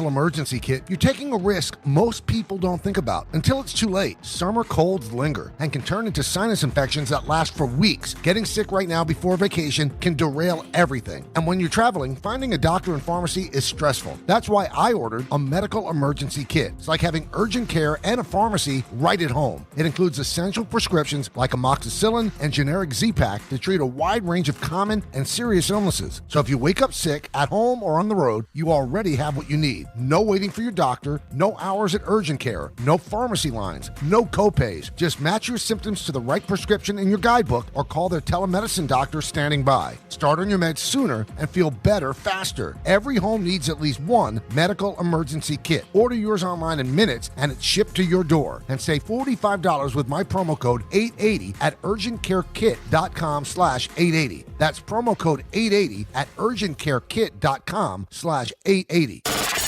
Mornings with DiPietro and Rothenberg. If the Knicks don't win this series, it would be a massive disappointment. And this is not a regular 7 seed. Talent-wise, they're better than No, that's a good team. Just got to make sure we up the level of our focus, attention to detail, discipline, and physicality. There is no, well, the Knicks have had a good season, but they lost in 7 to Philadelphia. No. That does not exist. You have to win this series. Knicks in 5. DiPietro and Rothenberg, morning 6 to 10 on ESPN New York and streaming live on YouTube.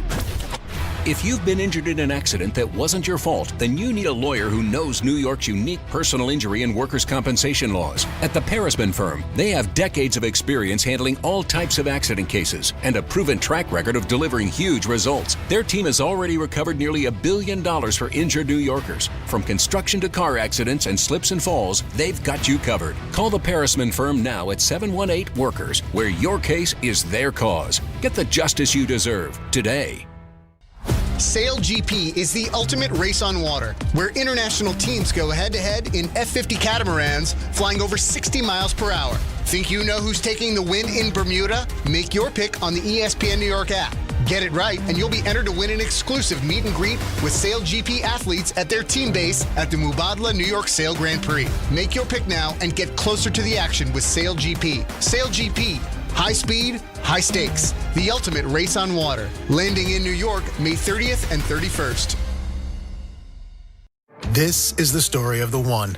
As a maintenance tech at a university, he knows ordering from multiple suppliers takes time away from keeping their arena up and running. That's why he counts on Grainger to get everything he needs, from lighting and HVAC parts to plumbing supplies, all in one place. And with fast, dependable delivery, he's stocked and ready for the next tip-off. Call 1-800-GRAINGER, click Grainger.com, or just stop by. Grainger, for the ones who get it done.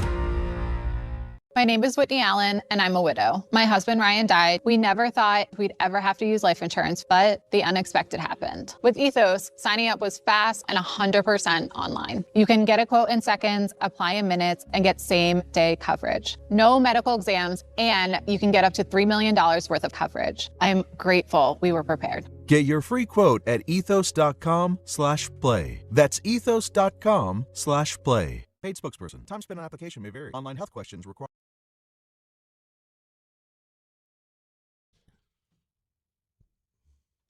Any reason or just New York vibes? New York vibes. All right. I like it. I respect it. Let's get back to the phones. Vinny, Staten Island, you're on ESPN New York. What's up, guys? What's up? Mitch Robinson can still shoot the three. In warm-ups, he's got a great three-point shot. He just can't do it from the foul line. And last week I told you the Knicks were going to get killed. Yes. In Atlanta. That is called the reverse mush. That's what we're calling it now. All right, I get it. I like it. I've got powers. That's a nice pivot. You know what? I've got a lot. Because that didn't age well. It did not age well, but I love the fact that you made the pivot. That's awesome. Steve, Middle Village, you're on ESPN New York. Hi, guys. Thank you for taking the call. Always. One of you said that sports is supposed to be fun when that Knicks fan called up. That was me, yes. Great call. The three of you are great broadcasters because I've been taking notes of everything you've been talking about, and it's been brilliant. About John Sterling, he was old-fashioned show business, if you know what I mean. Yep. I'm 73, but he was older than me, thank God, and lived a good life. Phil Rizzuto was like that. He was really when I was growing up, he was a straight broadcaster, but as he got older, he got free. He knew he wasn't going to get fired, I guess. I don't know. Yeah. He'd leave in the seventh inning, crossing the George Washington. The game was still going on. I loved him. I met him once, and just like what Michael said about John Sterling, Phil Rizzuto at an event I was covering for a business publication, he was the same guy that you would see, that you would hear. He was your Uncle Phil. I said, do you mind if we take a picture of you and somebody else? He said, that's why I'm here.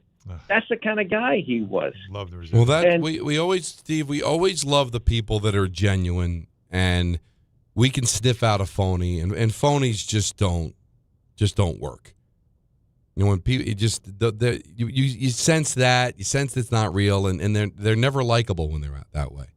He was a genuine person. So whether you liked it, it wasn't shtick. It was who he was. Alex Limbrook, you're on ESPN New York. Oh, hi, Don. How you doing? Good.